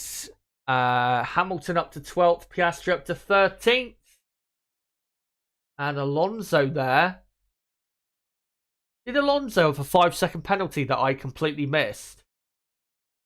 Does he? I don't believe so. They just waited 5 seconds. I'm pretty sure they did. And Alonso is now behind Carlos Sainz. He had a slow left front, Chaz. Very slow left front. Oh, dear.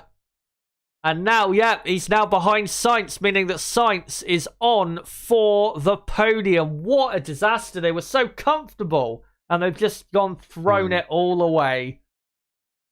As Norris, just seeing a replay of him passing Hülkenberg. I think here's a Piastri on Joe.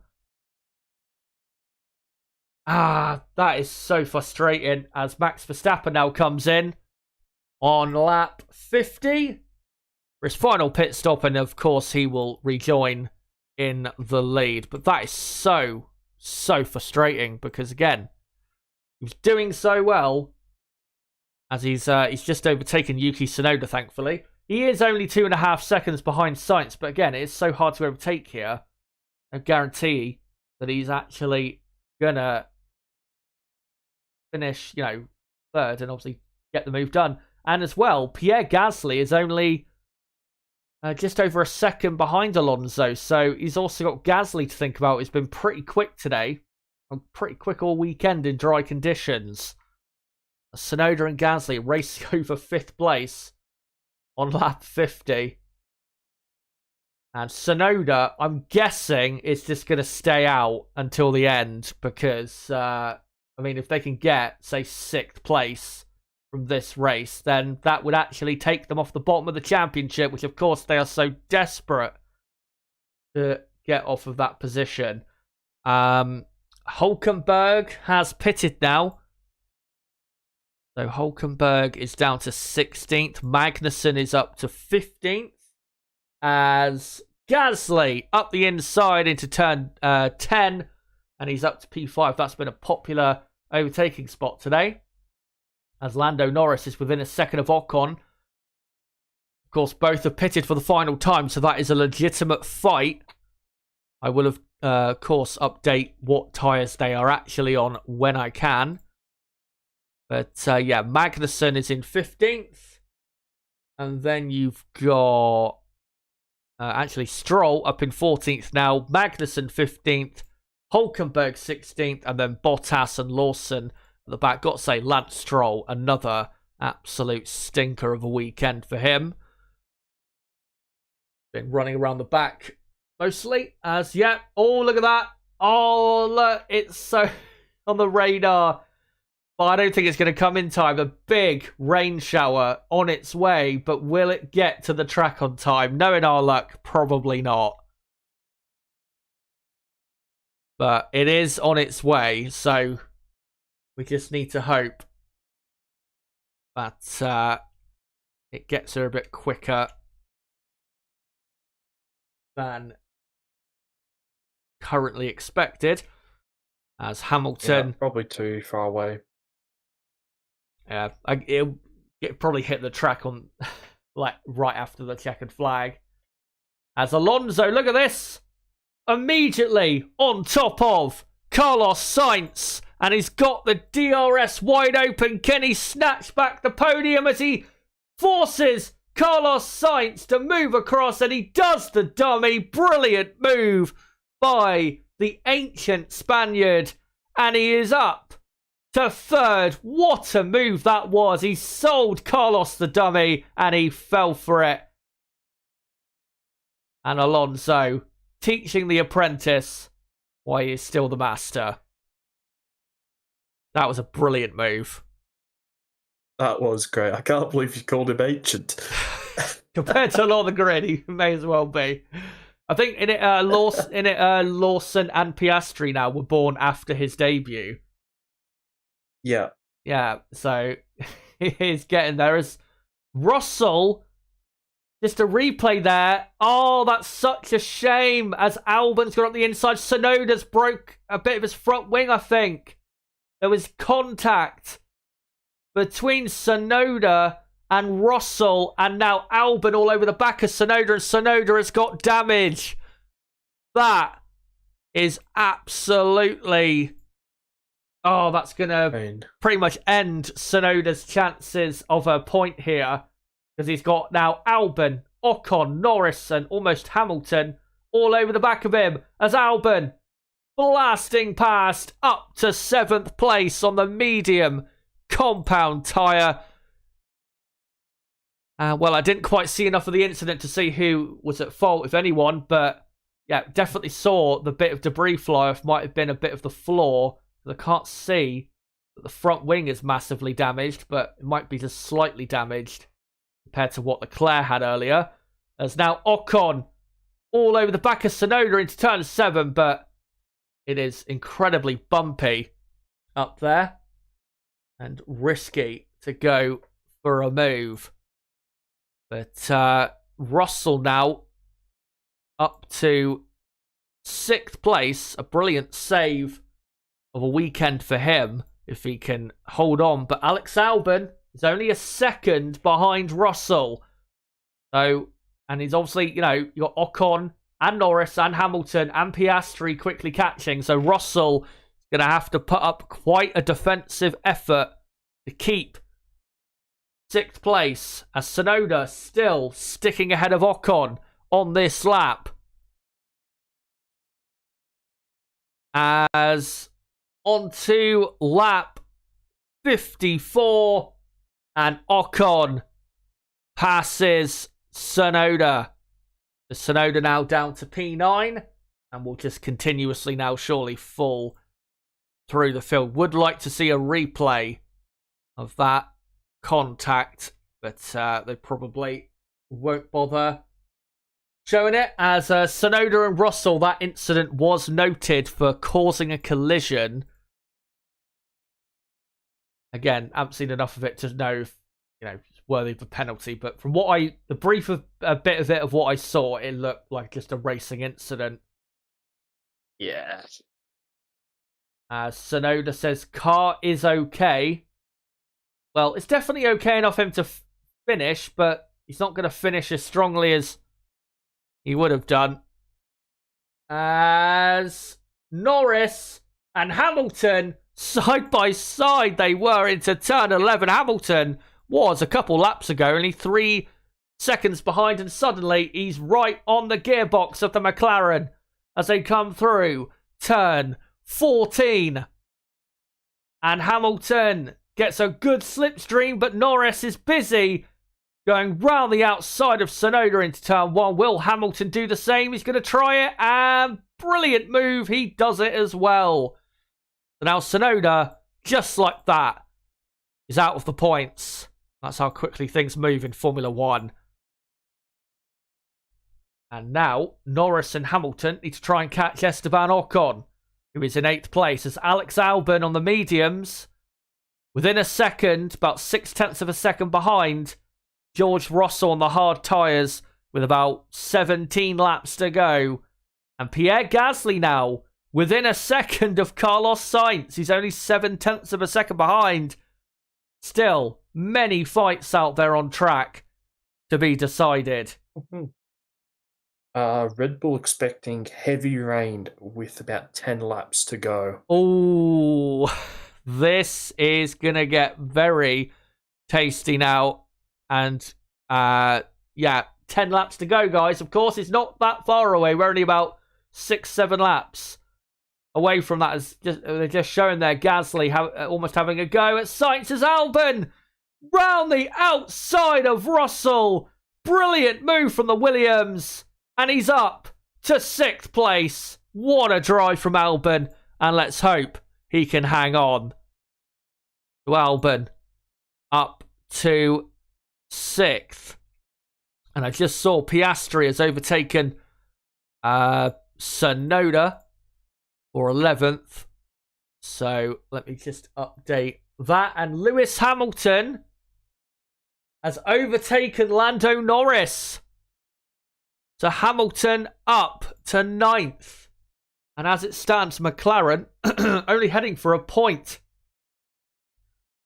And yet that rain, if you look at the radar that they're just showing now, that rain is very close now to here. And that is a very heavy rain shower. So this could get quite bad, the track conditions, and we could see quite a few cars spinning off. And as soon as that rain starts, everyone will be into the pit lane. I am pretty confident of that. As Fernando Alonso, what fastest lap that is. 1:13.8, and he might keep that fastest lap and the point with it if the rain hits in a moment. As Gasly still all over the back of Carlos Sainz. As Piastri is, what do you call it? Piastri is on the medium, as Tsunoda is on the soft. Piastri not too far behind his teammate. I don't know what's happened to Lando Norris on this set of tyres, but he's got no pace. He's already 2 seconds behind Hamilton, and Piastri on the medium now catching him pretty quickly. So clearly, Lando Norris has got an issue with the handling of that car. As Gasly, good run again as Sainz. A slight weave, but not enough to be proper weaving, which would earn him a penalty. And Gasly goes for the outside line. Sainz, though, is stern in his defence and doesn't quite push Pierre off the track, but it was good hard racing, and Carlos keeps the position as Lewis Hamilton is about 1.5 seconds behind his teammate, as Hamilton has actually passed Ocon. Hamilton on fire since the last pit stop and determined to get as many points as he can.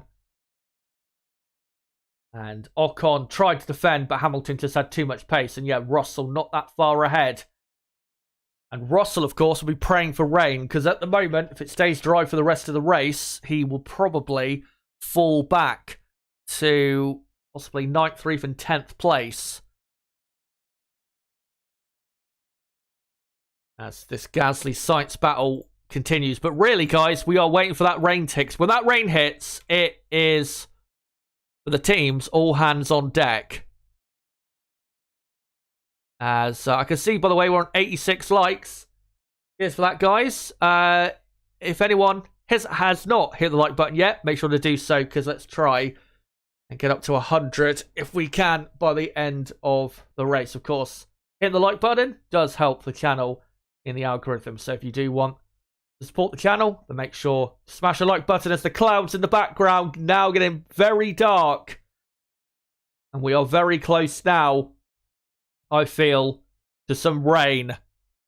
As Hamilton right on Russell's gearbox now. And Mercedes surely have... Oh, Russell touched the grass on the entry to turn 7 and almost had a massive crash.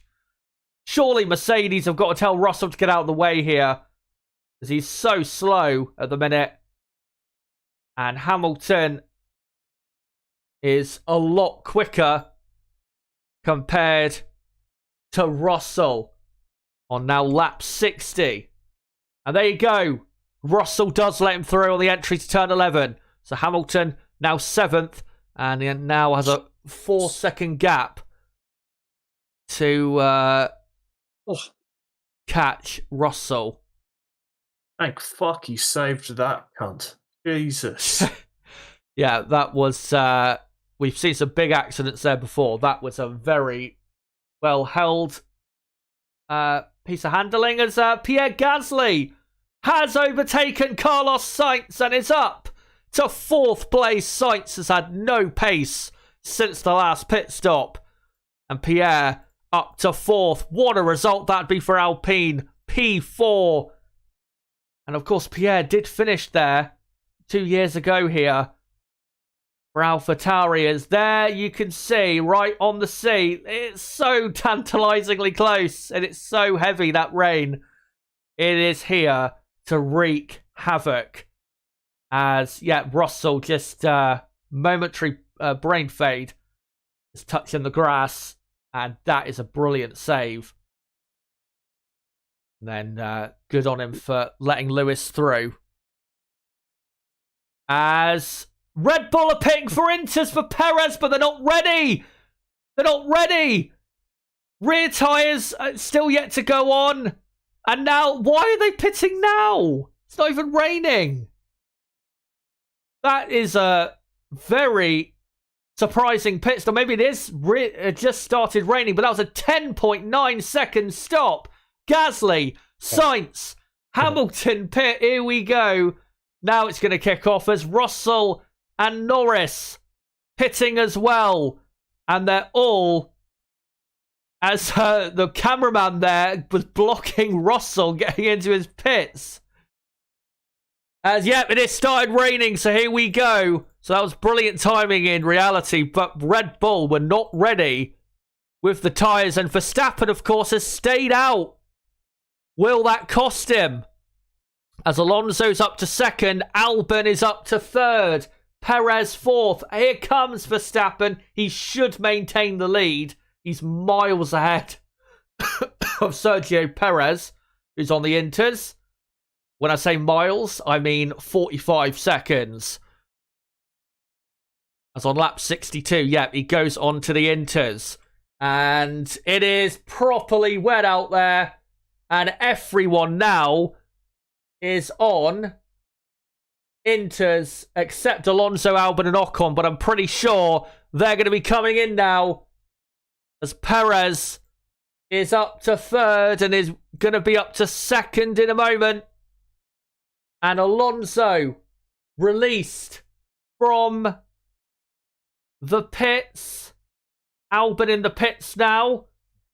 So it is a Red Bull 1-2. DRS now disabled, of course, as the rain continues to fall. And Albon and Ocon in. So it's Verstappen, Perez, Alonso, Gasly, and then Sainz. And Hamilton has jumped Alex Albon. So Hamilton up to 6th. Alex Albon has come out behind the McLaren of Lando Norris. So Norris up to 7th. Albon 8th. Russell 9th and Ocon 10th. The radio message to Ocon was very funny. This is going to be very, very heavy rain. Esteban, massive. And, yeah, and because of that, they've decided to put full wet tyres on his car. That's a good call, honestly. Yeah. if it does really start hammering down in the next couple minutes, that is a brilliant call. As it's now lap 63, 10 full laps to go, but these are going to be the longest 10 laps of these drivers' careers. As Ocon falls down to 11th now, so it's Piastri up to 10th, Ocon 11th, and then Tsunoda, Zhou, Stroll, Hülkenberg, Bottas, Lawson, and Magnussen. And everyone now on Inters as the Red Bull there of Sergio Perez goes off the track, but he comes back on. And yet the rain really started. Oh, it's very heavy. This is brilliant for Alpine. And that is torrential rain. Let me just update everyone's on the Inters. They're all going to have to pit, though, for wet tyres. Because this is way too much for the Inters.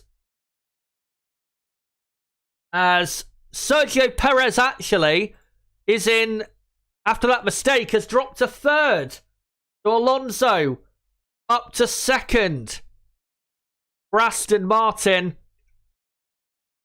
And just a replay, and yeah, he literally just, I think, aquaplaned off the track at turn 1.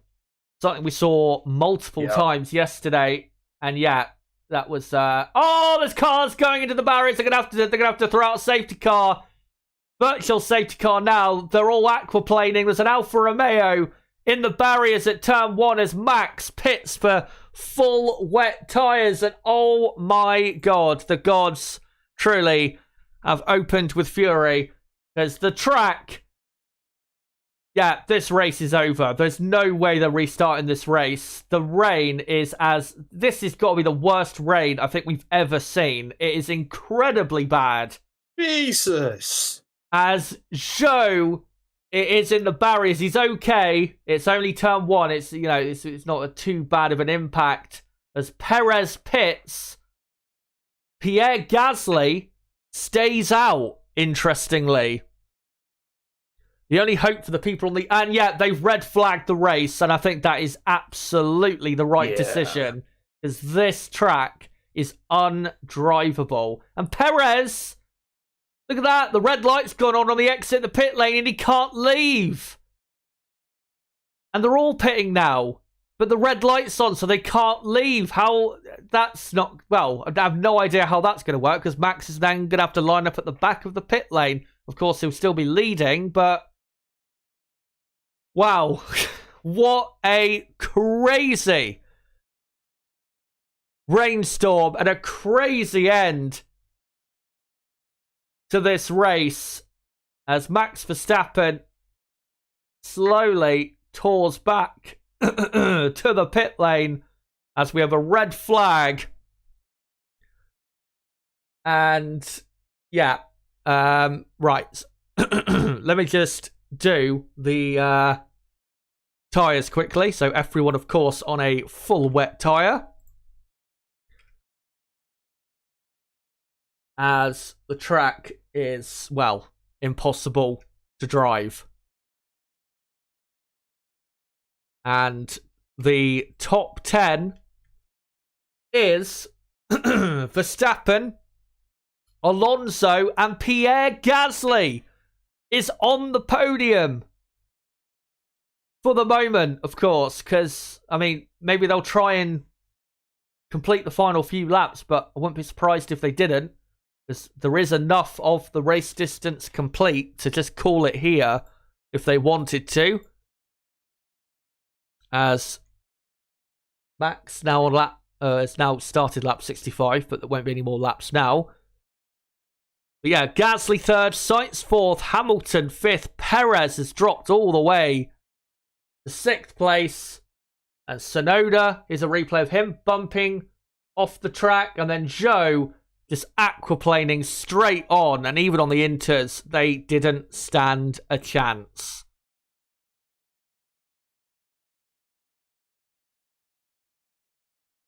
So, wow. That is like a Malaysia type rainstorm. Like we saw in, was it 2009? That was... this is literally 09. Yeah. incredible amount of rain.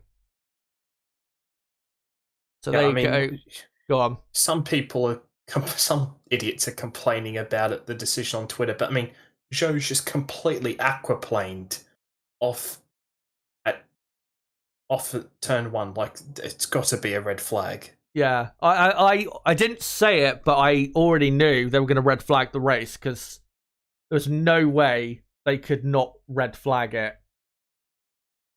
So there you go. As Alex Albon has actually dropped to ninth. Of course, a few of the drivers have actually gone off the track on their way back to the pit lane. Hamilton, which is still a replay of going off, but a lot of the drivers have gone off. So, it is Verstappen, Alonso, Gasly, Sainz, Hamilton, Perez, Norris, Russell, Albon, and Piastri completing the top 10. And then Ocon, 11th, and then Tsunoda, Stroll, Hulkenberg, Bottas, Lawson, and Magnussen. And then your three retirements are Zhou, Leclerc, and Sargent. We've only got, 7 laps to go. But we are under red flag conditions because of a monsoon. So, yeah, we'll see when this race, what they're going to do with it. But let me just update that Zhou is out of the race. So, yeah, there you go. Yeah, it is red flag conditions. By the way, cheers, guys, for 100 likes. Massively appreciated. So, yeah, let's hope they don't have a massive delay here. And like I said, there is enough of the race distance complete that they could, if they wanted to, just end the race here. But don't think they're going to do that if they don't have to. But the track at the minute is in nowhere near good enough condition for us to even think about getting underway even in the next 30-40 minutes. So this is going to be quite the delay, I fear.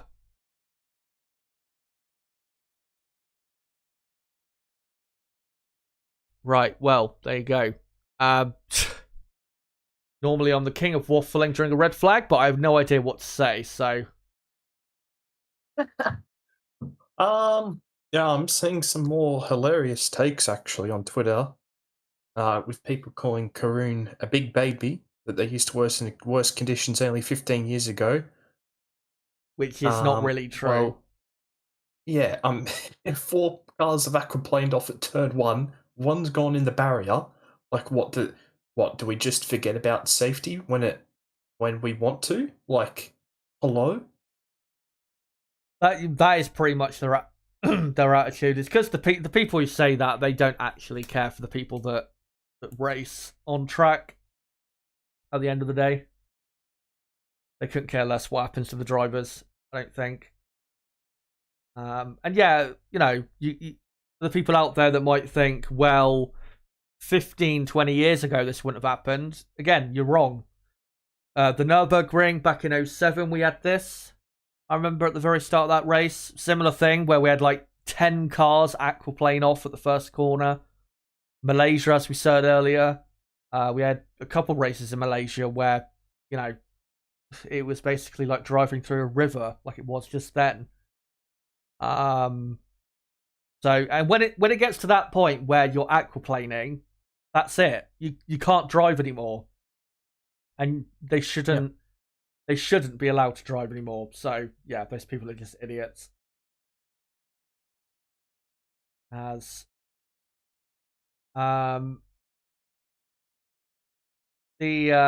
Perez will restart in 3rd place. Right, yeah, they just put it up on the race control. So yeah, it'd be Verstappen, Alonso, Perez, Gasly, Sainz, and then Hamilton, Norris, Russell, Albon, Piastri, Ocon, Tsunoda, Stroll, Hulkenberg, Bottas, Lawson, and Magnussen. So I'll just quickly update a couple of the positions. So yeah, Sergio Perez up to P3. They're just making, I think, some repairs to the barriers. I don't think the barriers are that damaged, but I think the red flag is mainly for the weather than it is, rather than the barrier necessarily. But yeah, it's a red flag, and we await to see what's going to happen weather-wise. I mean, if you look at the surrounding area, you can see actually the sun looks like it's coming now to hit the track. So if it goes sunny again, this track will dry pretty quickly, and I reckon we'll be underway, hopefully, in the next 20-30 minutes or so. Because, yeah, once the sun hits the track, it will dry pretty quickly. We saw that earlier in the race, and at the minute, actually, I think the rain has stopped. So it's not raining anymore, and now the drying process begins. So, yeah, don't think we're going to be waiting now that it's not raining. And when I looked at the radar last, it looked like there wasn't anything really behind that massive rain shower, as Ferrari are bringing back out Leclerc's car. By the looks of it. I'm not sure they're going to be allowed to do anything with it. Leclerc's giving interviews to Sky Italy. Yeah, it would be like Ferrari to just say, "Yeah, mate, you're back in the car." After he retired, 23 laps ago, I think it was. So he has said to Sky Italia that he lost 60 points of downforce from the damage. So yeah, that's a little bit. That's his replay of Tsunoda through the final corner, and I think this is another replay of him aquaplaning into turn 1, and he was the final driver to go off before Zhou careered off into the barriers. Tsunoda doing well to hang on to it and not hit anything. And then Zhou, I think the problem with Zhou, the reason he aquaplaned probably in a worse way, because he moved off the racing line where there was more water, and then just sat on top of the water, went straight on, and Tsunoda stayed on the racing line as Yuki, just a slow-mo of him bouncing across the gravel, and then Zhou pounding into the barriers. Of course, unfortunately, he is used to big crashes in Formula 1, is Zhou. Here's a replay of Sergio Perez behind Fernando Alonso. And this was when Perez was on Inters. And I think they're showing the reason why they've promoted Perez back up to third is because maybe because Perez was held up a bit too much behind Alonso. I'm not quite sure, to be honest. Perez actually hit the barrier.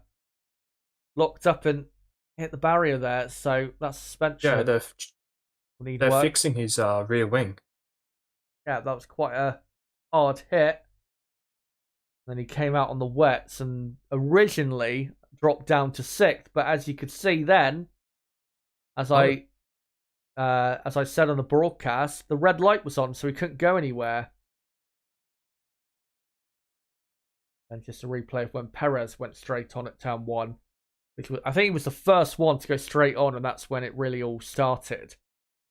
And Yeah, I think he touched the barriers there with his rear wing as well. Rain's not expected to stop for the next 20 minutes, by the way. Oh, right. Well, it's going to be probably a long wait then, because by the time the rain stops, it will need at least half an hour dry weather to get the track dry enough for it to be safe enough to run on. So we're going to be waiting another hour probably. But I will say, if obviously we're not going yet by the time the Liverpool game kicks off, then if you want to leave, then feel free. Yeah, I was about to say I will be leaving in 45 minutes, no matter what. To be honest, if the delay goes on long enough, I might even bring the stream to an end. Because I mean, if they do get going again, we don't even know whether they'll actually resume the race. Because what they might do is just do a load of laps behind the safety car and finish it like that. So yeah, then that would be something to complain about. Quite possibly, yeah. Isn't there a thing though? Wasn't it a new rule? Oh my God! Sheffield has scored. 1-1. Yes, gets in. That's at least some good news. I was gonna say, what do you call it? Wasn't there a new rule put in? I don't know if they got rid of this for Spa or after Spa 2021, but isn't it a thing where if the race starts at a certain time, it has to finish, or has to have finished 4 hours later, or something? Isn't it 3? Yeah, 3, something like that. So the race started about an hour and 47 minutes ago, so they need to finish it in the next hour and 10 minutes. If they are actually going to, stick to their own rules, but we know they're infamous for not doing that. As fans dancing around in the rain, as we just wait for whatever is gonna happen. And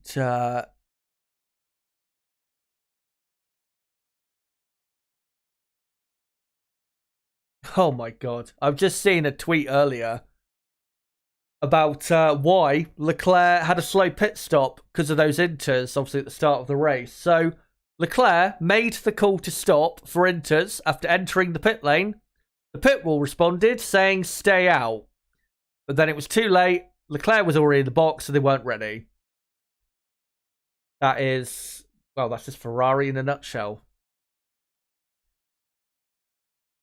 And countless times you'll hear Ferrari engineers say pit, pit, pit, and then magically they stay out. So, not exactly the first time that's happened. I remember Monaco last year, they did that with Leclerc. Ended up completely fucking up his race.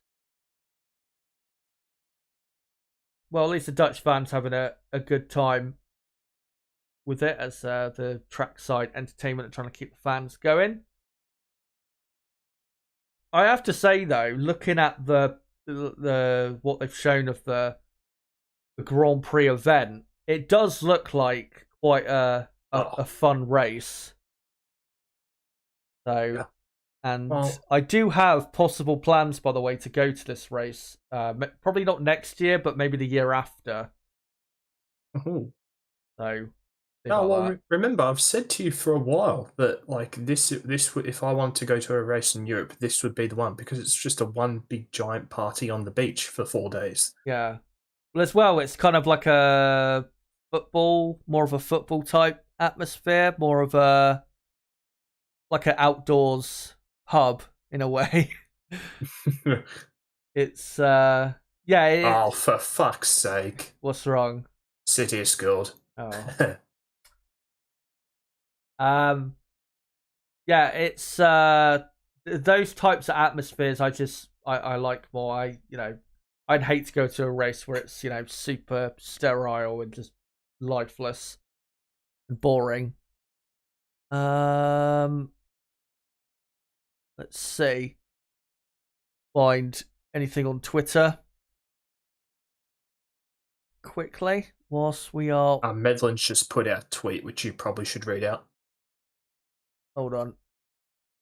I can quickly find, and then just type him in on Twitter.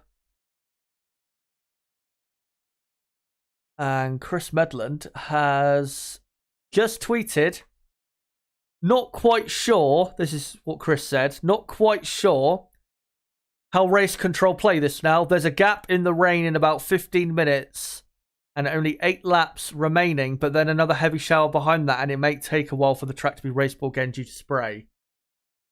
And I think you can actually just about, they're showing this wide angle from the helicopter, I think you can just see in the background that rain, that next rain shower coming, just about in the background. So, yeah, I mean, if that rain shower, if another heavy shower does hit, then what's the point in finishing this race? They've already done enough laps. Why not just call it here?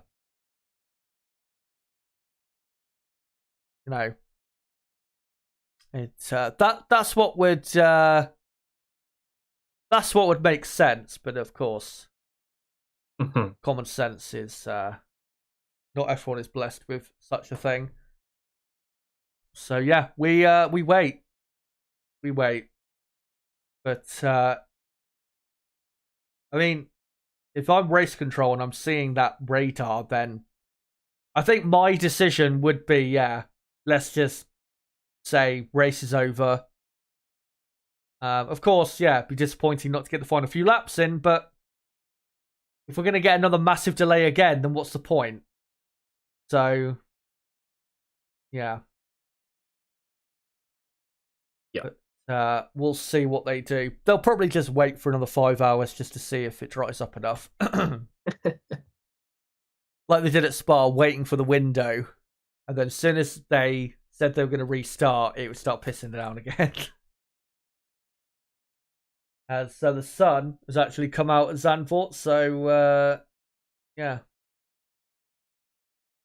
They were to get out there. Maybe the next few minutes would be a good time. But, of course, when they let the teams know that they're going to restart the session, it's a 10-minute warning. So even if they, it said now race will resume at it would be still a 10-minute wait, and then by then it might, the weather might change around quite a bit. And by the way, if you are British, obviously British Formula 1 fan, then yeah, when it comes to a Grand Prix to visit outside of the UK, of course we only have one in the UK, being Silverstone, Zandvoort is the closest one to the UK, and is actually very viable to attend. If you get a ferry from the East Coast, not too far from what I've seen, Holland, and Holland is not very big, so if you do drive into Holland, through Holland, it's not very long. Nowhere near as big, of course, as the UK, so yeah. And you actually look on the map, Zandvoort isn't really that far from the east coast of the UK. A lot of the weather they get in this part of Holland is basically the same they get in the east coast of the UK, or east coast, say the southeast of the UK.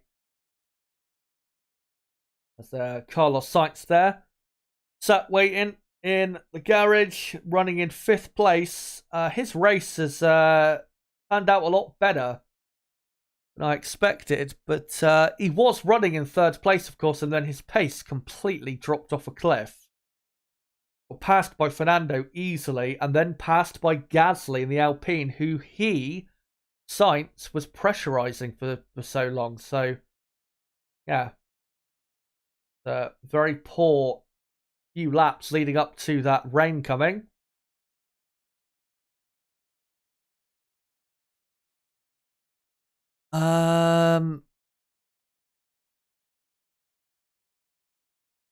Let's see if there's anything else I can find, and no, can't find anything at the moment. But it's definitely stopped raining now at the track, and what do you call it? The track mostly covered in sunshine, if not entirely covered in sunshine. But again, the time is now, really. They want to get out there. And if they want to complete this race behind the safety car, then they really got to do it, in the next few minutes or so, because that next rain shower looks like it's quickly approaching. And I've seen, and this has not just been the case today, but this is the reason yesterday at Zandvoort we had so much rain, coming every so often. It's because of so many little bands of heavy rain hitting the track. It's not just one massive band of rain. It's a lot of small little bands of rain repeatedly hitting the track, and just constant on and off rain. That's what Zandvoort has had ever since Saturday. So, and looks like the sky's darkening again, so probably some more rain coming now.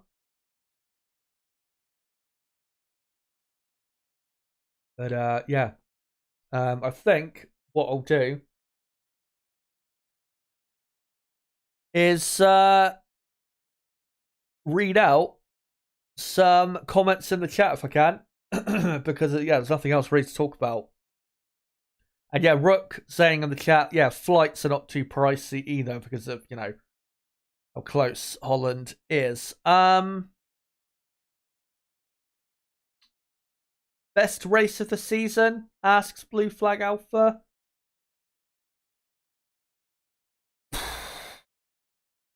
Don't know. I don't know.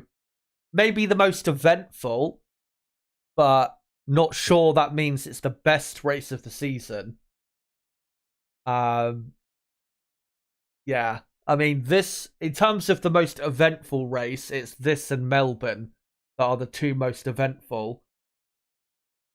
I'd say the Australian Grand Prix was a better race though, because we had really good close battles throughout the entire race as well before that madness at the end. So it wasn't just like there was a massive boring period in between. It was good really throughout the entire race. And yeah, I can see the rain in the background on its way. So yeah, I don't think we're going to get really anything more here. So once again, congratulations to the FIA. Fantastic operation. Don't know why we can't just, I don't get why they need a 10-minute warning, not a 5-minute warning. And don't get why 5-10 minutes ago we couldn't have at least got back out there behind the safety car to at least complete the rest of the laps. And that really is what my biggest frustration is with them, especially when it goes back to what happened at Spa a couple years ago, is their procedures are so just they're unable, slow, but they're unable to adapt to an evolving situation. Yeah. And they expect like the weather to, operate around what they want to do, when you need to just, when it comes to the weather, at the end of the day, you just need to react to what the weather is doing. You can't just sit there and expect it to obey what you want. And yeah, looking at the track, I mean, there is some standing water about, definitely, but behind the safety car for a lot of the track, I think it's safe enough for them to just go around behind the safety car. But no message as of yet, and still a red flag. Yeah, I mean, we should be racing now. Or at least cars out on track now. Yeah, it is so stupid. Like, this is where the criticism of them being scared of running and using the wet weather tyre is very valid. Yeah. But as well, it's like they don't. I don't understand why they don't put more trust in the radar. Like, if the radar says there's going to be a good, decent dry patch, then they can plan at least for when they're going to get the race back underway, rather than just sitting here and waiting, and then suddenly going, "Oh, we'll restart in 10 minutes," whenever the fuck that is. If if they sat there when the race was red flagged, if they sat there and was like, right, in 20 minutes it'll stop raining, and then we'll get a dry period of, like, I don't know, 20 minutes, say, then they could say, right, race resumes at this time, and we'll just complete the race behind the safety car, and then we'd be basically done by now. Looking at the radar, though, don't know if you've just seen it there, but don't know if you're watching or not, but there is the next band of heavy rain is much bigger and wider than the one that hit the track before. So I think we're done here, to be honest. Yeah. I think what I'll do... I'm just laughing at the marshals doing the bloody wattle down the pit lane. I think what I'll do... I didn't actually see this. Before the race, Alex Albon had a puncture on the way to the grid. Didn't actually see that. That's incredible. Right, so yeah, because I don't think we're really going to get any more proper running in, I think what I'm going to do is start slowly winding the stream down. Because, yeah, I'd be surprised. Hope for a surprise. Yeah, I'd be surprised if we got any green flag racing, to be honest. So I'll just quickly do a poll, and then as many of you as you can vote on it. So I'll just ask, who is your driver of the day for the Dutch Grand Prix? Nib, who would you go for as driver of the day today? Albon? Yeah, I'd probably go Albon as well. He was for a long time running in 6th place and was comfortable. So, I mean, Alonso's an option. Gasly, even though he was lucky with, well, not lucky, but, you know, right choice, obviously, to go on the Inters as early as he did. He's had a very good race as well. Tsunoda as well. But yeah, I would probably go with Alex Albon. But let me just do the options quickly. So yeah, the options will be for this poll: Verstappen, Alonso, Albon, and yeah, Yuki Tsunoda I'll put in there as well. So just vote in that poll, everyone. Vote in that poll for the next 5 minutes, and then in like 5 minutes or so, I will end the poll and see what the results are. Yeah. Just quickly look to see if got any new news. And no, don't think we really have. No, don't think we have at the minute. So on reflection here, because I mean this race is basically over. how good of a race would you say we had overall? Like a 7 out of 10 or something, or a 6 or whatever? Oh, nah, I can't because I reckon there may be about 5 times where I've had some good micro sleeps. I'm pretty fortunate that I haven't actually fallen asleep. Oh, race will resume in 11 minutes. And I guarantee it will start hammering down again. Yeah, probably. So stupid. Yeah, race will resume at 17:14 local time, which is in 9 minutes time. Or 9-10 minutes time. Yeah. I was trying to figure out if he tweeted in local time or not. Yeah, of course he would. I'd probably give it I'll go for a 5.5 or a 6. I mean, I think a 6 is fair. Yeah. I mean, obviously the exciting parts were the start with the rain coming down, but really, since the safety car came in around lap 20-ish, it's been bang average, really. And I mean, the only reason we've got racing and overtaking is because cars are out of position. We have to remember that. So, yeah.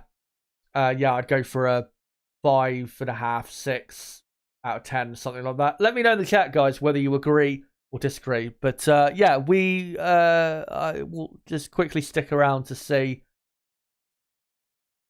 if they can get this race done before it gets way too heavy. Rooksfoot says 7 out of 10. Blue Flag Alpha says 7. It's not a 7. Yeah, there's definitely been better races. I literally fell asleep. And Race Control have just mandated the use of intermediate tyres. That doesn't make any sense. Yeah, that does not make any sense. Because if it when it hammers down,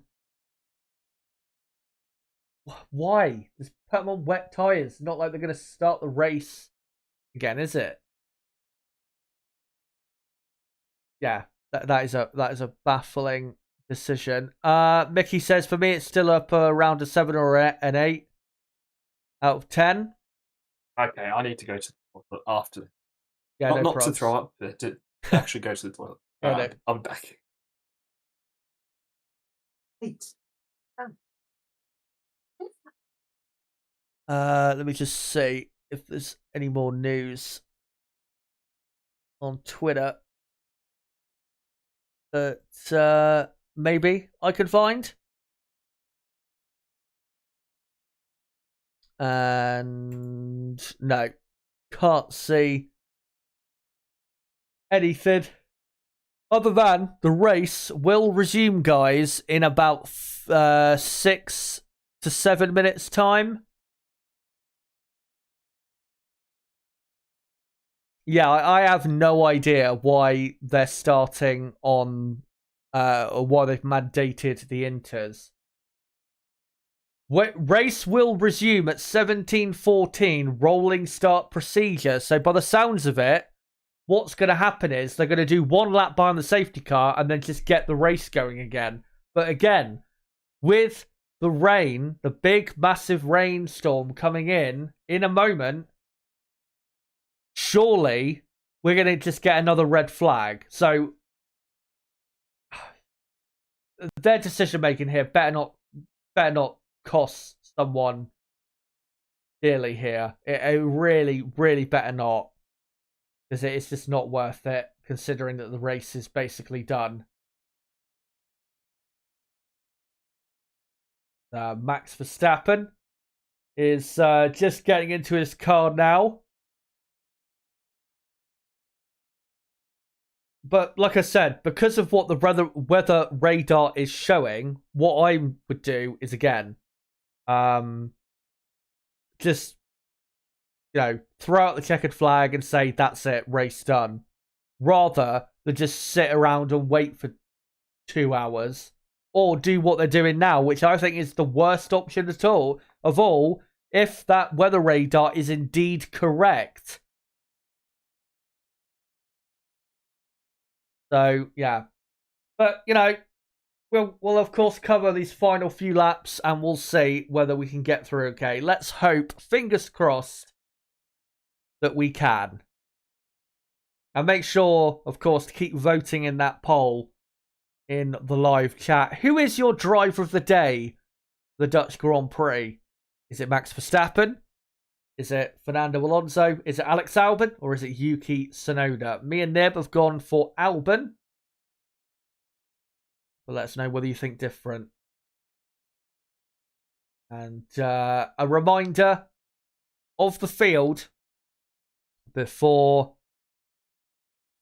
we get going again. It is Max Verstappen who will lead the pack away from Fernando Alonso second, Sergio Perez third, Pierre Gasly fourth, Carlos Sainz fifth, Lewis Hamilton sixth, Lando Norris seventh, George Russell eighth, Alex Albon ninth, and Oscar Piastri in P10. And then the rest of the field that is still running outside of the top 10, you've got Ocon, Tsunoda, Stroll, Hulkenberg, Bottas, Lawson, Magnussen, and your only retirements, Zhou, Leclerc, and Sargent. As race control have just said the safety car will stay out for 2 laps, which will be lap 65 and then lap 66, I presume. And then we'll be back underway on lap 67. And I think you're back, Nib. They just said they're going to do a rolling start. So they are absolutely intent on getting this race back underway. And we will see whether they end up getting it wrong or not. Again, fingers crossed. And I really mean it, fingers crossed, that we don't end up anything serious happening. But let me just get the lap counter back up. So it is lap 65 out of 72. And there you go. And yeah, we'll be back underway in 2 minutes time. 2 minutes time. Yeah, they just said that the safety car will stay out for 2 laps and then they're going to do a rolling start. So, right. Interesting. So we better hope that that heavy rain does not hit before the end, because this could get really bad. Oh no, this makes sense. Make everyone's tyres pull down behind the safety car and make everyone go off at turn 1 for a rolling start. As the Red Bull there of the Red Bull there's just driven out of the pit lane. Sergio Perez. I don't know if he's been told he's allowed to do that, but green. Yeah. There was green light on. Right. So I think he's going back round to recover position. And yeah, there you go. So they're all filtering out now. So, technically speaking, we are back underway for this 2023 Dutch Grand Prix, and it will be a final, 6 racing laps, I think, in total. If it is true, they're going to do 2 laps behind the safety car, maybe 5 racing laps in total. We will see, and hopefully the rain will stay away for long enough. But of course, this is a great chance for Fernando Alonso. We know how much of a great wet weather driver he is.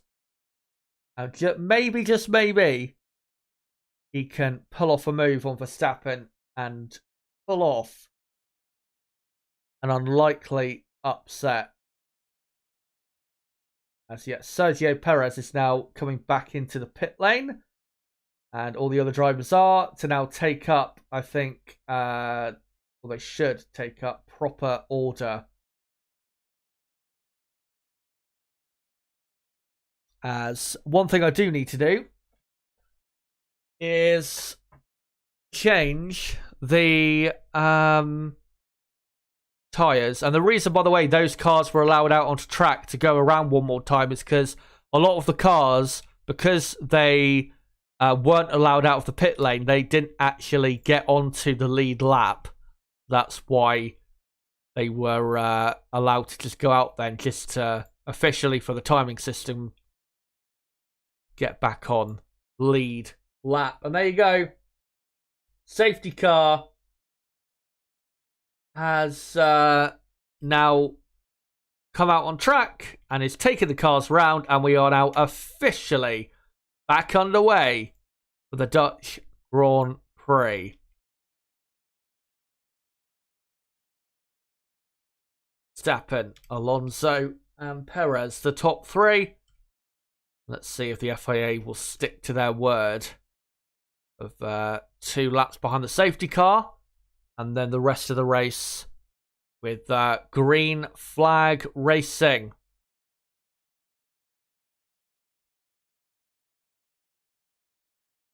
So, right. Yeah, the safety car just leading Verstappen and Alonso through where George Russell made a miraculous save.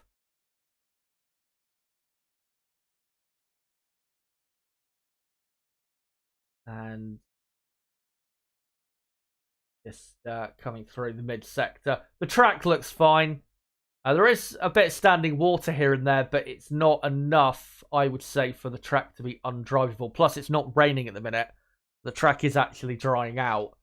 So the sooner we get underway, the better.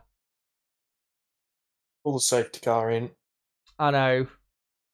But I think it does illustrate as well, though. We should have been underway 10-15 minutes ago at least. And we would have had the race easily done by now. As I think this area, entry to turn 11, there was a lot of standing water, not anymore. That looks a lot better through there. So what it will be is one more lap behind the safety car, and then we will be back underway at the start of lap 67.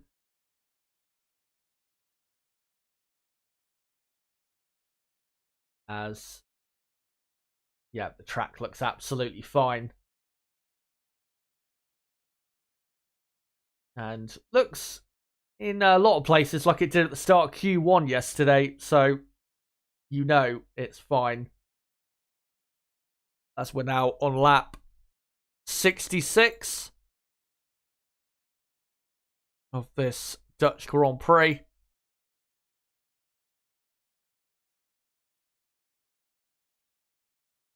And Rook in the chat saying tropical downpour just without the tropical bit. True. As Verstappen just trying to test out certain lines of the track. And there you go, off in the distance, the next monster rainstorm. So, yeah, need to get this race underway at the end of this lap, please. Because if we don't, then it's, well, pointless what we're doing here. And, yep, safety car will enter the pits. Rolling start procedure. So it'll be just a typical safety car restart. As just seeing here a slow-mo of Verstappen behind the safety car from a few moments ago. But the big fights to look out for here is Lewis Hamilton. Can he make his way up in the last few laps from 6th place? Obviously, he was really roaring through the field before that rain. Can Sergio Perez make it a Red Bull 1-2? Can Albon hang on to points? Can Piastri, Russell and Norris also make progress? We are about to find out. As Max Verstappen now becomes the safety car. Just weaving about here, and surely in a moment once he gets the call that the safety car is back in. And now, decides to go for it and has left Fernando Alonso for dead. And guys, we are back underway. The 2023 Dutch Grand Prix. Alonso, though, gaining a lot through turn 14. And going into turn 1, Alonso not too far behind, but Verstappen keeps the lead of the Dutch Grand Prix. That's Verstappen, Alonso, Perez, and then Gasly, Sainz, Hamilton, Norris, Russell, Albon, Piastri, your top 10. And in the background, Hamilton all over the back of Sainz, and Russell right on the back of Lando Norris. Going to try and go around the outside like Alonso did earlier to Norris, and he does! Brilliant move from George Russell, and he's up to 7th place. And Mercedes looking a lot better now than it did about 50 laps ago. As Albon still in P9. And here is Fernando Alonso. Still within a second of Verstappen and doing well. As Sergio Perez under investigation for speeding in the pit lane. What is he doing? How has he made that mistake? That is horrendous. And surely he'll get a 5-second penalty for that, as Lando Norris has overtaken George Russell. Not anymore. Russell is back ahead. Yep, 5-second penalty. Such a stupid mistake, and he might lose the podium yet, and Pierre Gasly and Alpine will be praying that they can stay within 5 seconds, which is now the aim. As Russell, something's happened to Russell. He's dropped to the back. Clearly has had a spin or something. There's Russell now at the very back of the field. And Russell just says, I'm out. So, no idea what's happened there. Must have had a technical issue.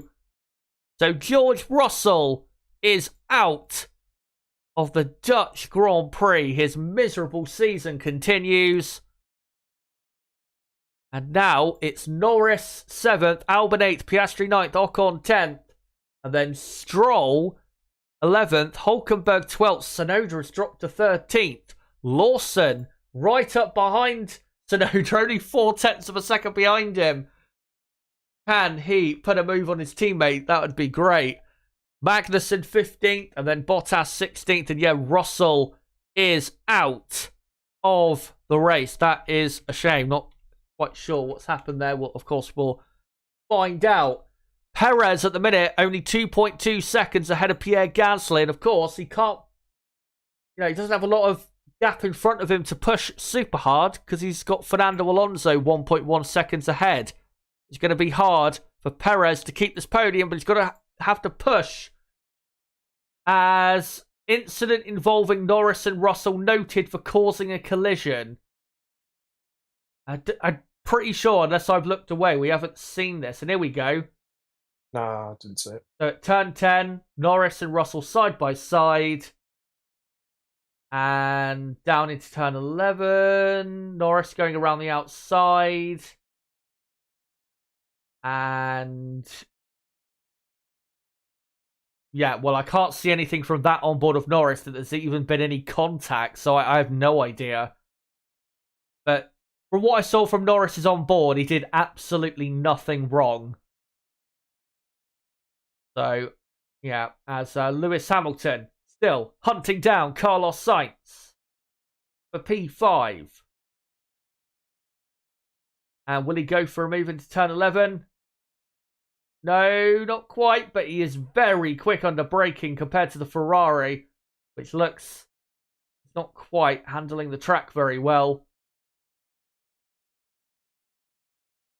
As Hamilton right on the back of Carlos now through turn 14. And now on lap 70, 3 full laps to go. And Hamilton, unfortunately, not close enough. George Russell, by the way, is not actually out of the race. He has pitted and come back out in 17th place. So he is still going. Let me just correct that quickly. To be honest, I think Mercedes probably should have just retired him. The race for him is over. as Hamilton gets a good exit from turn 3. As Perez, 2.9 clear of Gasly. I think Gasly, unless he has a poor final 3 laps, it's going to be really close, but I think Gasly should just be able to hold on. And Perez, again, is within a second of Alonso. He's being held up now, which is not going to help his progress. As Lewis Hamilton, great exit from turn 10. And he thinks about sending it on Sainz into turn 11, but doesn't bother. And Hamilton gets a good exit, but nowhere near enough. And his run through turn 13 is very good. Sergio Perez within a second of Alonso on this penultimate lap. And not really close enough. Now we're on the penultimate lap, though. Niv, quickly before I know you have to go. As Sainz just stays ahead of Hamilton. Just a quick word on our race winner, Max Verstappen. Equaling Sebastian Vettel's win record, surely. And yeah, what a drive from him. Yeah, I mean, he just showed how good he is, as we all know.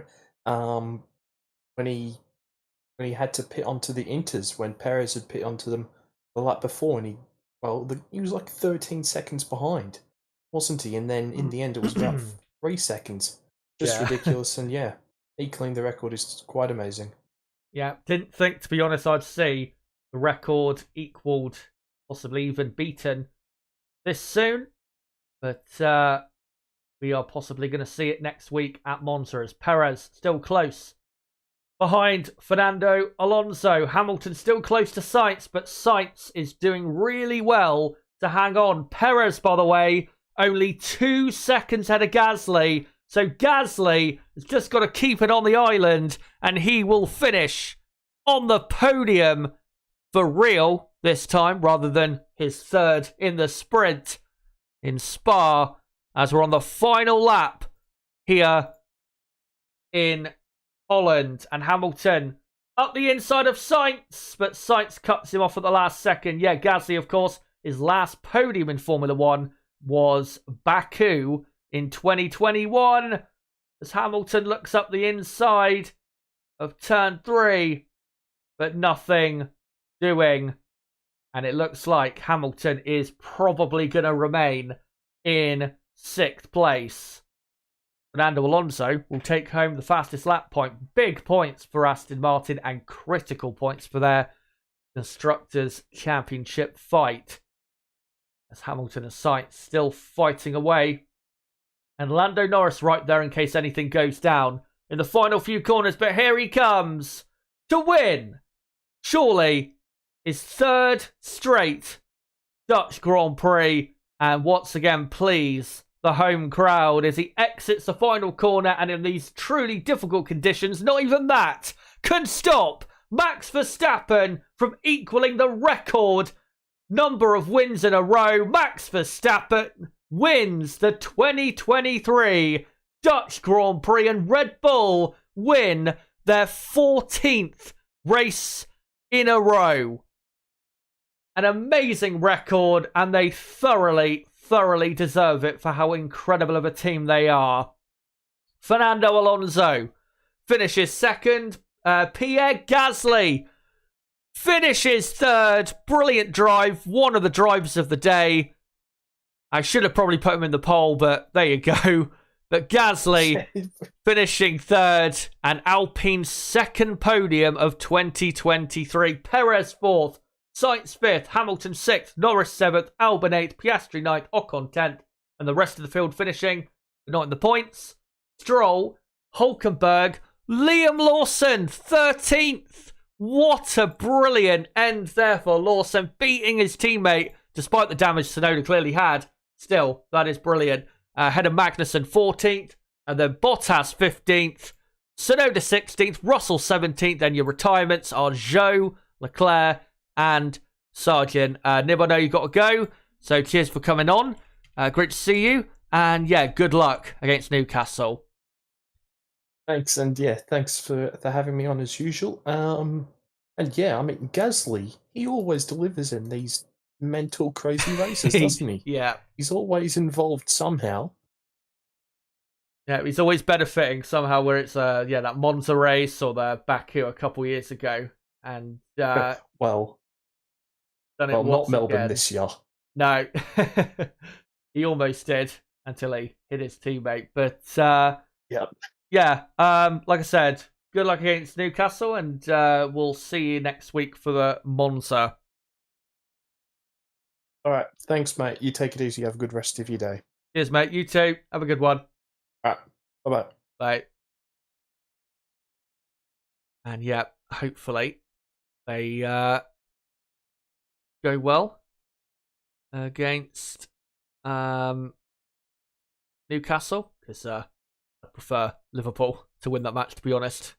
Newcastle's fan base is a bit unbearable. Anyway, finally, guys, the race is over.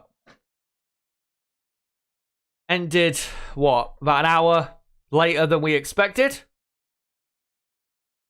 But it is finally over. Because of how long I've been live for, guys, gonna be honest, I'm not gonna be live for much longer.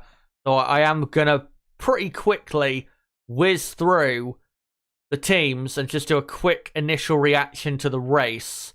So let me just quickly do that. The Red Bull, once again, brilliant. 14 wins in a row. Max Verstappen equaling Sebastian Vettel's win record of 9. And next week, we could possibly, and most probably, will witness history at the Italian Grand Prix.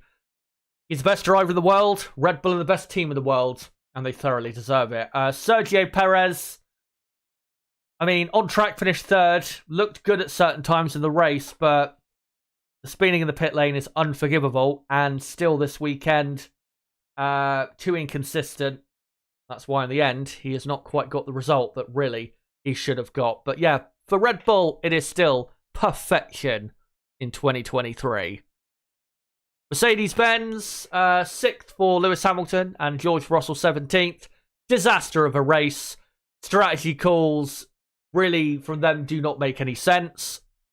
And then obviously Russell having some sort of contact with Norris at the end of the Grand Prix, which of course is not great. Russell's pace, though, to be honest, in the dry was not very good. Hamilton did have a very good second half of the race, but having to repair the damage done by the team getting it so wrong at the start of the race by not going to intermediate tyres on the first lap. But in the end, Hamilton still came home with some points.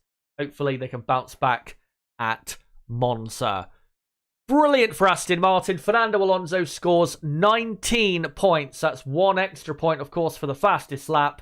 And yeah, Ferrari only 10 points. And McLaren only 6 points. So that is a brilliant race for Aston Martin. And they are now, 14 points clear of Ferrari. So that's a decent enough gap now for them to have going forward, and let's hope that Aston Martin can get back a bit more into this sort of form that we saw, of course, at the start of the season, where they couldn't stop finishing on the podium. Of course, it is Fernando Alonso's first podium since the Canadian Grand Prix, and it is his 7th podium of the season. Clear proof of just how great he's been in 2023. Ferrari, usual disaster, usual circus show. Carlos Sainz had a good drive, I have to say. His pace was a lot better than expected. At the end of the race, though, definitely his pace was quite poor, but still overall good performance, and ended up getting a bit more out of the race than expected. So I have to say, good performance from him. Charles Leclerc, obviously, he had a disaster the entire time. The botched pit stop, which was just typical Ferrari, and then the front wing damage, then the floor damage, and then eventually retired because of it. Again, typical Ferrari, and once again failed to capitalise when others fall by the wayside, such as McLaren. Only 7 points from this race. Norris finishing in 7th and Piastri finishing in actually P9. So it's actually 8 points for the McLaren team. Which, I mean, given how at one point it was looking really bad for them and both cars were, outside of the points, not terrible, but they should have been on the podium this weekend. Their car was quite comfortably the second best car out there this weekend, and they failed to capitalise on it and have not got as much points out of the weekend as they should have got. And it's unfortunate for them because next weekend at Monza, they're going to be a lot slower, of course, because the next track and the circumstances of that track just do not suit the McLaren car whatsoever.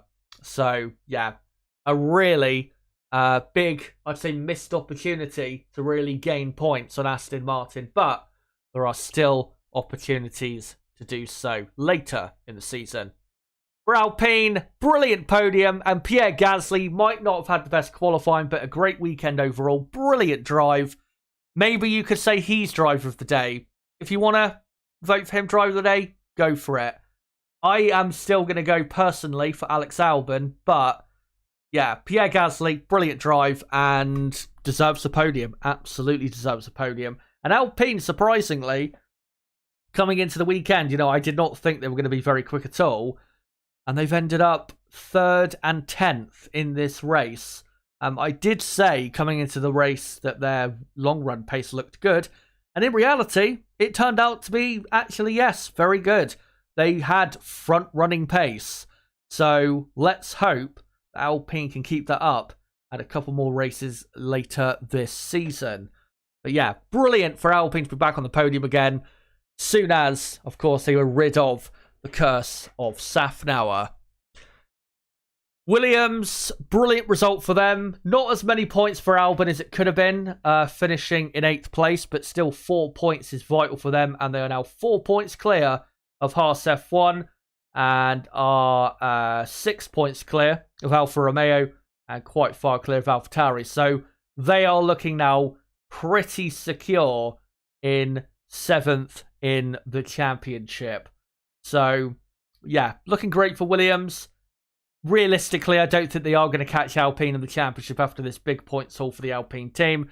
But 7th place for this season would be brilliant. Haas F1, shower of shit. Alfa Romeo, even worse. And AlphaTauri, I feel a bit sorry for them. Yuki Tsunoda, Yuki Tsunoda was running very well, but then picked up damage from the contact with George Russell. And if it wasn't for that contact, I think Tsunoda probably could have ended up in the points. So once again, bad luck for Yuki Tsunoda.